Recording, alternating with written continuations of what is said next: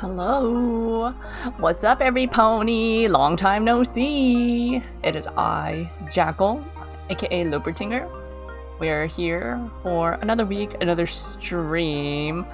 I did not expect to be missing for like most of December. December is kind of crazy, it's kind of busy, unexpectedly so. But we're back, and I think I should be good. No more interruptions to my stream schedule. I miss streaming. Also I updated OBS finally, and it broke my my animated PNGs for my starting and ending screen. So I had to like quickly scrounge it up together so that way the graphics move using transparent or GIFs with chroma key, and the timing is off, but I don't care. It's close enough, it's good enough, it's good enough. Alright, so today we are playing a summer with the Shiba Inu. I miss summer so badly, so we are going to we're going to live through summer through video games. So yes, that is what you do. If anyone is here, please let me know if the sound is okay, if my voice is too loud, or if the game is too quiet. Please feel free to let me know. Alright, we'll get started. Nice transition. Alright, Sid. You're a dog named Sid. Say, Max, you really can't tell me where you're taking us? It is graphic, that's so cute! Nope, I can't tell you. It's a secret. This is my old friend Max, who I haven't seen in years. Yesterday, he said he would take me to lunch and show me around the city. Is the mouse distracting? I like having the mouse pointer visible, so if in case I'm like... Because I like to show... I like to be like, yeah, this thing. Look at this dog. Look at this dog right here. If there's no mouse cursor visible, then y'all can't see what I'm talking about. We're currently in the central zone of Taipa, the capital city of Shiba Island. A lot has changed since I moved away. Taipa? Taipei? Max moved here several years after I did, so I'm a little embarrassed that he's the one showing me around like I'm a tourist. Jirachi, hello, hello! Dog dating, dog dating! When are we gonna date the dog? Let's go! How you doing? How you doing? Also, please let me know if my voice is too loud or if the game is too quiet. I'm like looking at the sound thingy-mabobs and like,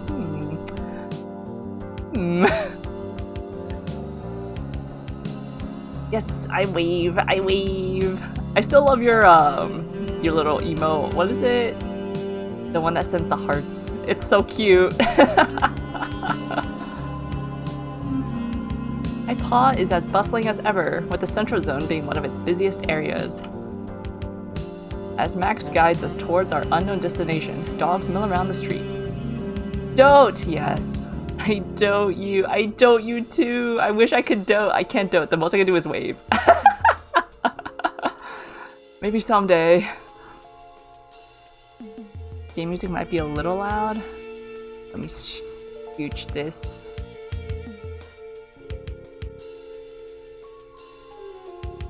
Or actually, let me scooch it from the game. References.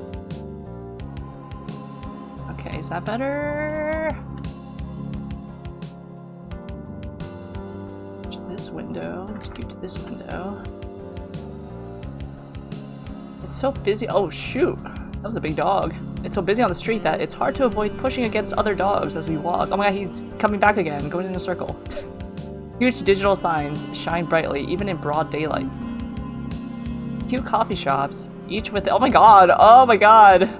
There's two of them! One's smaller, one's bigger. I thought they were wearing the same outfit. No, they're different. Each with its own unique decor catch my eye as well. One has lush vines creeping all over the storefront, leaving only a gap for the entrance. Through the gap of the vines, I catch a glimpse of what looks like more plant life and thick tree stumps that serve as tables. Okay, the dog's got the interior design sense. Hey, that place seems really cool. Let's check it out sometime. Oh,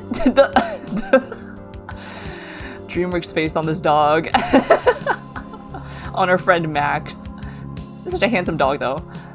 Max pauses to take a look as I point to it. He cranes his neck to look inside. I've noticed it before too, on the way to work. I'd be happy to try it out. They go to work! So cute. A short walk later. Megamind, and big in your forehead. After several turns, we stop in front of a building. The building is made of red brick with some steps leading up to it. Ta-da! I know it doesn't look like much out here, but the virtual tour looked great on Bark. Bark as in like Yelp? Max approaches the door, but it doesn't open. He starts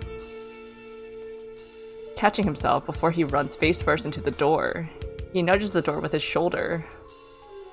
It doesn't budge. Well, door's broken? No idea. You have to pull the door. It seems like an eclectic place. That's the reason I chose it. Maybe there's some secret password we need to enter. ... Can you look it up? Already on it. How are you gonna do business? We're also mega minding right here. Max calls up his wrist phone menu, making some gestures in the air. I'm trying to imagine this. We need to figure this out. Some reviews allude to something interesting we need to do to enter, but they don't say outright what it is. How is this place getting business? Forgotten convict, hello! How's it going? How's it going? I like that spinning, that rotating emote. What's this place called? It's just one letter. Q. Maybe it's closed today. I checked and it shouldn't be. If they couldn't update the real-time schedule for some reason, that's really weird. Look at this dog staring at us through the door. Wait, what's that? Isn't that a doorknob? How am I gonna open that? What? A doorknob. You mean, wait. I remember something. Oh, come on. It hasn't been that long. Why do I feel old because of the fact I have seen doorknobs before? What? You're doing okay? Really busy though? Oh, snap. Yeah, I've been busy too. Also doing okay though. I'm glad you're doing well. Oh, look at it. It's Max. His head is rotating. Peak season kicking your butt for real. Oh no. I hope it settles down soon, or that you get like bonus pay, more pay for that. I sit down before the protruding sphere and grip it with both of my paws. I'm able to turn it without losing my balance. Oh yeah, we're dexterous. The door swings inward to reveal a staircase. Good thing knobs were phased out though. Whoever invented these things clearly did not understand the anatomy of dogs. It's precisely why many houses use them for rooms that puppies aren't allowed into. My parents used it for the pantry. You do get more pay. Okay, good, good. That is good. Aww, ooh! I remember trying to bite the knob to get to the promised land of treats, but ended up with only a particularly sore jaw instead. Well, there we go. I haven't seen these things since the arena days. Arena. The arena. Our eyes meet and he looks away. What's going on? Anyway, we're here. We got some history with the arena. The stairs lead to an area with wooden floor paneling. There are rooms that have a raised base, separated from the main area with sliding panels. But we can nudge that open with our nose. The panels have some membrane-like material that is thin enough to let light through, but thick enough that we can't see into the rooms. Oh, so cute! A dog comes up to us in red traditional dress. It's fashioned with several layers, with a large golden button holding it up neatly over the dog's shoulder. How are these dogs buttoning their clothes? Welcome. Hi, I called earlier and made a reservation. He talks with the server, and we are led to one of the rooms. Aww, splooting! I hoist myself up the ledge and make myself comfortable on one of the cushions around a low wooden table in the center of the room. The server gives us menus and leaves after a courteous bow. Take your time. I'm guessing you haven't had food like this since you left. Left where? Oh yeah. Woof, I'd forgotten all about these. Order anything you like. My treat. There are a lot of options. I flipped through the tea menu. This place serves them with ancient methods, with multi-part clay apparatus that I never remember the names of. It invokes the image of my parents pouring boiling water, steam shrouding their concentrated faces. There are a lot of rules about how long to steep the tea, and the order of pouring water in and out. I never really paid attention when I was a puppy, and after my parents' generation, it seemed like a lost art. Thinking. If this place shows us the tea steeping process, I definitely won't let a second chance. Wait, what? I definitely won't let a second chance to learn about it pass by. This head is so cute. Isn't it interesting that they still use these books as menus? I remember they were pretty much phased out along with... what, the doorknobs? Doorknobs? This is a Megamind face right here. Yeah, that's one of the things. Well, this place is known online for the retro atmosphere, which is why they only take phone reservations. No usual order screens either. Hey, dogs live in a technologically advanced society. It's really interesting how fast things have changed on the island. Though maybe that's just my perception because, first of all, I don't know what's supposed to be normal nowadays. What is it like where you were living? Where were we living? They're kind of at a stage like when I left here, actually. You saw my phone. They have similar levels of technology in K9da. In K9da! Though obviously, my Shiba Island phone doesn't work there. But I kept it in good condition, just in case I'd come back, you know? Huh, you have a lot to see here then. Next time, I'll take you out to a regular restaurant and you'll see how fast everything is. The server returns and we order some awulong tea to share. I order some egg crepe rolls with ham and corn, and Max gets the century egg and pork congee. That sounds yummers. As we wait, I ask Max about some technological changes. He shows me how to set up custom gestures with my new wrist phone, but I still treat it with caution. Call it habit, but I am hesitant to be gesturing in the air on such a large holographic interface. It serves my purpose to use the old touchscreens on a small phone. The hologram just seems overkill. Okay, this is way more advanced than our society. I guess they have to, because imagine trying to navigate a touchscreen with a paw. Not to mention, the companies that make these phones must be tracking so much information. They know what we read, who we call, where we are, what we buy. Somewhere, some team of data Shibas are making predictive models and segmentation analysis on this data. Oh, sorry, I spaced out. Were you saying something? Getting confused by all this new tech? Maybe a little.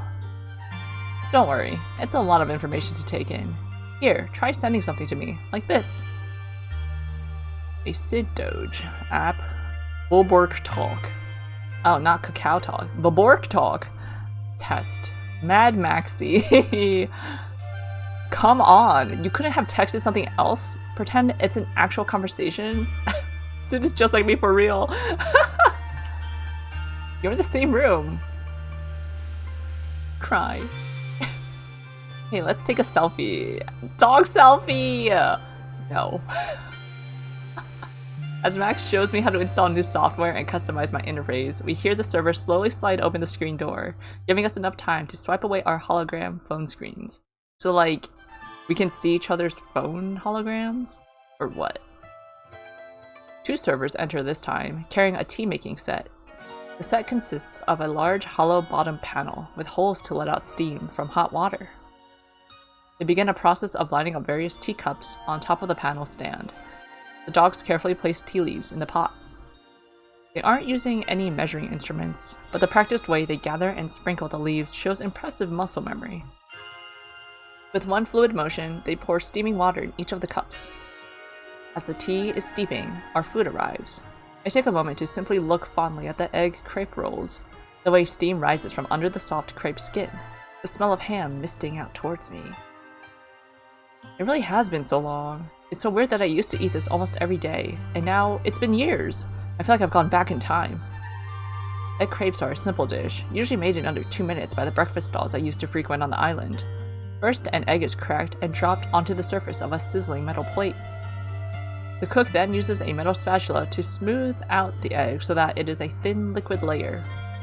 When the egg has cooked around halfway, a thin crepe is laid on top of it, and flipped so that the egg layer is on top and the crepe on the sizzling plate. Then on top, the cook adds any other ingredients of choice, such as ham or corn. Once fully cooked, the entire crepe is quickly rolled up and cut into bite-sized portions with a spatula. We love street food! Using the flat surface of the same spatula, the portions are then scooped up and swiftly placed into a takeout box. Hope you enjoy. You can try some of my congee if you want. I was feeling something light. During this time, the tea is ready as well, and I blow on the surface of my cup, creating ripples. My first sip is hesitant as I try to adjust to the temperature. After a few sips, I can feel the strong tea aftertaste on my tongue. Can dogs sip? I guess they could. Fictional dogs, yeah, they got lips. They can. Ah, this is bliss. We chat more as we eat, and I ask him about how the culinary norms have changed on the island. Apparently, most of the dishes I remember are still around. The largest change in cuisine is caused by the advancement in how food is produced. Max explains how, nowadays, a lot of ingredients can be produced synthetically, which reduces scarcity and seasonality. It is widely accepted that they are the same flavor and contain the same nutrients as naturally grown ingredients. Widely accepted. Does that mean it's true? I used to wonder why we have beef dishes on the island, but we never seen an animal called a cow. Are we sure that is beef? I guess these synthetic flavors already existed 10 years ago, since beef has been around since before I was born. I just didn't know they were synthetic. You know you got the boomer dogs being like, this ain't real beef back in my day. Ooh. We had the juiciest cut, prime, rib, steak, whatever other beef terms. I learned from Max that lately, there's been a rise in restaurants that offer wilder experimental foods with completely new synthetic inventions. Max shows me pictures on his phone, and we decide on a restaurant to try out next. He warns me that some flavors might really surprise me. Even dogs that try these things now and then have trouble getting used to some of the most outrageous invented flavors. I asked him to describe something he's tried before, but it was hard for him to convey it in terms of food I know. For example, one tasted like cinnamon and cabbage flavored mix, but that doesn't really describe it fully. I can only understand when I have the chance to try it, I suppose. That sounds nasty. We finish our food and reminisce a little more. However, there's one thing in our shared history we don't bring up. Is it Arena? I get an uneasy feeling that I should wait a little longer for me to ease back into the culture of the island first. Max pays and we exit the restaurant. I'm quite full and nostalgic. Alright, setting up the scene. We'll have a lot of time to do all these things, right? Okay, just because we're mentioning this, no. We won't. Back on the street, it is even busier than before we ate. It's the afternoon. Dogs probably don't have much to do but relax on the weekend. As before, the smell of all types of food waft out into the street, and evening food stalls start being set up. Well, that's what I guess they are. They look much more modern and clean. From the crash course in tech that Max gave me, they probably have automated ordering and all that, but the street seating and rustic charm remain. We push past a particularly crowded part of the street, and I feel a tap on my shoulder.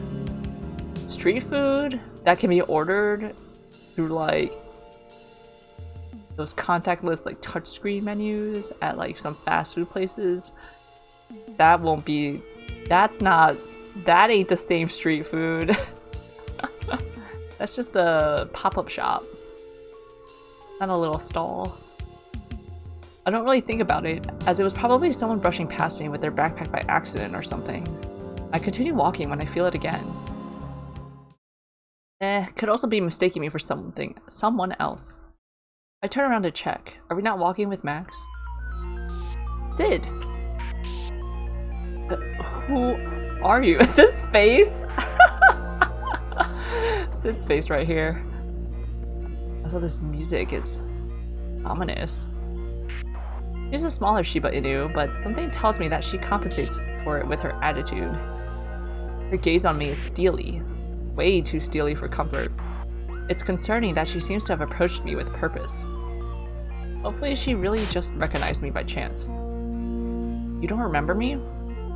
Oh, she scoffs, discontent, written clearly in her expression. She is not happy. I'm not surprised, but I'm still disappointed. Now I have to waste time explaining things to you. I'm sorry, I need a tutorial of this island. What's going on? Some random dog just came up to me. You're Moachi, right? I remember you.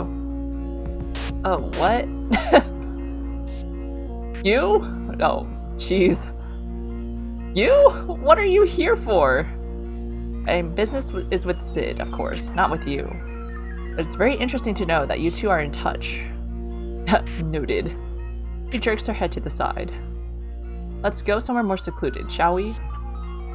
I don't move. Well, if it's something important, why don't you message me? I'll give you my contact info. That's not even... I thought we were gonna be like, just say what you need to say now. I'll convince you quickly. In short, anyone can now challenge you to an arena, but I don't think many dogs know what you look like now. Only a pawful. If you don't come with me right now, I'll post your information online. She gonna dox us? I already filmed a video of you, so everyone will know what you look and sound like, bro.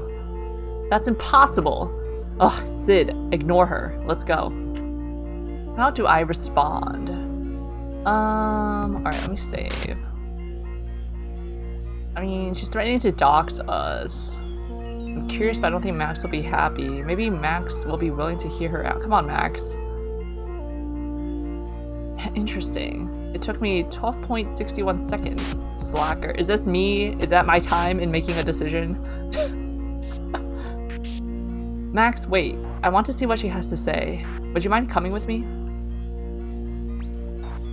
He seems to be thinking over what the stranger just told me, as well as his response.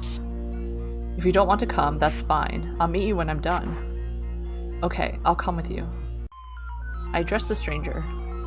We'll go with you and hear you out, but convince me quickly. A tense walk later. We head to a nearby alleyway. Max looking quite reluctant and glaring at the Shiba Inu. They know each other.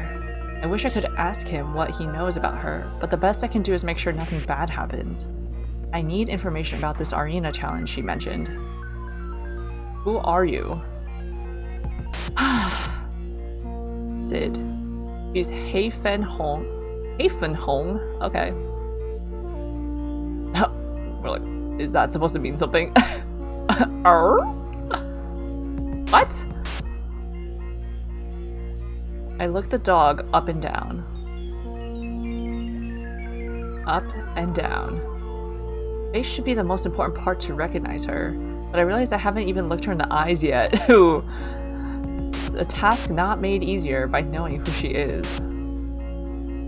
It's like my eyes are resisting as I force myself, against my will, to look at her closely.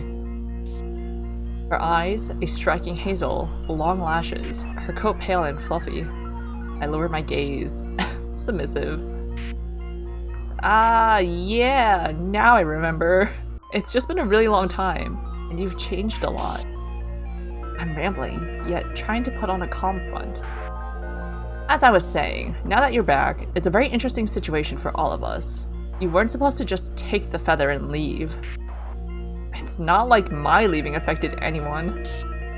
Instinctively, I scoff and protest, but I know it's futile. Easy for you to say. Anyway, now that's out of the way. She reaches into her shirt and pulls out her pendant. I avert my gaze again out of habit. We don't want to see it. We don't want to know. We don't want to know. I don't like looking at others' pendants because it feels like I'm intruding on someone's privacy if I look closely at what's on them. Must be related to Arena. She moves closer and all but flashes her pendant in front of my eyes. I flinch away involuntarily. If you want to show it to me, it's not necessary. I don't need to see it. I start as I feel my pendant stirring in my jacket, or something is stirring where the pendant is. My pendant can't move by itself. That's impossible. Then my pendant flies out of its own will to meet hers. Then comes a glare of light, so brief that I barely comprehend what's happening. Arita! Sid! Max's voice is the last thing I register before everything goes dark. 1 week earlier, okay. Yeah, just one more snooze. We got 2 keyboards and a laptop. I fumble on the desk for my phone. I almost drop it, but finally manage to grab it and turn off the alarm. Gah, as usual, there's not much time left before my deadline, waking time. Oh, our face! Which means after the 4 alarms that I'm allowed to snooze. Even though it's my last day of work, I should be on time. I uncurl myself from the chair, stretching my sore limbs. Well, this is certainly the last time I'm going to fall asleep at my desk. The room is dark, with only a sliver of sunlight entering it from the bottom of the blinds, giving indication that it is daytime. I slide off the chair, turn on the room light, and gather items I need for work, which are scattered around the room. Keys, cards, cash, cell. I always say I should pack up the night before so I'm not scrambling like this every morning, but I never end up actually doing it the night before. I shove my bulky laptop and water bottle into my backpack. Then I fling open my closet and reach inside for the sweater I thankfully had the foresight to set aside. Gah! I can't find it! Sid, you're wearing it, silly! In the days after I had set aside the sweater, I had piled other things inside the closet over it. I shove away some other items, hats, papers, and whatnot. Ha! There it is! My favorite gray sweater. A special outfit for a special day. Everything collected, I'd sit down on the ledge of my bed and just take a moment. Now is the perfect time to check my emails. Is it? Don't you gotta go to work? Oh wait, I'm already almost late. I'll just take a quick look. Vapor store. Confirmation of your vapor purchase. Dear at Sid Days, thank you for your purchase of BeagleNeta 3. Attached is your digital receipt. Product ID 460790. Is that going to be important? Oh god, transaction ID D09304F53T. Is that supposed to say dog something feet? Doggo feet. $22.59. To access your downloads, please go to vapor.dog. Oh, like Steam. Vapor. /account/downloads. Oh, right. Oops. It's the purchase receipt for the game I had fallen asleep playing. I needed to complete the campaign. I waited 6 years for it. I glance at the top of my phone screen. Still a couple of minutes before I absolutely have to head out. That's crazy, Sid. Go out. I close my emails and open the message app. I could send some last words, but I have the feeling it will only weaken my resolve.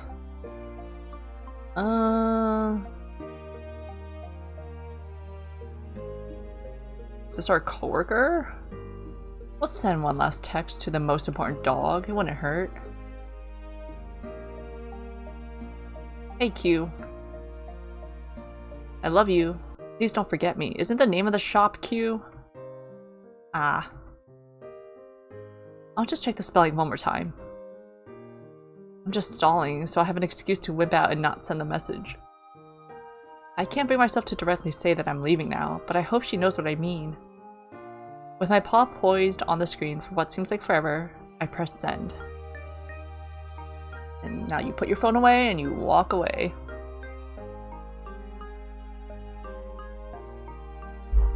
The familiar glass doors welcome me. I scan my fob key and step into the building.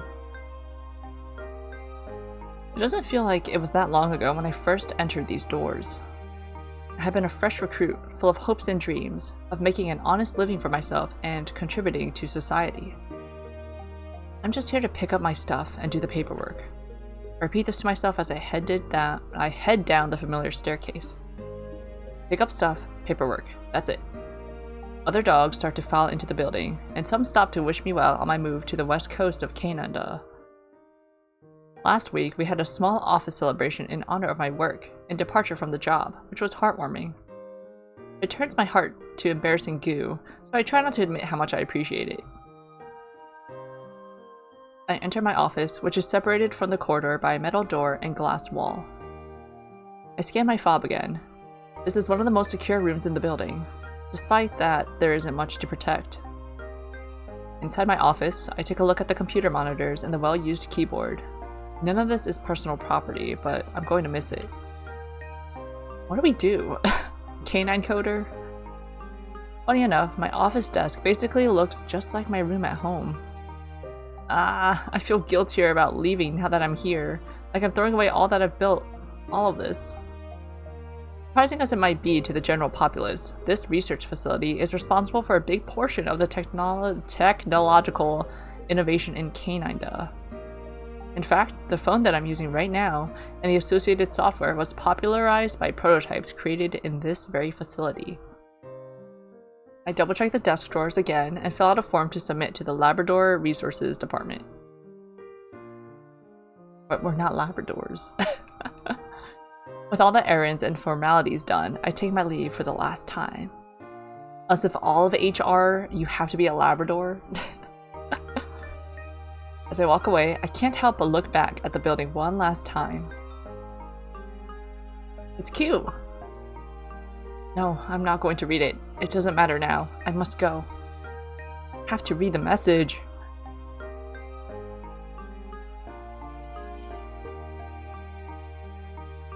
Are we a lefty? We got a mouse on the left side of our keyboard. 2 mice on the left side of our keyboards. Back at home, I get a backpack with some living essentials, and of course, my other set of keys, card, cash, and cell that would allow me to get around during my travels. We have another set of keys, cards, cash, and cell phone. I reach into my shirt and take out my pendant. My pendant from Shiba Island. It has 10 orbs with smaller orbs surrounding them. I have been wearing it all these years, my last connection to Shiba Island. It's a remnant of a lifelong past, and while this pendant means nothing here, it's one of the essentials in a different land. It's time. I snap open a compartment in the back of the pendant. A once fluid movement. The clasp feels unfamiliar to me now. I have a good stable life here that I earned. I brought myself here. Giving this up means moving backwards.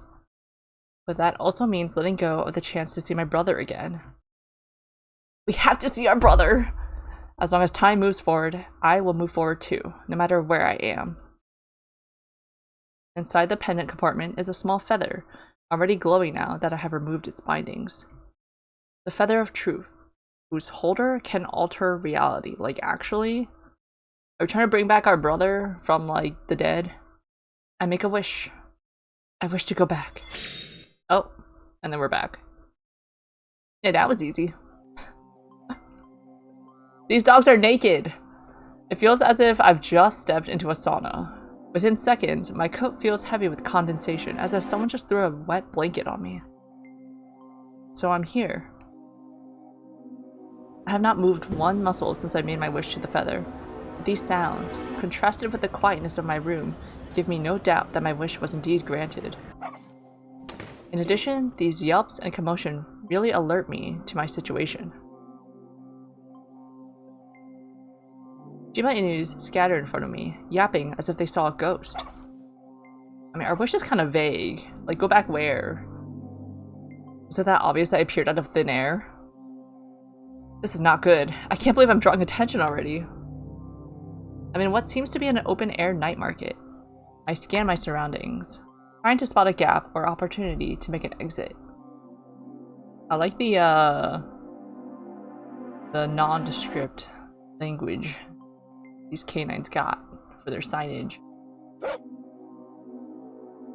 These barks are different, deep and booming, a stark contrast to the higher-pitched yaps of the crowd. I look behind me, and it becomes evident why the dogs are scattering. Or maybe it's just wishful thinking that I'm not the cause. Oh. He got a jean jacket on. A Labrador Retriever is bounding around. The Shiba Inu is dwarfed by it in comparison. The crowd is herded towards the opposite direction. What's up, Rins? How's it going? That street market trailing gives you the same sense of nostalgia as City Pop. We just need it to be nighttime with the night lighting and the ambiance. Our Shiba City Pop aesthetic. I slink around to the side and duck behind a food kiosk. Thanks to the Labrador, this area seems to be deserted. Are they like breedist? They'll be breedist. Now that I'm undercover, I sneak my way towards what I hope is an exit. After some trial and error through the web of kiosks and seating areas, I emerge onto the main road outside the market. This dog right here peeking out at the door. Like, come into my hat shop. You know you want a lovely hat for your lovely head. Hey, this way. The voice comes from behind me, and I start, my fur rising on end against my will. What the fish fillet? Someone followed me without me noticing. What the fish fillet? The Labrador Retriever from before emerges as the speaker, falling into step beside me. That was supposed to be a snarl. It just didn't come out right. Did you say something? Ahem. I hope that was menacing enough. How is a ahem and a cough menacing? What do you want? Look at that goofy face. To help you, of course. I'll guide you somewhere safe. What? Who is this dog? I'll just feign ignorance for now. Somewhere safe? I think you've mistaken me for someone else. I don't want to be rude, but I know you've been away for a long time, so you probably don't even know where you are.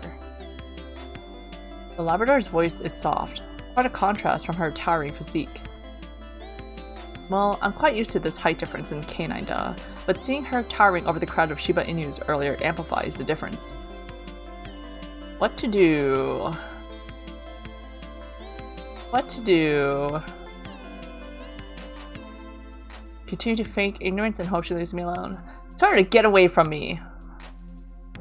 If you're not going to be helpful, you should just get the fish sticks away from me. I really don't have time to chit-chat with strangers. Aw, but we're not strangers. What? She's totally lying. I have never seen this lab in my entire life. I just want to help you, Miss Feather. Oh, what did you just say? That's not my name. You've definitely mistaken me for someone else. Sorry, let me try that again. I didn't want to be so direct. But you didn't get the hint. Could you speak up? I mean, Sid, bearer of the feather. I want to help you. Fishbones, she really does know who I am. Okay. You want to help me, you say. So I'll ask this again. Why don't you start by guiding me to a massive rapid transit station? Don't worry, I will. First, I want you to take this. She produces from her pocket a wristband of sorts.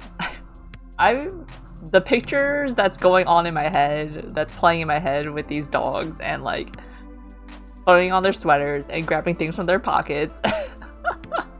I wish I could project that out onto the screen. So cute. It's a wrist phone. I'll contact you with it, and you can reach me in turn.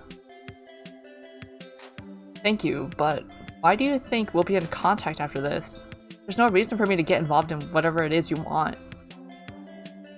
Also, what's your name? Well, for one, I guessed it would be troublesome if dogs knew you were back on the island, so I created a diversion. It's not reassuring at all. She knows way too much about me. Who the fishbones is she? I need to learn as much about her as possible. I know you could really use my help. You know you've gotten yourself in trouble too, right? You'll probably get arrested for disturbing the peace like you did. I have a story set up. Plus, I'm a Labrador living on Shiba Inu Island. I'm sure you already know that I am constantly in the spotlight. I know all too well, but I'm not going to say that. If she doesn't know I lived in the world of Labradors, I'm certainly not going to reveal that to her. Okay, K9 is the world of labs. That's why it's the Labrador Resource Department. Huh, when you put it that way. But like you said, I'm trying to avoid attention. So shouldn't I avoid being associated with you altogether? She sighs quietly. I'd hoped it wouldn't come to this, but you need to believe me when I say I want to help you. I can help you find your brother. Okay.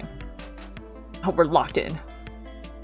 I've heard enough. I'll take your dog-darned phone. But if I find out that you're any sort of threat to me, you better watch out.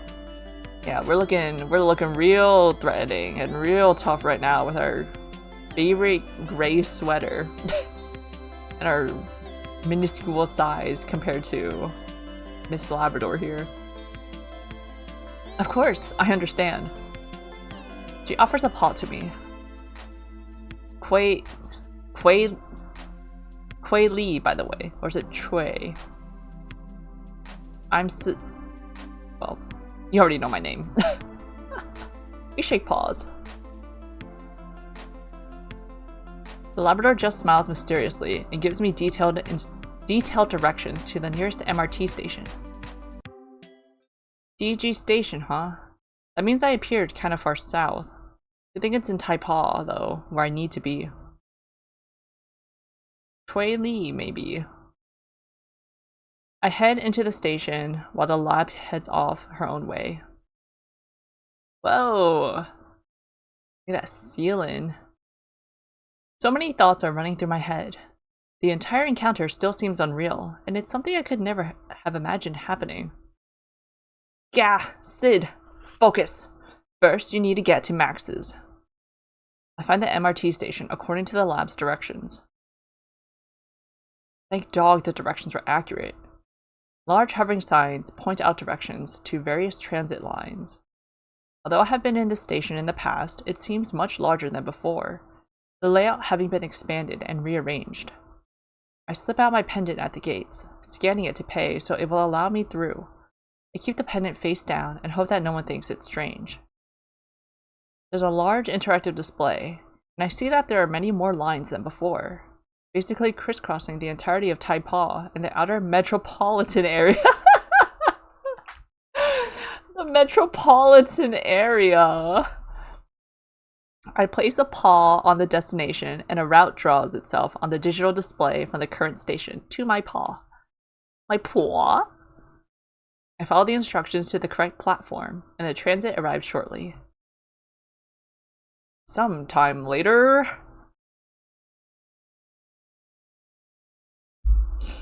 The ride is smooth, and I emerge up north of the city without incident. It's a quieter residential area, with the same exact hat shop, owner staring out at me, beckoning me. My destination is sandwiched between other similar buildings that were built to be tall and narrow rather than take up the ground level. Approaching the well-memorized address, I feel more and more apprehensive with each step. A promise is a promise. This is the only place I can go. There's an intercom panel on the ground floor. Scrolling through the names, I find the correct one. That's the one. Taking a deep breath, I tap on it. The doors slide open shortly after I tap on the panel, but there is no further response or communication from it. I feel like we should be checking up on what Q sent to us in response to our message, like, hello? Does Max still live here? I can go in, but what if it isn't Max that just buzzed me in? I hesitate. Less than ideal scenarios running through my head. I take a deep breath. Stop it. There's only one way to find out. I step into the open door and onto a lift so small it could only possibly fit one dog. Well, one Labrador Retriever, 2 Shiba Inus. Oops, still can't help but think about in space. Wait, what? Oops, still can't help but think about in space in terms of canine dust space. Think about space in terms of canine dust space. Soundlessly, the lift rises, and I am a bundle of nerves. My stomach turns on nothing. I really do hope it's Max. The intercom might not have two-way communication. My old residents did, but I can't assume everyone has it, even after all these years. Then why would you, like, open the door for someone you don't... If you're not expecting someone? That's kind of scary. I do still have his number on my old phone, but I wonder if my old phone balance is still valid. Before I can decide whether to attempt calling ahead, the lift comes to a halt. No other way but forward. I step out onto the narrow corridor. Doors line the corridor, and I take a look at the order of the numbers before heading in the direction of the number 13. Just as I raise my paw to knock, the door swings wide open. You! Max! Sid! He ushers me in and makes sure the door is closed securely. Oh my god, dude, you live like this? Look who it is! You're finally back! I've been waiting for this moment all these years! It really is him. He's here. He's kept his word. I'm so relieved. I'm so happy to see a familiar face. Don't tell me he just stayed here just for us because of this promise. I reach out my paws to embrace him. So cute! He obliges, and I eagerly hug him close. He smells like honey and cream, and I notice that, under my touch, his coat is as sleek and shiny as ever. I'm so happy to see you. Max just yaps happily, wagging his tail so vigorously that I can feel it moving him side to side in my embrace. Oh, that's so cute! Oh. Max helps me settle into the place. It's quite cozy, and despite the modern exterior of the building itself, he's decorated his rooms with vintage furniture and flourishes. I love the short height, or the short seat of this chair, because, you know, dogs be sitting up taller.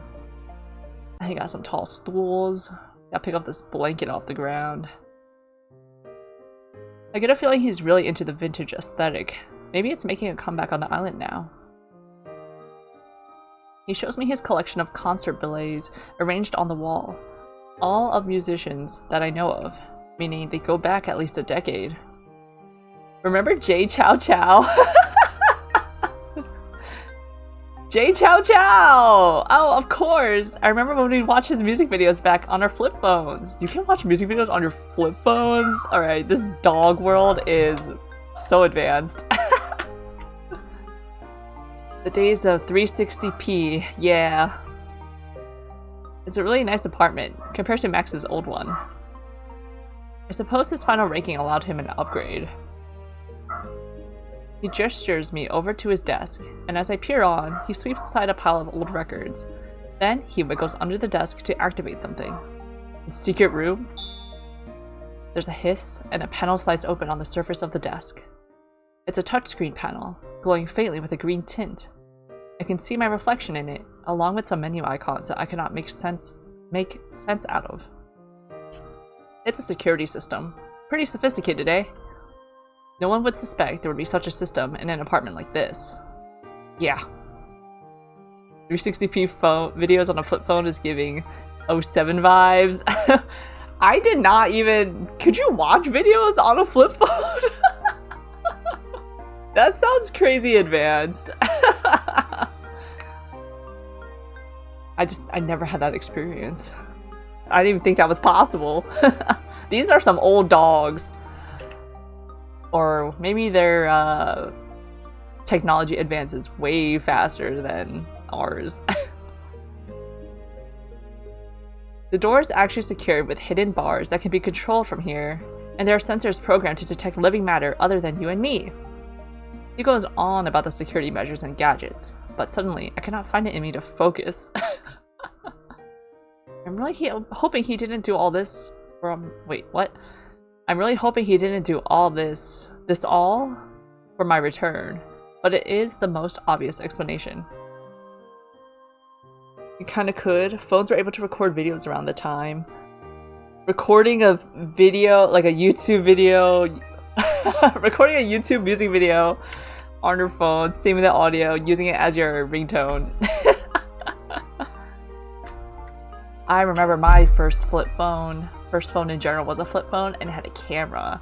And I remember that was— camera phones were like new.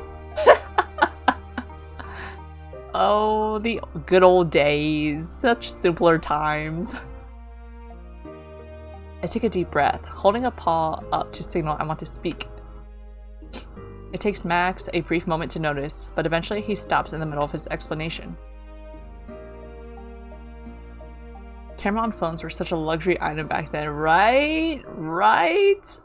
And then I remember when plasma screen TVs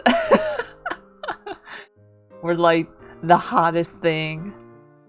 And now everything is flat. Flat screen TV, you can get it for like what, like $200, like easy peasy. Wait, I didn't even read that. Max, I really appreciate your preparations.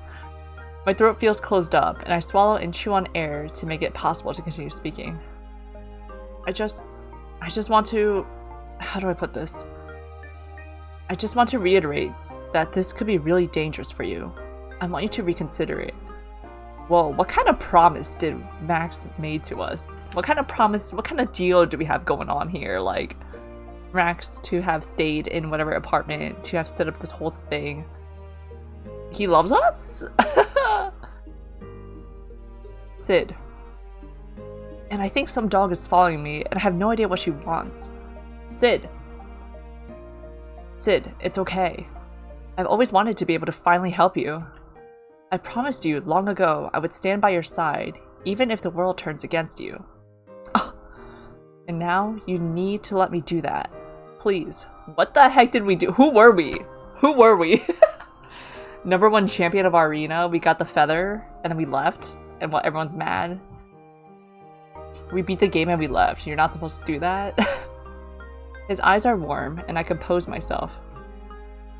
I can't be weak. I need to be calm so I can make the best decision for Max and myself. Alright, but I need to tell you about the Labrador I met today. She knows a lot about me. I'll start from the beginning. You know, I used the feather to get back to the island. I reappeared in some night market near DG Station. First thing I saw was this huge crowd of dogs all running away from me. So I thought it was because they all witnessed my grand appearance or something. I don't even know if I appeared with a light or poof of smoke or something, but I'm pretty sure I appeared out of thin air. But it turned out there was a Labrador just causing a ruckus, so I sneaked away. Then the lab just appeared behind me. She said she made a distraction on purpose because it would be inconvenient for me to be noticed. Like, how did she know I was there? Like, what?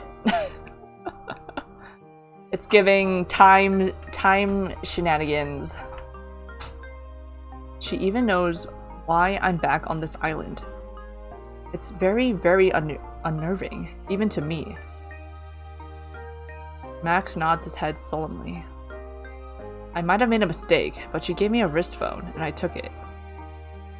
I take it out of my pocket and show it to Max. I hadn't put it on yet. He takes it gingerly and examines it from every angle before waving a paw over the central watch face. I've never really looked at a wrist phone up close before, and take the opportunity to do so. The circular face, rather than being a screen itself, holds a light source where a hologram is projected from. The hologram functions like a screen of any other electronic device, but is much larger and can be put away at a simple touch. It kind of looks like a fan unfolding and folding back in. I can picture that in my head so easily. I angle my body away gradually until I cannot see the contents of the screen. There's some sort of view angle limit, which works great for me. Hold up, what do you mean they got flip phones existing at the same time as a watch phone? I guess they were just talking about flip phones in the past. Now they got watch phones. And actually, I don't know what Sid has. Sid is not as privy to the new technology, so I don't know what kind of old phone they got. Sometimes I might be typing or reading questionable material, and even if not, I don't want dogs seeing it. We're typing questionable material too? You told me to contact her with this. You think I should? Well, maybe we shouldn't be typing and reading questionable material on a wrist phone that a stranger that we're suspicious of gave to us. Like, I'd probably do it anyway, even if Max doesn't agree with me. I'm not sure how dangerous it might be, and I don't want to compromise this safe house. You bet Sid's an avid fanfic writer. I wonder what fanfic. Sid. Frequents AO3. Did mention my brother, though. I just want to find out what she wants. That's why Sid has 2 keyboards at home. One's for the fanfic typing, and one's for work. One's to play games and do work, like Bigonetta 3. The other's to type all the fanfic. Max is still holding the wrist phone, so I huddle close to him to read and use the menu. I hesitantly touch a paw to the screen where it says Messages, and it opens the corresponding app as Max looks on. It's empty, so maybe there's a contact list? I scan the interface, but there is no back button. I press the sides of the screen, first left, then right, but it's futile. Left. Right, is that a swiping? How about tapping it? Okay, maybe sliding up and down. Boomer movement! Boomer moment. Nothing? Max, you've been grinning at me for too long. A little help here? You can set up any gesture you want to return to the previous screen, but the default is the face. He taps on the wristband face where the hologram is projected from. Oh. Alright, let's find this lab's contact info. Are you sure you want to get in touch with her? Do you trust her?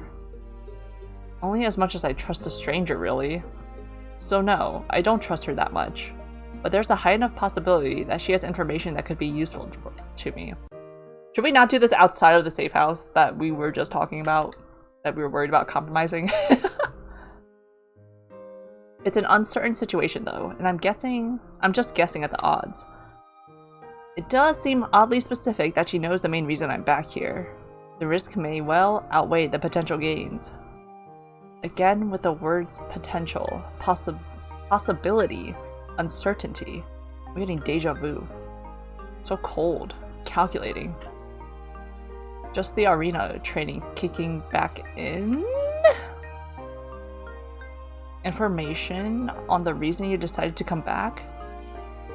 I snap out of my thoughts as Max starts to speak again. I don't mean to pry, but I'm wondering, what was the reason? You noticed what I said, huh? Well, the truth is, one of the reasons I decided to come back now is to find out if my brother is alive. Your brother? Chun Wen, was it? Right. He disappeared after the last arena. Yeah, I just have this. Regret that I didn't even bother finding out what happened before I just up and left. I understand. I'll help you find out what happened. Wait, so this lab, she says she knows something about him? She was so certain about it, so while I have no idea of her intentions, she could either be a powerful ally or enemy. Either way, I suppose it's best to contact her so she won't blindside us if she is an enemy. Of course, I leave this up to you. You've taken me in and I don't want her to follow me back here and jeopardize the place. Like you said, I agree that it's a good idea to contact her in case she comes here looking for you. But first, let's find her contact information on this phone. We go through the apps. There are only the essentials. Not in the contact book either, huh? He taps on the recent calls, and there's a single call history. Alright. He holds up a paw for a high five. Thanks, Max. Now, you do the honors. I tap on the call button, and while it rings, Max sets up the phone call to block our camera feed. Going to play it safe and not let her get any hints on my surroundings and whereabouts, just in case. Well, like, she could have put, like, a tracker on this wristwatch, or wrist phone, watch. And know our location. Waiting. Oh!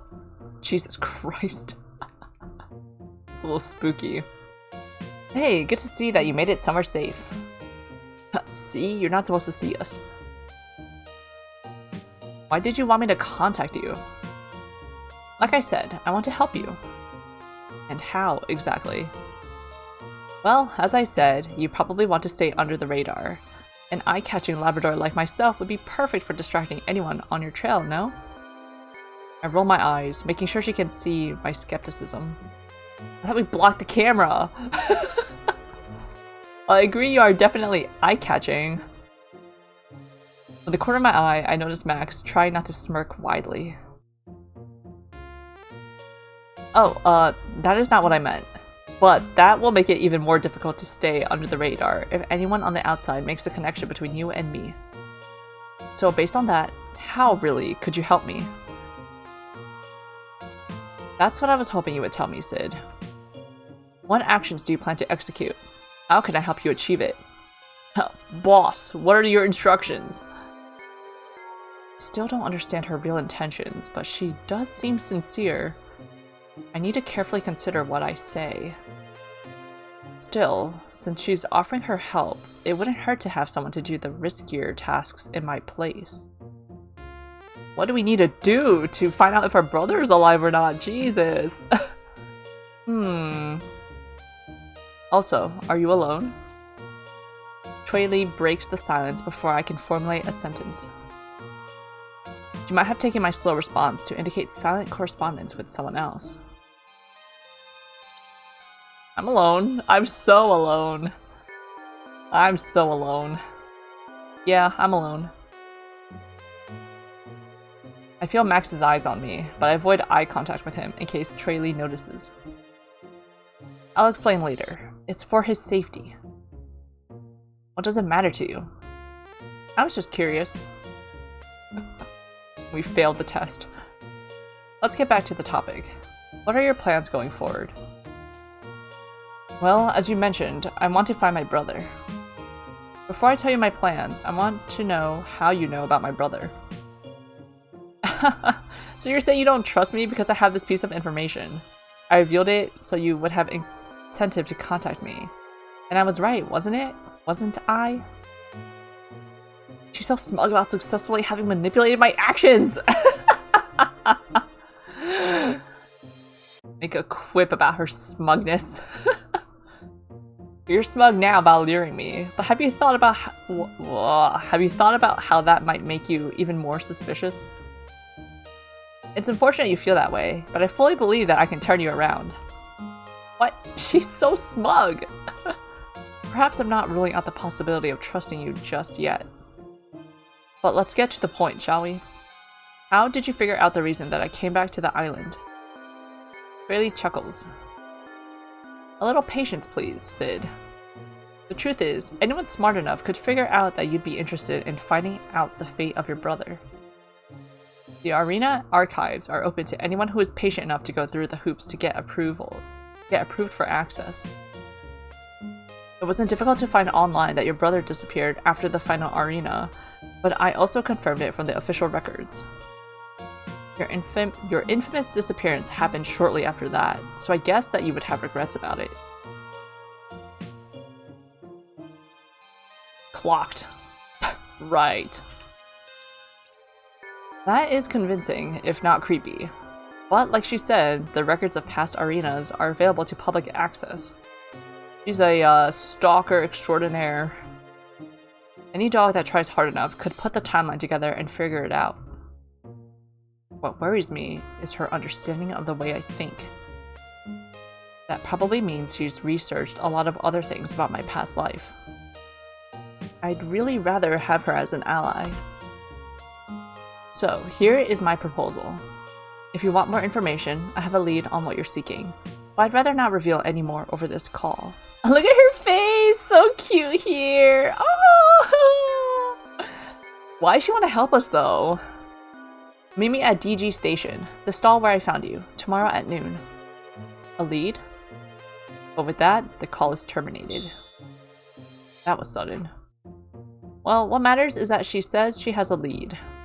I'll go meet her tomorrow. Be careful. She does seem sincere, but I really don't know what's in it for her. Max, would you like to come with me? I would like to, but only if you're sure it's best for your plans. I don't want to burden you. Nonsense. You won't be a burden.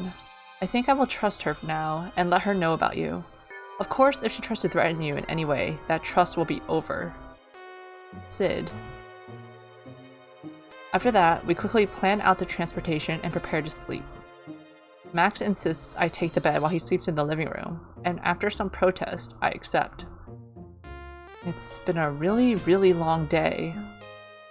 So strange that just this morning I was still in K9 with my job, having to work for a living. I mean, it was the last day of our job. We just had to pack up and do paperwork.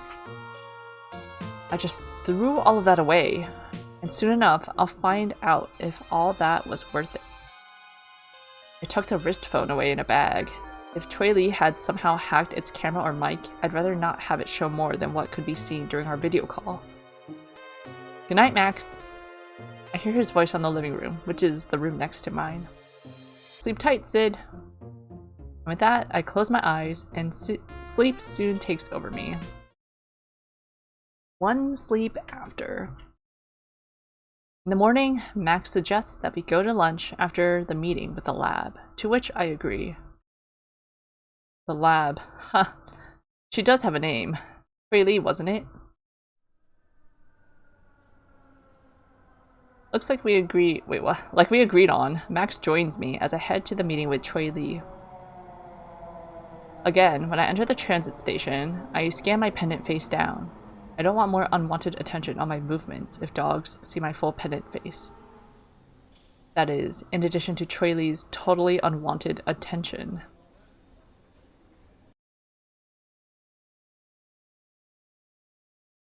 We emerge from underground at DG Station, which is in the central zone of Taipa. It's a really busy area, full of businesses and restaurants. The stall where Chui Li accosted me yesterday isn't far from the station, and we get there a bit earlier than noon, which was our agreed upon meeting time. I don't have much of an appetite, so Max orders IU jelly with lemonade for both of us. Look at her! Shortly after, Chui Li strolls down the lane. It's immediately noticeable. Such a large dog living on this island where nothing was made to the scale of her size. I fight the urge to chuckle at the thought. I conveniently forgot that the same could be said about me in K9. Those stairs were always hell to climb. Not to mention that I could never reach anything on shelves in stores. She spots and joins me at the table, the same time that Max gets back. Hi. Hi. Who's this? This is Max, my friend. He's helping me out. Hi Max, nice to meet you. I'm Chui Li. Max gives her a distrustful look and just grunts in response. Really doesn't appear offended. Last night I said that I have information. Well, for full disclosure, it's not completely true. Great. I'm on alert, as the first thought that crosses my mind is that this is a trap. What she said on the phone was believable enough that I wanted to give her the benefit of the doubt. But could she have just played me again? I mean, I said I have a lead, but it really is just that. A lead. I can't make more sense out of it, but I think you could, Sid. What a prankster, this Labrador! Try to calm down, but something still doesn't seem right about this whole situation. There's nothing glaringly wrong, but maybe it's my ancestral instinct speaking. Logically speaking, hearing Tralee out is the best option I have right now. Okay, so this isn't a waste of time after all. Please, Sid, you couldn't be slightly less rude? Yeah, I'm sorry. No, standing my ground. Huh, if you think this is bad, you should have met me 10 years ago. Courtesy was earned, not asked for, in the arenas. It was talking tough. Funny though, now that I think about it, my behavior towards Tralee is more similar to how I acted during the arena years, not my canine years. Maybe simply being back on the island is bringing that part of me back out. I'll decide how much more to trust you after you show me what you have. I guess I can't gain your trust 100% just like that, eh? Always pragmatic, like your arena performances. He's probably laughing internally at how uncomfortable I look. I guess that's evident from my facial expression, huh? I can imagine our fur, Sid's fur is like bristling, we're so tense, and then Tralee's just sitting all like lax with his big goofy grin. But she obliges me and takes out a thick envelope from her bag. She slides it towards me. I gingerly take out the contents. On the top of the stack is a blurred photo. It's printed on a thick and glossy material. From the blurriness and low resolution of the picture, I can tell the camera that this was taken with was quite old, even by the technological standards from before I left the island.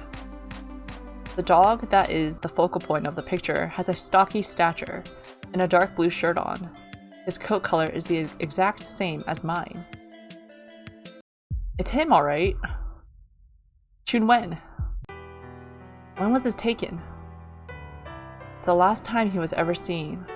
He was on the way to the final arena. I also managed to get my paws on his transit history. I sift through the contents of the envelope. Under the printed picture is a thick stapled stack of what looks like a spreadsheet. The print is tiny, with rows and rows of dates so close to each other that I have to hold the paper up to my face to inspect it. Even with a cursory scan of the information, I can tell that two stations appear in turn frequently.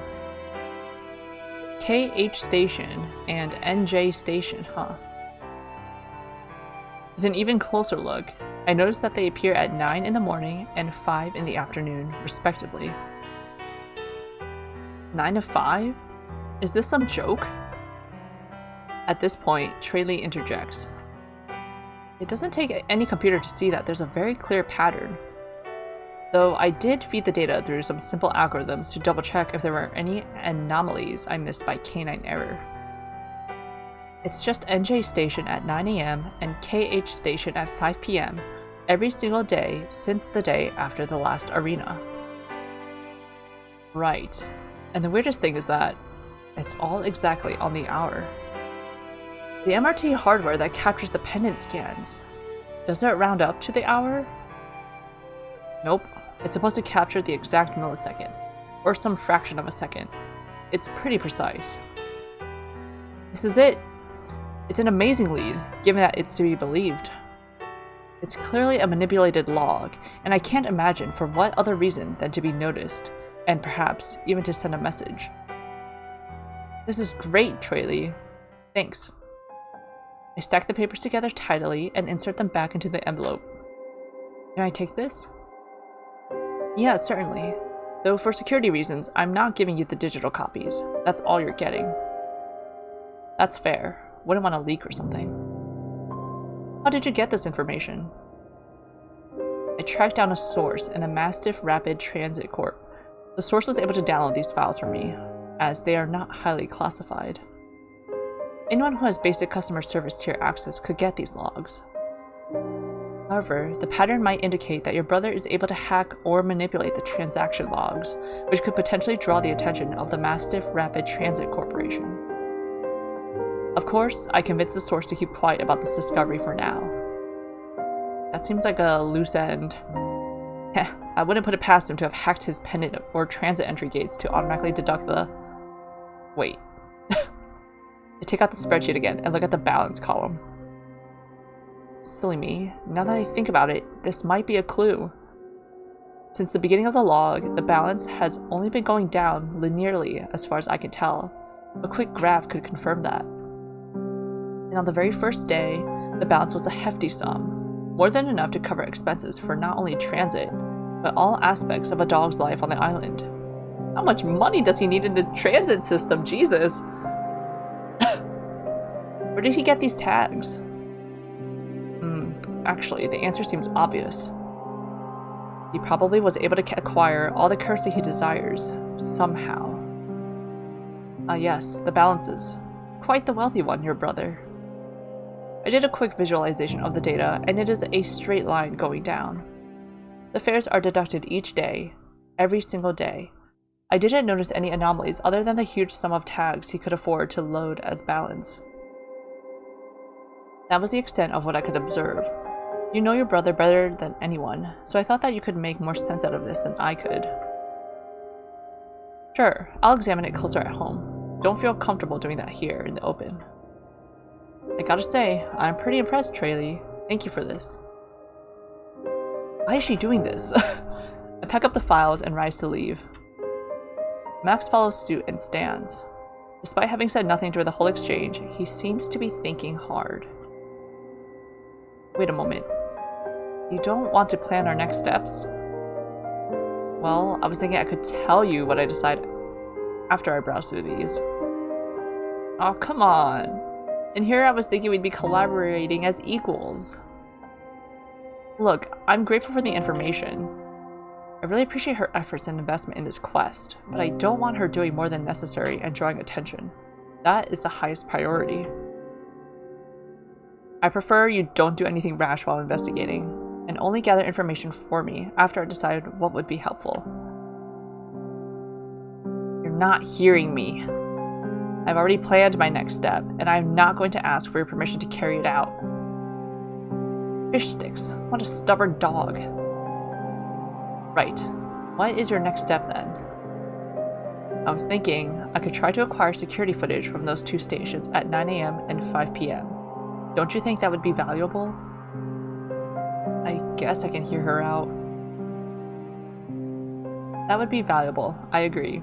Max is sad. But how do you plan on doing that? I imagine that security footage requires high clearance, so I don't want you to do something that draws too much attention, you hear? Don't worry. If I get caught, I'll take all the blame. I'll say that I'm working independently, and you will not be implicated. You're willing to take the risk all by yourself for this? What's in it for you? I really do have your best interests at heart. I've given you all this, and you still don't believe me, do you? I mean... She sighs, but seems to compose herself quickly. It's alright. Never mind what I said, but I'll be as careful as I can, for you. I feel a bit guilty. Perhaps I was being too harsh. And what does she mean, for me? I don't even know her. She's our #1 fan! Just let me know whatever steps you take, alright? And report all your progress to me. Will do, will do. She rises and steps away from the table, signaling the end of the meeting. Catch you next time, Sheeves. Is that okay to say? She nods to me and Max. Later. See you, lab.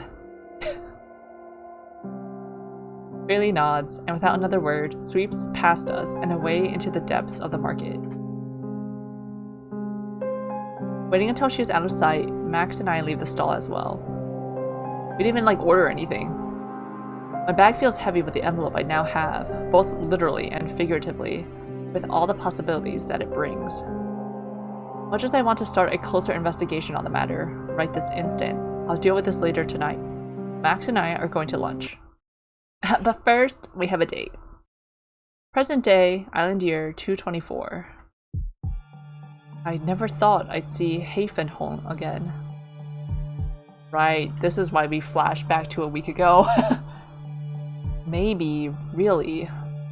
I just avoided her precisely so I wouldn't see her again, given the way things ended between us. The thought keeps echoing in my head. Though I struggle to stop it, it just won't go away. Maybe it's making up for all the years that I haven't had to deal with this issue. Given the way things ended, nothing could have changed about it.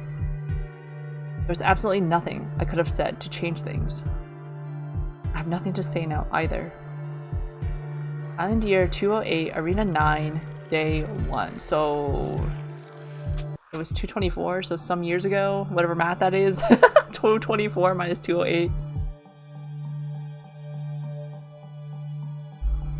I shift my weight around, trying to get comfortable. Once I find a position that feels right, I hold myself still. My eyes are closed, and I try to relax. It's not a surprise when I feel cold, gurgling moisture under my paws, but I flinch anyway. Thick, freezing gel rises around me, and I take deep breaths. My mask is on properly, and I am breathing. We will win this arena together. I will do anything I can. I'll do anything so that we can stay together forever. Okay. Arena 9, day 5. What was the last one? Day 1? That's a pretty background. I clamber up the narrow steps, teeth firmly gripping my loot, which is wrapped in a piece of cloth. If you die in the game, you die in real life! I almost slip as one of the steps shifts under me, and I scrabble with my claws trying to get a foothold in the dirt. The steps are actually roughly cut rocks that some dog has shoved into the dirt on the mountainside. It's an efficient use of the natural resources, but sadly not as safe as urban constructs. Though, since I'm not risking my real life, I shouldn't be too critical. Faster. I must get back to her faster. Facing the final steep step, I sling my precious cargo up before hoisting myself up to a clearing. A bit further in, hidden behind the overgrowth, is my secret hideout. I tread carefully, so that it wouldn't disrupt the illusion that no dogs had been around here. I tisk 3 times, just so my faction would know that I'm not an intruder. There was no response, which is normal. I near a large, thick tangle of branches and leaves. To the unsuspecting dog, there is nothing here. However, I move aside a section of the branches, revealing a small hole that I duck into. Who dat? Inside, a Shiba Inu comes and sniffs me, and I stand still, allowing him to tug the package from my teeth. I watch him unravel the package, and wait while he inspects, prods, and sniffs its contents. Finally, he is done, and gives a nod. Good news, Fanshu. These are the supplies I got. Well, never mind Fanshu. Heifan isn't here, so I must hurry to her. I scoop up the entire bag, not waiting for Fanshu's response. Is it Fanshu? Hastening further inside our plant and shrouded compound, I approach a blanket-covered figure laying on a bed of carefully layered leaves. I've moved beside her, careful not to jostle her, and nudge her cheek with my nose. Hey, Heifan. Pale Shiba Inu looks up at me groggily. Okay, this is giving me Warrior Cats vibes. Did you rest well? You still look... I'm much better, really. But I'm glad you got back safe. I show her the supplies. One of them a bottle of wound treating solution. Here, show me your paw. It's much better now, like I said. She pulls her paw out from under the blanket and shows it to me. As she said, the wound has healed drastically. That doesn't mean you don't need the best care, Heifan. You can't have anything go wrong at this stage. I soak a clean cloth with the wound treating solution and take her paw gently. Sid, wait! She jerks her paw away and I'm left holding the cloth over thin air. What's wrong? I just can't justify using something like this, right now. Fanshu didn't tell you, but he got a nasty scratch from a trap yesterday during his rounds.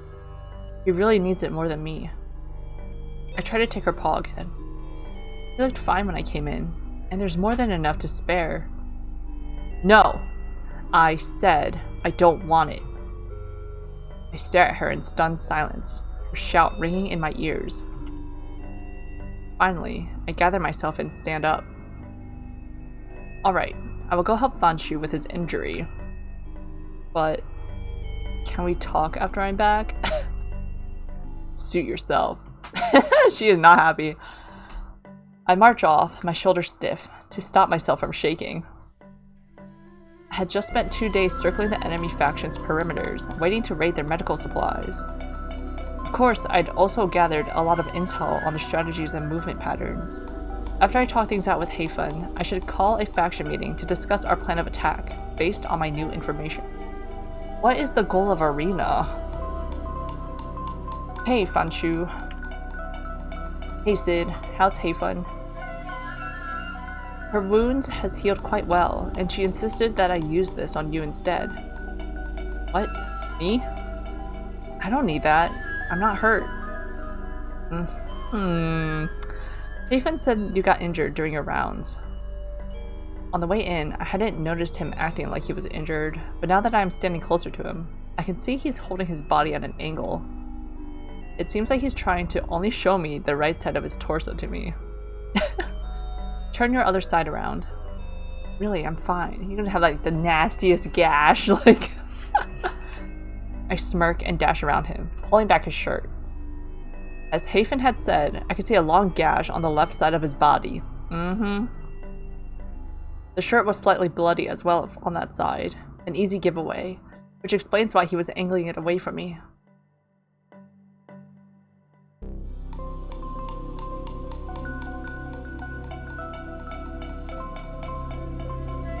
It's just good practice to not let weaknesses be easily accessed by another dog, even if we are teammates. I hadn't thought Fanshu would be particularly smart or tactical. Maybe it was just his instinct. Give him more credit, come on, Sid. Alright, come now. Don't want the solution drying out and going to waste. I'm fine, but I'm only doing this since Hafen said so. Finally, Fanshu stands still and allows me to treat his wound. Don't be so prideful. Hafen gave this up so you could stay alive.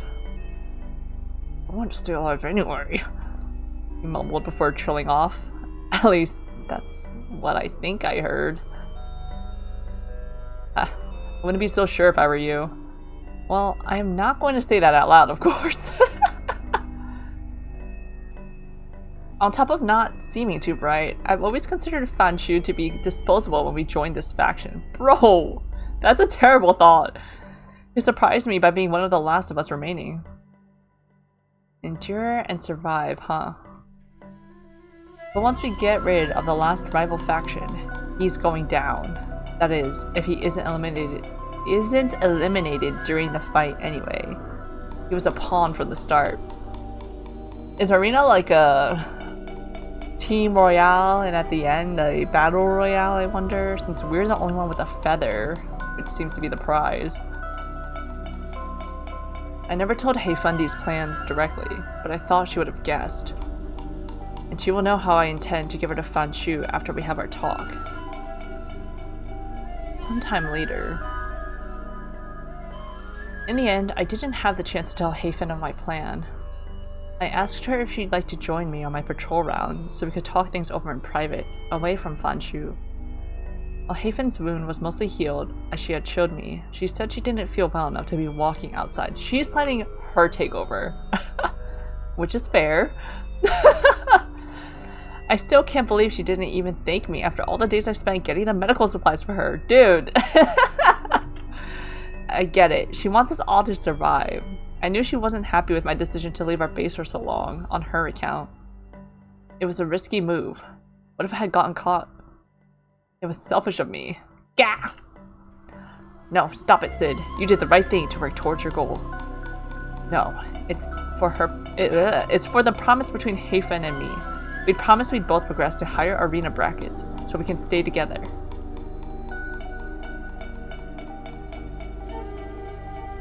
I climbed down a muddy slope, gripping a thick bramble to steady myself.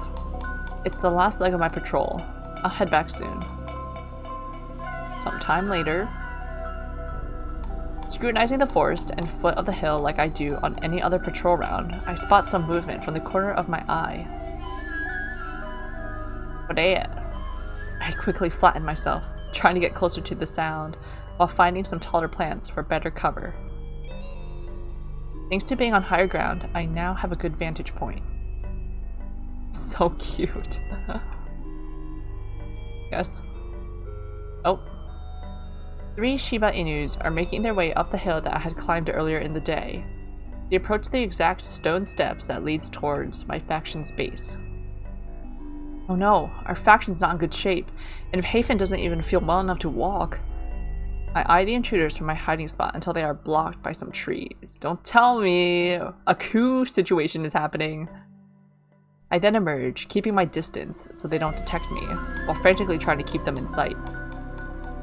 Those 3 are all they have remaining, since I eliminated one when I raided their camp. Zanai, Jipai, and Moachi. Oh my god! Max. Moachi! Zanai is the strongest one of the bunch. She's really fast, and earlier in the arena, I saw that she packs a mean bite. I wouldn't wish that upon any dog. Jipai. Chicken tender? Jipai is more like me. Less brawn, more wit. I recall seeing him planning a lot while I was near their camp. Also, I heard he plotted the siege of one of the large factions, which eliminated most of them. Moachi. He's more of a mystery. He seems pretty quiet and does what he's told. He's probably the disposable Fanchu on their team. Sid, dude, not everyone has a disposable team member, bro. And come to think of it, he looks quite like IU, but without that red tint in his fur. For some reason, I feel that if it weren't for the circumstances, I'd like to know him better before having to eliminate him. See if he's really just a meek follower, or a schemer like me. But that's impossible now. I'm taking him down, along with Zanai and Jipai. I wait for the group to get further away before I tail them once more. They've really forced my paw. Maybe I should have called a meeting with Hafen and Fanshu before getting on patrol, but I hadn't noticed any signs that the enemy team were planning a move. Yeah, what did I miss? I watched them so carefully. A spy. No time to think about that now. I need to make sure Hafen is safe. I press downhill toward our base, as the other faction is almost there. They wouldn't know exactly where it is, right? Only the approximate location? Right? My heart sinks as they prod around the entrance, quickly finding the hollow covered by undergrowth.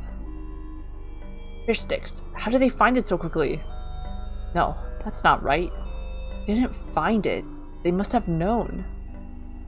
It must have been Olen! It must have been Olen, a previous member of my faction. She was eliminated while on her patrol nearby. Since nothing happened after her elimination, I assumed she didn't reveal anything. Perhaps they did press Olen for information. It's just that they waited till now to take action.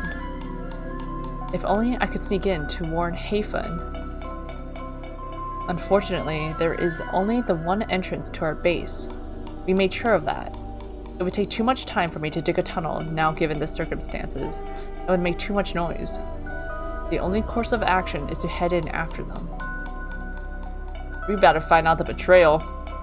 I peek in, and seeing that the coast is clear, wiggle my way inside. The front area, where I was previously stopped by Fanshu on sentry duty, is deserted. There's muffled talking, coming from where Hafen was resting. I hasten up to it, peeking through a hole in the foliage. The enemy faction is tying up Hafen and Fanshu. It takes a painful amount of willpower not to charge in right then, but I remind myself that brawn is not my advantage. I need to be patient and suss out the situation. This reminds me, it makes me think of Ginga Densetsu Weed. I gotta watch that. I remember trying to watch that series long ago, so many years ago, back on when it was in Split. Each episode split in 3 parts on YouTube, but I just Never got into it back then. I should follow up. Not gonna lie, I thought the art style was a little rough around their edges at that time. But definitely got a certain charm. Definitely got a specific style. They know how to draw those big-headed dogs. There's a fine balance between being too cautious or risking a move to secure my faction's safety. If I succeed in freeing them, they'll be able to help me. But if I fail, I'll be failing my promise to Heifun. It is strange that my faction was caught so quickly and easily, given I entered our base only shortly after them. Stupid Fan Shu. What was he doing? As the sentry, did he even put up resistance? Suddenly, one of the enemy faction barks out loud.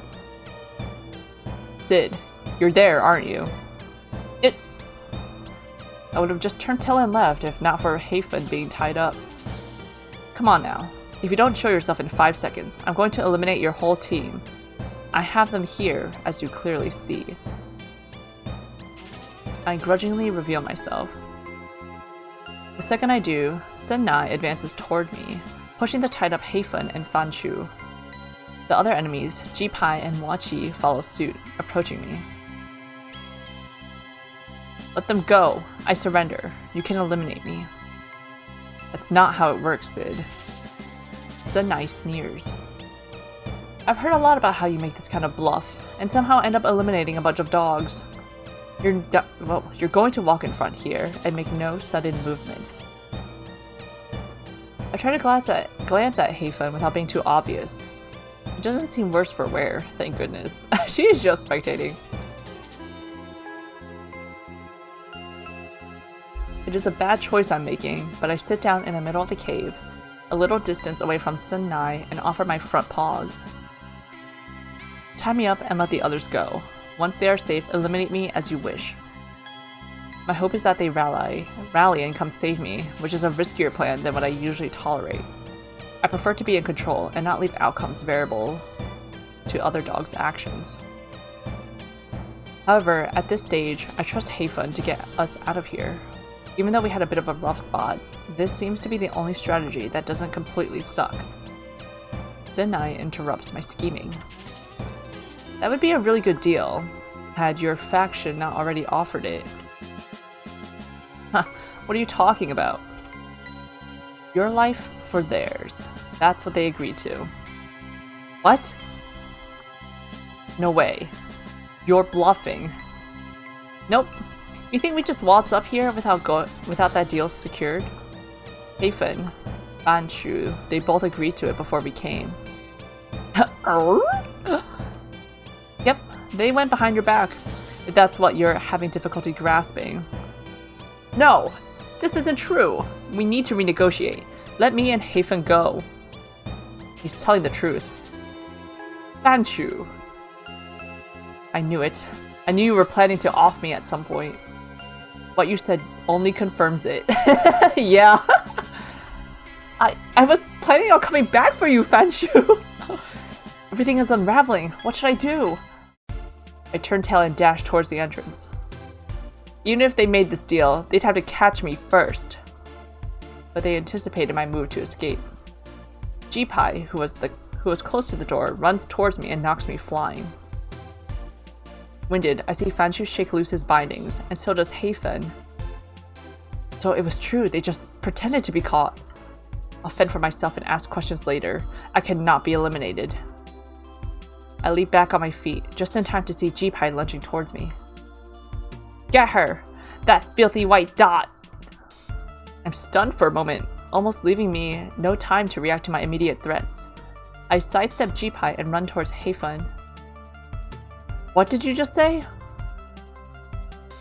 You heard what I said. You're a white dot, and white dots must be eliminated. Ugh. From the corner of my eye, I see the third enemy, Huachi, charging into Zen'ai, sending her flying. I am so confused right now. What is happening? Huachi, you're betraying us? I take the chance to barrel towards the cave exit. However, Jipai guards the exit and menacingly advances on me. Zen'ai bounds up to Huachi, swiping at him. That dog, Mochi, he created a diversion for me. I owe him one. I'll ally with him should the chance arise. I feint a swipe at Jipai. Cautiously, he dodges. Now's my chance. I dash out into the clearing and race downhill, my claws tearing into the stone steps. Now in the forest, I glance back and see all of them fast on my tail. It is Fanshu that gets me, biting hard on my tail and throwing me onto the ground. I should have gotten rid of him earlier. We were disillusioned all along. It's Hafen and me that will proceed to the next arena together. You! A snarl escapes me and I take a huge swipe at him. It rips through his eye and I'm able to pin him down. Get him! Get him! It would be so easy to eliminate him by crushing his pendant at this moment. But rage seems to be speaking, taking over my mind. Oh my god, we're gonna kill him for real. Against all judgment, I swipe again on his fallen form. Crimson splatters all over me. Whatever, it's all a simulated reality anyway. I have no time left to spare and leave him there, continuing my frantic escape outside and down the hill. Some time later, why did we swipe at him and not bite at him?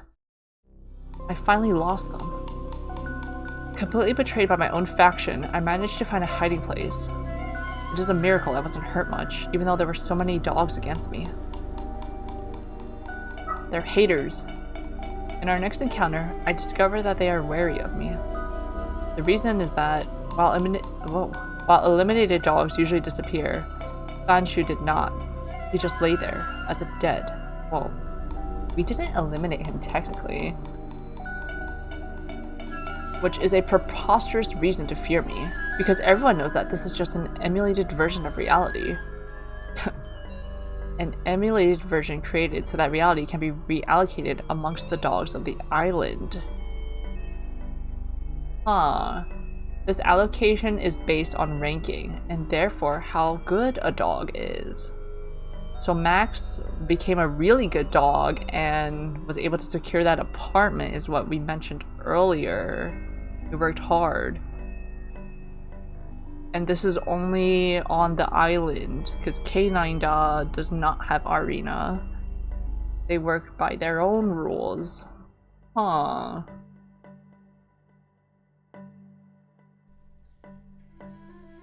It could be said that the ranking based on these arenas maintains the social order. And it is in my best interest to ensure that I have the highest ranking possible. I will fight tooth and claw for it, because only then can I gain freedom from my white spot status. I learned that Mochi has the same idea. The reason that he defended me was because he too is a white dot. Which means, I guess we'll find out. We ally together and eliminate the rest of them. He says I saved his life, which I don't really understand. But maybe I unknowingly eliminated someone that would have eliminated him. These arena fights get so messy. It makes sense if I don't remember the specific incident, so I don't press the issue. Wait, this sounds... Why did they invent this social construct?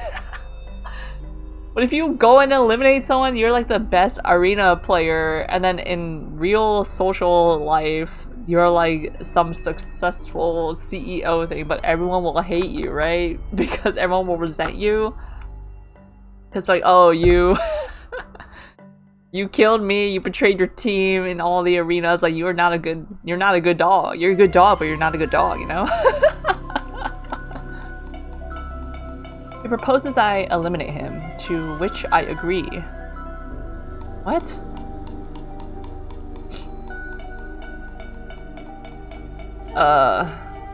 Okay. Why would he want that?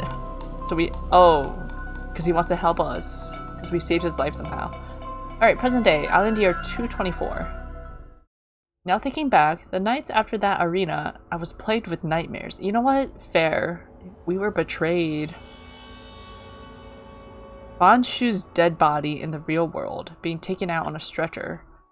Of course, as per the rules of the arena, I got a hefty ranking rise as the winner. I've showered with attention and glory by the press, being one of the few dogs to be the winner of consecutive arenas.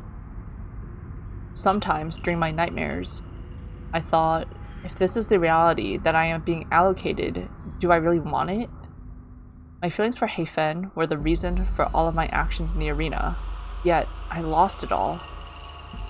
Rumors that I am a white dot were neither confirmed nor denied. Any qualms dogs had about that aspect of me were overshadowed by fear of my new ranking. White dot is simply a term that refers to dogs born with abnormal dots on their fur.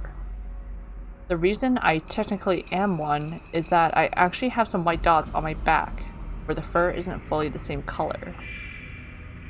Honestly, I don't understand what the big deal is. Yeah, me neither.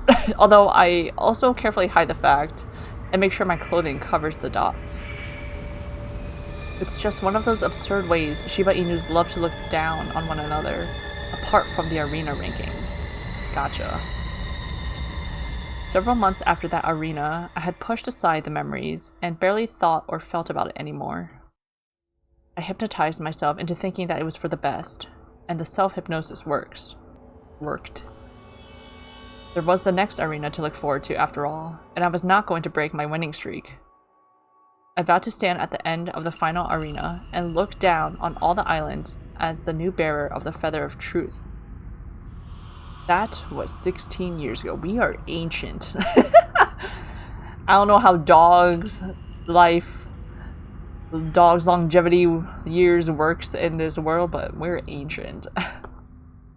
I fight to not think about Arena 9, but the truth is, deep in my mind, every single detail I remember vividly.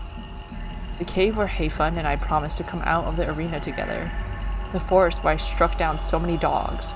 I hunted down every single one of them. I was utterly manipulated by Heifen. That is what I came to believe. But whenever I tried to figure out how I didn't see any warning signs, my mind just comes up with the explanation that her promise to me really had been genuine. Be it circumstance or just karma, I hated her, yet still loved her. And that was 16 years ago. And why is she seeking us out now? Yeah, so why am I back here? In this very same forest. Oh, our pendants touched. Oh, dog. The sounds, the smells. I can't logically believe it, but my instincts are telling me that this is the one and the same forest where Arena 9 was set in. What do I do? Lacking any real alternative, I walk forward aimlessly. The foliage is soft against my paw pads. It would make sense that Heifen is somewhere in this arena as well, since she was the one that re-challenged me. But are any of the other contestants? It makes it seem like arenas are like, what's the word? Like organized games, organized tournaments? So how does re-challenging work? Sometime later. I scanned my surroundings. I had made my way to higher ground so that I could figure out where I am in the arena. I can see a stream flowing through the forest. I recall that Max's camp was downstream while my camp was upstream. If only I could see more of the stream. The trees are blocking where it flows beyond a certain point. It's hard to recognize specific parts of the forest. Everything is like a blur of green. But it's okay. It won't matter whether I reach my camp or Max's camp first. Whatever this arena wants of me, I'm sure I can deal with it. Plus, I'm much more experienced now. Giving myself pep talks, I carry on. My heart rate doesn't seem to be slowing down despite my efforts to cheer myself up. One sleep later, year 224, Arena 9, Day 2. I'm startled awake, ears twitching in every direction to listen. It's quiet. Must be the wind. My nerves have not calmed, despite my best efforts. I don't know how I was so good at the arenas. Clearly, I am out of practice. The more nervous you are, and the more you care, the worse you do. Something collides into me from the side. I'm thrown into the air, flying in an arc, almost in slow motion. From the corner of my eye, I see... Olen? I steady myself, eyeing Olen warily, afraid she'll attack me again. But Olen ignores me and scrambles away. Then from the trees burst 2 dogs, one after another. They go straight for Olen, who barks and races off. But the pursuers are faster and pounce clean on her. Oh! I try to slink away, but can't help at looking at Olen dissolving. She's gone, and I need to get out of here. The attackers glance in my direction, and I flinch. Oh no, isn't that Jipai and Zhenai? Jipai stares at me for a split second more, as if wanting to say something. Then he dashes off. Zhenai follows suit. What is going on? It's my question. Instead of heading straight in the direction of the stream near my faction's base camp, I took a detour. Since Jipai had been heading in that direction as well, he could set up an ambush. It'll take me longer to get to the base camp due to the detour, but I don't want to risk facing and fighting Jipai right now. It's been nagging away at me for a while now. How exactly does this arena work? As I can see, dogs are still to be eliminated, as I saw Jipai do to Olen. But was that a reenactment of the past, or what? In Arena 9, Olen was in my faction and was eliminated when she was tracking down Max's faction. That much I know. But I wasn't there to see it, and so I don't know if that's exactly what happened. I didn't even know exactly which day she was eliminated, because we only became certain after several days had passed and she hadn't returned. I remember thinking she might have been the one that leaked our hideout location. Jipai could have gotten that information. Regardless of what they did in the past, and if what I just saw now was the same as the past, the fact that those 2 dogs are here, could that mean the real Jipai and Olen are in this re-challenge too? Well, Olen just dissolved, so they are no longer here. Present day, Island Year 224, Arena 9, Day 3. It's strange that I haven't seen other dogs since then. If dogs like Jipai and Olen are participating in this arena challenge, re-challenge, then maybe it's dogs that opt in that are here. Also, does time move the same way in arena versus real life? That would explain why I hadn't seen any other dogs. Huh, or maybe they were already eliminated. But since I haven't done any eliminating, who else could have eliminated so many dogs? Not Hei Fen, that's for sure. It's gonna be her. The landscape turns more familiar as I near the stream I had seen during the first day. I had patrolled the area many times before.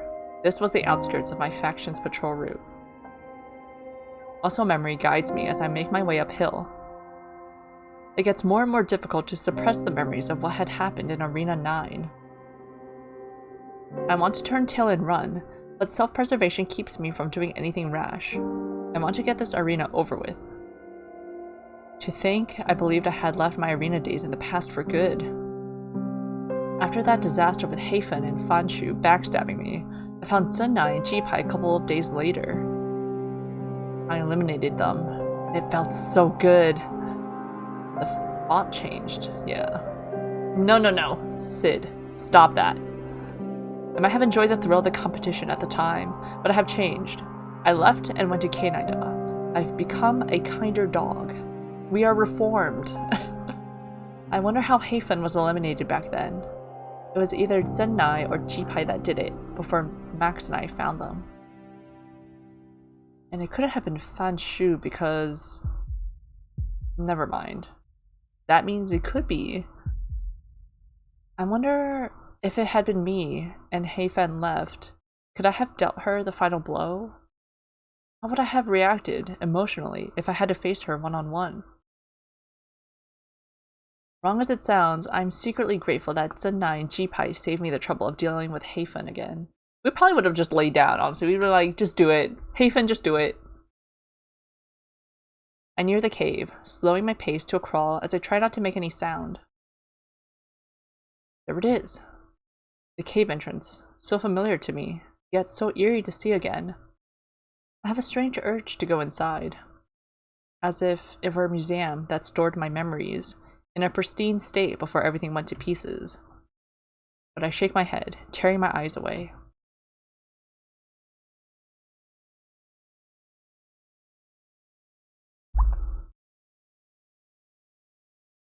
As I take a big gulp of water, I circle around to the side to find a hiding place, listening carefully in case anyone comes.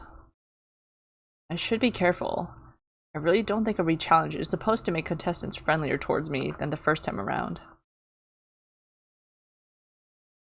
Several hours later, I shift around in my hiding place. It's been quiet since I started camping out. I guess if there's no activity by tomorrow, I'll just go inside the cave. Year 224, Arena Day 9, or Arena 9 Day 4. I jolt upright. What? I fell asleep? Spit it out, Fanshu. Fanshu? I poke my head out as much as I can. It is him. I swipe at him. Red erupts. Man, we got a grudge. It's all a simulation anyway. It's fake. A lifeless body, taken away on a stretcher. Dogs muttering as we exit the Ari Simulation Center. She's a killer. She'll kill you in the arenas. Better not be the same bracket. Better not be in the same bracket as her. And did you hear? She's a white dot. One of the contestants in that Arena 9 said she saw it. Shh, don't want to get killed. So we are, okay, I wasn't sure, I was unclear what our gender was. So we have toxic Yuri happening here. It's Fanshu. Moving, talking. How is he here? What is this? Could he still be alive? Wait, did we actually kill him though? Like, I thought that was a nightmare. Or can the dead participate in a... Did we killed him? What? Or maybe he just happened to have died in real life soon after the arena. Tell me now. Tell me now, you hear? I try to get a closer look at who Fanshu is talking to, but they are shrouded by the foliage of the cave entrance. No, no! It's all I can do to stop myself from screaming. The larger dog swipes at Fanshu, and Fanshu falls, yelping. Fanshu shields his side from me as I try to offer him the healing solution that Hafen rejected. Your faction has been nothing but trouble. Why should I believe you? I'm serious. Sid's not here. She eliminated Fenran. I'm sure of it. No, you're wrong. Hafen and I did that. Oh. Oh. Wait, what?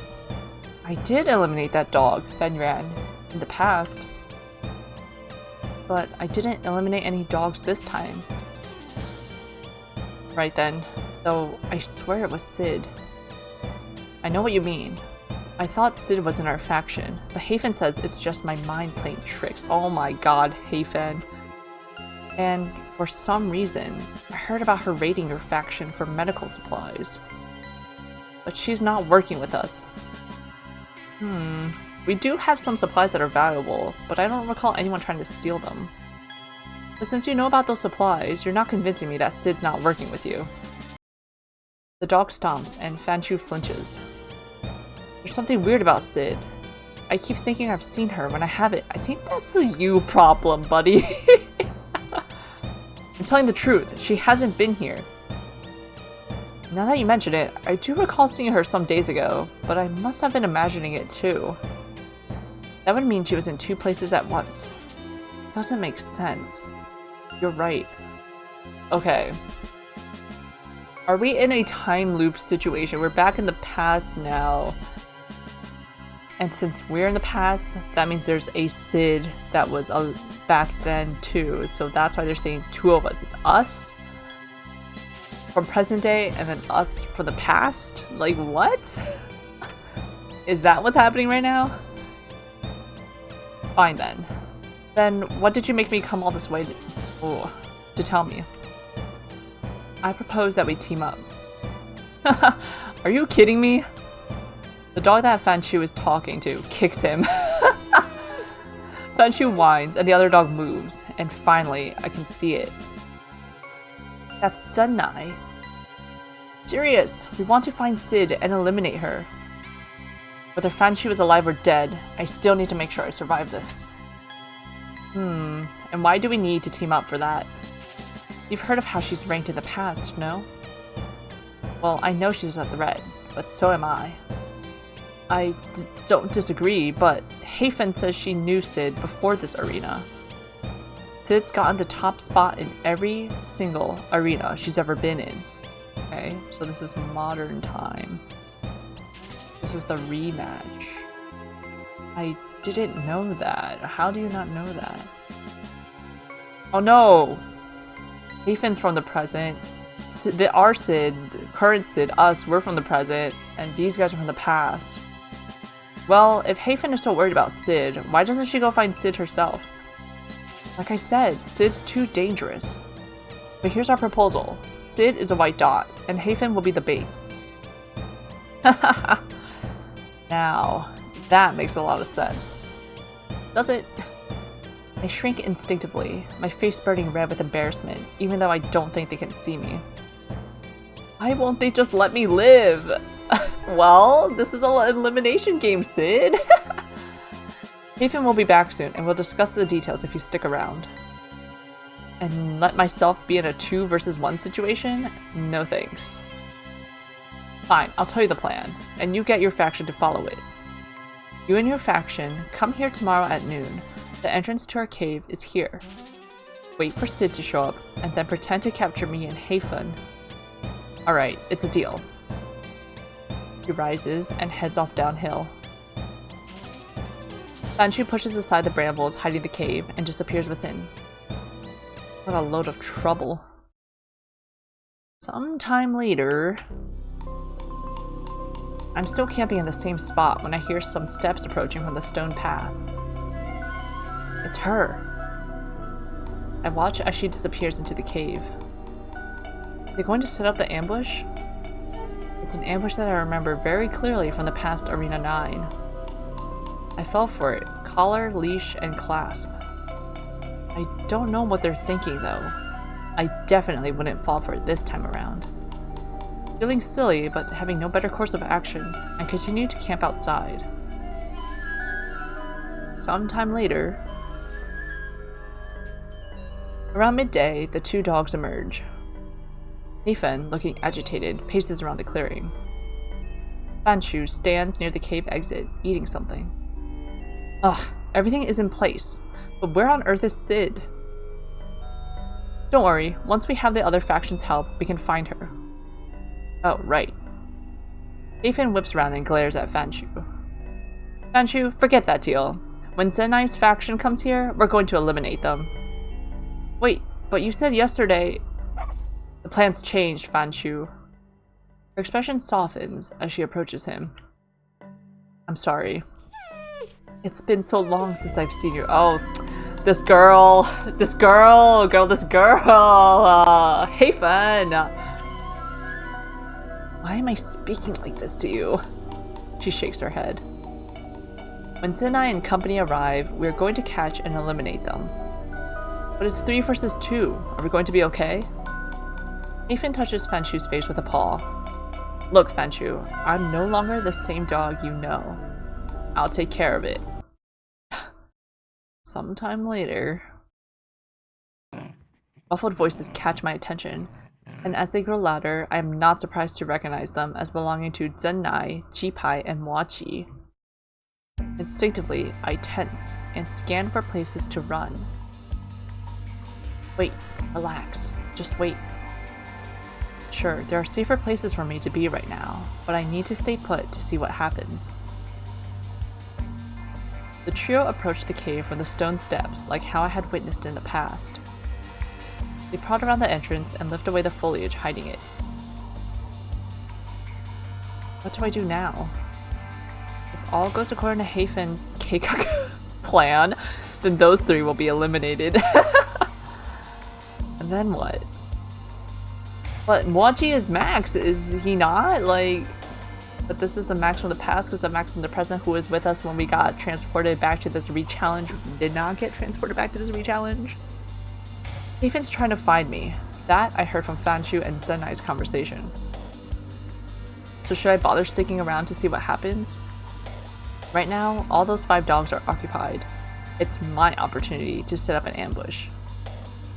Fittingly, a good location to do that would be the forest clearing where I first eliminated Fanshu. What do I do? I am not following the enemies inside the cave, bro. That is what they want. Why would I do that? Let's set up the ambush. I softly move from my hiding spot to the stone steps, keeping an eye on the cave entrance in case anyone comes out. First, I'm going to leave a fake trail. I trample some of the foliage and leave some paw prints, purposely directed downhill. Now, I've got to get to the forest with enough time to set up an ambush. I don't know how we're gonna set up an ambush though, like, we're 1 dog. I'm gonna dig up a pit trap. Once I've made it far enough, I start jumping down the steps 2 by 2. At the foot of the hill, I leave some more paw prints heading further into the forest.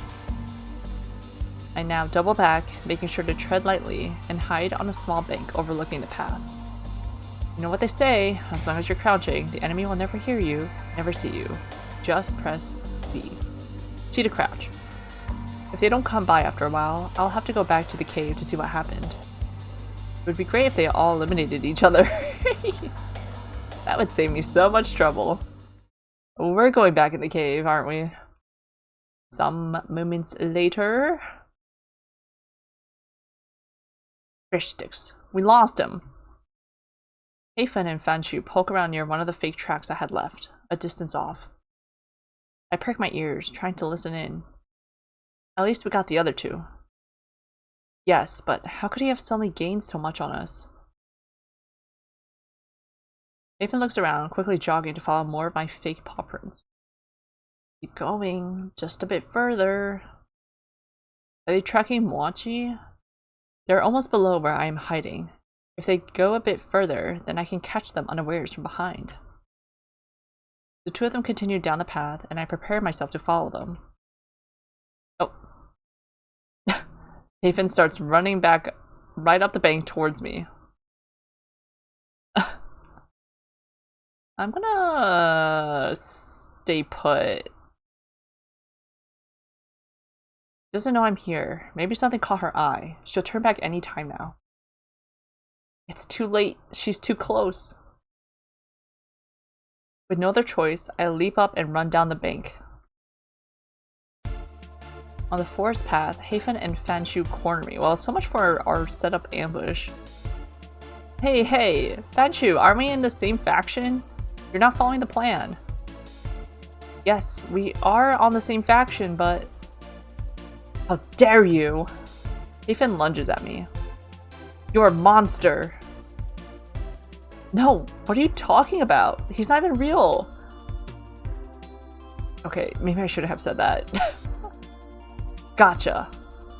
Max, or Mochi as he was called at the time, jumps on Heifen.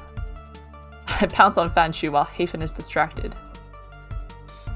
Since I already know that Fanshu has a wound on his side, I immediately swipe at it, giving it the swing all that I've got. He falls immediately, howling. Haha! Heifen strikes Mochi. Oh god.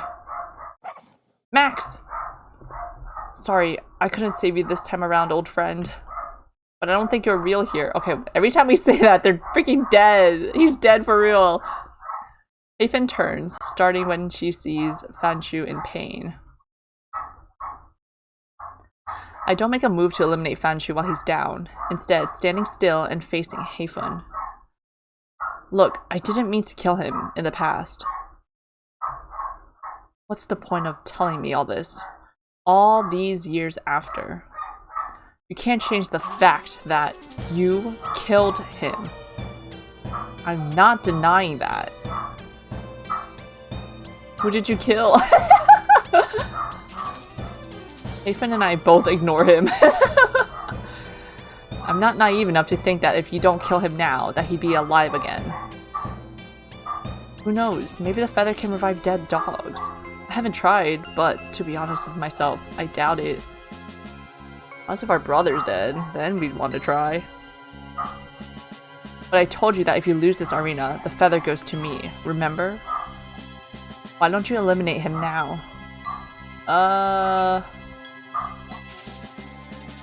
I'm afraid that I'll accidentally kill him again, to be honest. I need to have every edge over Hafen, plus spraying him now isn't going to undo his death. I need every edge over Hafen. I walk up to Fanshu's lying figure and feel up his torso for the telltale shape of— Wait, we're eliminating him? Is that what that was? Once found, tucked inside the left of his shirt, I push down on it. Okay, we're not killing him, we're just eliminating him. Ha, good riddance. As his body starts dissolving, I swipe at the particles, mimicking the past arena where I completely lost my mind in anger. Deep down, I know it's unnecessary. Cruel even. To put it lighter, I seem like a puppy with a tantrum. At least his arena body is dissolving properly this time. Nathan just watches me with a strange expression. It seems tinged with sorrow, but most likely it's disgust. You know, a part of me wanted to believe that you didn't kill Fanshu on purpose, but... She ducks her head as if to prevent herself from saying more. It was a complete accident, but no one listened to me when I said so. So that has been taken as the truth, that I am a worthless arena killer. If you say something so horrible about a dog again and again, the dog might just believe it. If she and the public wanted that to be the truth so badly, well, guess what? They made it become true. Ugh, even though I was the one that re-challenged, I can't even look at you. I can't stand you. Then, without warning, she dashes off. Without a second thought, I give chase, my claws kicking up the dirt. I had always been faster than her, and catch up with her within 10 meters. Not bite her, that's crazy! We'll just tackle her. I throw her down on the ground by her neck, ready to hold her down with my forelegs. She rolls to the side and I miss. Her movements aren't fast enough to put distance between us, and I fling myself on her again. This time, I manage to pin her down proper. You've never had to fight in the real world, have you? It's not even about brute force, like I'd always believed, especially when you try to play wrestle with dogs twice your size. It's about being able to let go of rationality, doing what the other wouldn't expect. You don't know how I've changed, and probably are basing your expectations off how I acted in the past. It's so dang easy to eliminate you. I'm just ranting at the moment. I am aware. I can't stop it.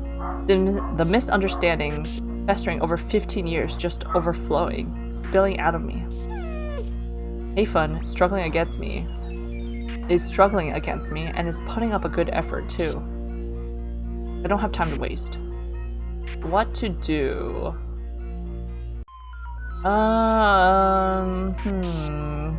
Ask her about her true opinion of me through all these years, attempt to sort out some misunderstandings before fighting. Just eliminate her now with guarantee, don't waste time. I think we're gonna try to attempt to sort out misunderstandings. For good measure, I bite down on her neck again, Jesus. Oh my god, in my zealousness, my muscle memory fails me. I feel my teeth pierce her skin. We are not living up to the allegations. Okay. No, we are living up to the allegations. Gah! She winces as I press down, deepening the wound, but not by more. This was definitely not allowed in the past arenas. But at this point, the reality emulation program should have immediately broadcasted a warning for my first transgression. Hafen, look, I really want to tell you how I feel before it all ends again. I don't think she's ready to listen after we just pierced her neck. Even as the words leave my mouth, I feel like a fraud. Injuring her like this probably isn't helping turn around her perception that I am a monster. Yeah. I just want to have a chance to admit my wrongs, since I never was able to. Her opinion of me was already so solidified. She just glares at me, partially in pain and partially as if she can't believe that I have the audacity to bring up the topic, especially in this situation. You can stop right there. No matter what you're going to say, you're disgusting.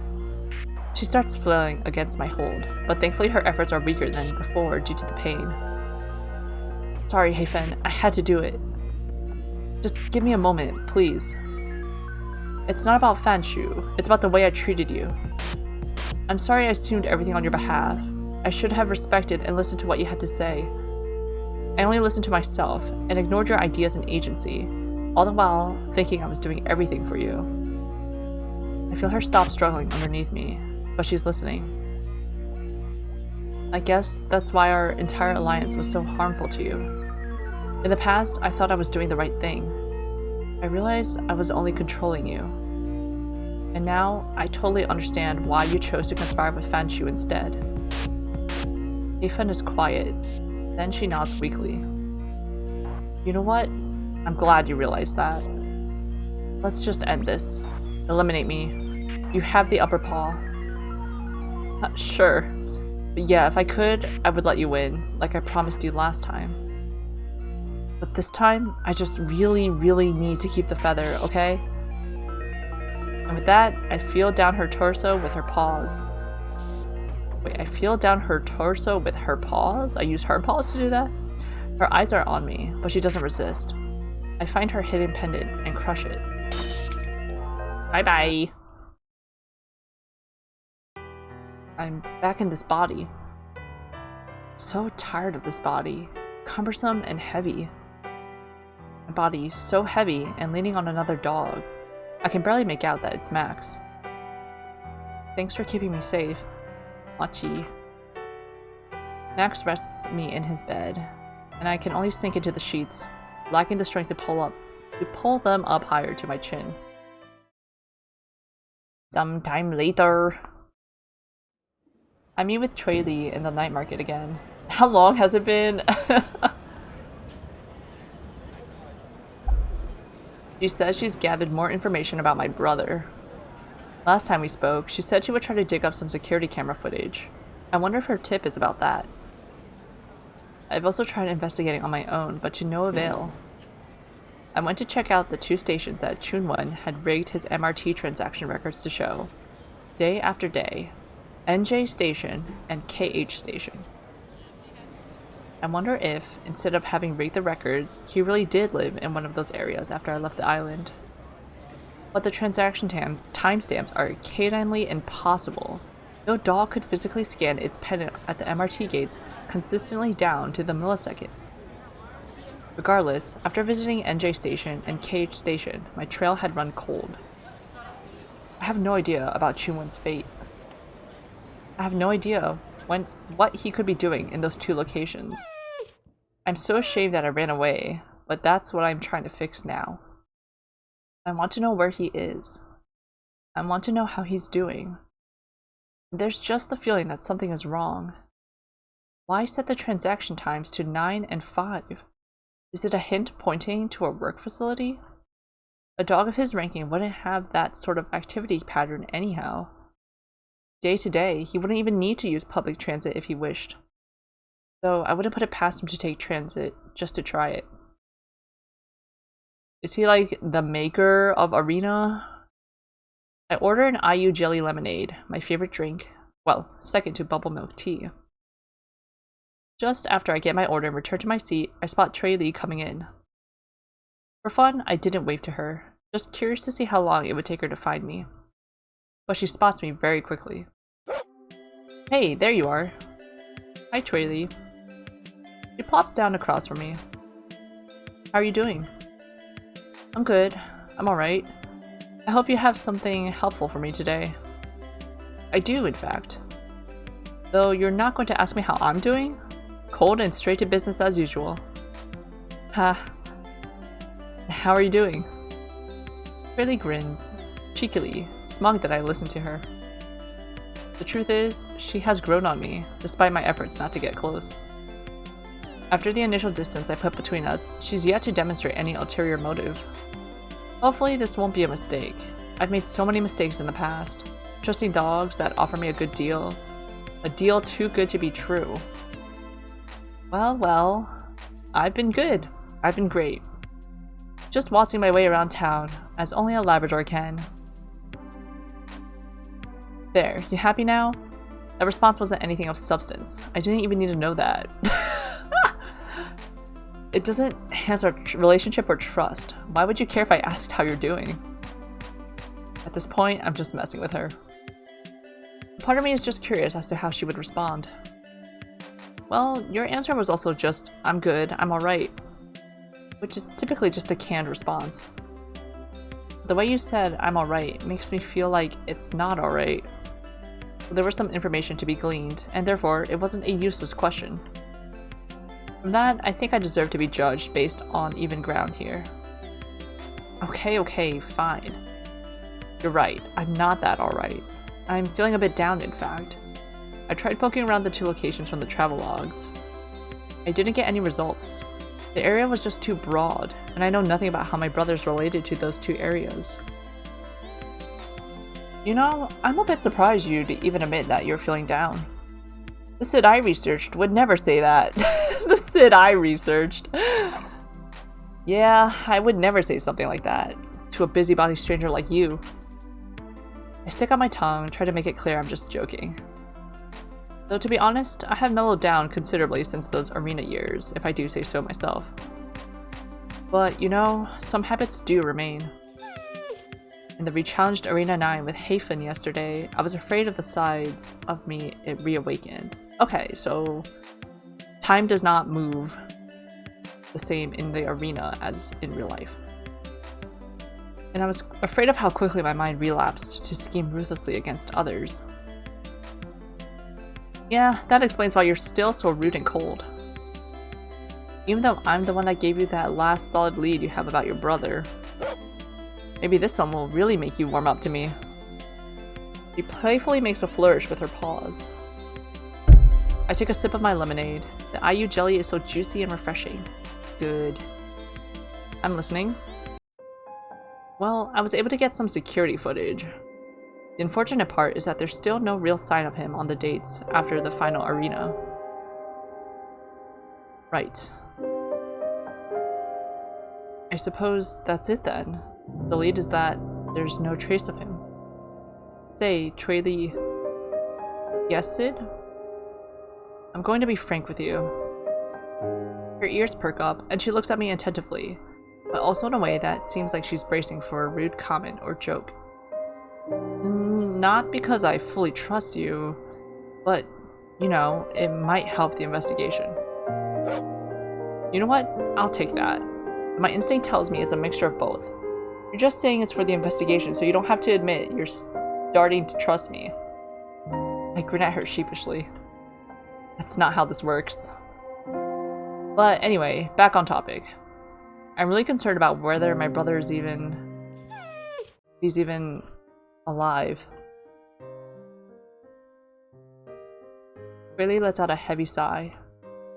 Right, I get it. You haven't seen him in ages. 15 years? 16 years? Was Arena 9 the last arena? I nod. You have no idea where he might be. I nod. The island is a dangerous place. I nod. For dogs that don't rank high, like your brother. My point is, there's no reason for him to be in danger. It's more likely that he's gone into hiding. Right. I want to object. The previous day's arena encounter coming to mind. I have the highest ranking, for dog's sake, and I still get threatened and targeted. And that's why you're threatened and targeted, because you have the highest ranking! And the allegations of you killing out of cold blood. Maybe Chunwen is being targeted as well, despite not being the bearer of the feather. I think I will tell Traley about the rechallenge arena when I have the chance. I think I trust her enough to. So, say he's alive. Is there anything in the footage to support that? Well, in the footage of the days before your last arena, he physically showed up at the stations around 9 AM and 5 PM. but the timestamps when the cameras captured him scanning his pendant aren't the exact same as what's on the transaction logs. For example, the logs show 9 daily, but on the cameras it's more of a caninely possible situation, such as a 9:01:53. He would arrive on time, but since there are other dogs in front of him, he couldn't control exactly when he scans his pendant on the gate. Another interesting thing the footage shows is that he was wearing some sort of uniform. With that, she plucks a photo out of her bag. It's this same uniform for a few days in a row before the day of the final arena. I think this could be a hint. I squint and peer close at the picture. It's very blurry and hard to make out the lettering of the uniform. It's likely a logo, and just being able to have this image captured is a great lead. Do you recognize this uniform at all? I wish, but no. Do you? I have some ideas, but didn't have the time to double check. I'll send you a list of anything remotely similar to it, and maybe something will ring a bell. I guess I'm a bit surprised. The reason I didn't do more in-depth research is that I thought you'd recognize something that your brother wore so often. Not to make you feel bad about it or anything. I'll just do a more thorough check of business and work facilities in the area. Well, you're right to be surprised. We are siblings after all. It's a safe assumption that I might know something. But the truth is, we weren't living together at the time anymore. Sure, we messaged and met up now and then, but I was focused on my high-tier arenas, and so was he. At the time, it seemed like everything was coming to an end so soon. So I just toughed it out, barely in contact with anybody. I knew he was doing well in his arenas, but who'd have known that our brackets would meet just like that? It was a bracket that made the news for sure. But it wasn't half as scandalous as the news when the winner just ran away with a very prized feather that kept dogs motivated to win the arenas. I mean, I knew it was unavoidable to be talked about, but I wasn't around to know what was said about me.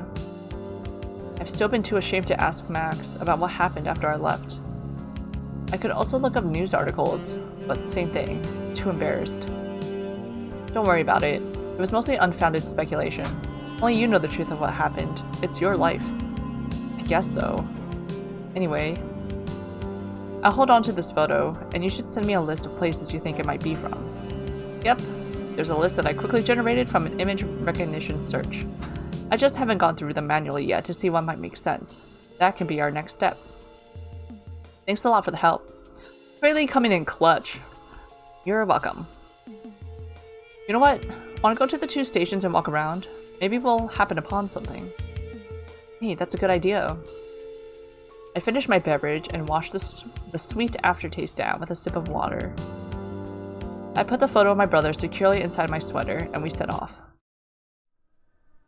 At the MRT, I used my usual method to enter the stations, hiding my pendant face.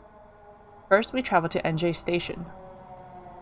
It's near the Central Zone, 2 stops down the Green Line from our current location. We decided to comb the area street by street. He's peeking out from under us. Traley pulls up a map on her wrist phone and we stroll down one street, then walk around the block covering all sides when we move on to the next block. By the way, Traley, I need to tell you something. Traley looks over and nods, signaling her attention. So, I was challenged to some sort of arena rematch yesterday. Traley stops in her tracks, her expression concerned. Go on. It was one of the runner-ups from my 9th arena. Somehow, she found me after my lunch with Max. I didn't believe her at first, but when she took out her pendant, mine reacted to it. We entered an arena generated for just the 2 of us. But this re-challenge arena was some sort of replay of the actual arena that happened between the 2 of us. It was weird. I had the consciousness of the me in the past arena. I don't know if that makes sense. It wasn't a new arena from scratch, but like I said, a challenge. That's the term the challenger used. Both of us were free to act as we wished, but the other participants in the arena all acted the same as they did in the past, or only changed minorly in reaction to me or the challenger's new action. It was like we were given the chance to change what we would have liked to change, and the arena would run its course with the decisions of our present selves. But I already knew what happened in the past arena. That's the thing. So that knowledge helped me deal with the other participants, even if I was clueless as to how the re-challenge arena worked at first. I was able to outwit the challenger herself as well, and so I won this one. Succinctly, but and that's why I'm worried that if I'm being targeted and allowed to be re-challenged one-on-one, the same could have happened to my brother as well. Traley is silent, processing the information. Did this challenger tell you that she would be getting out of this? Or what she would be getting out of this? She said that if any re-challenger wins, they will get the Feather of Truth. Just like that? I shrug. She wasn't very clear about it, but my pennant reacted to hers, so I imagined something was programmed in place.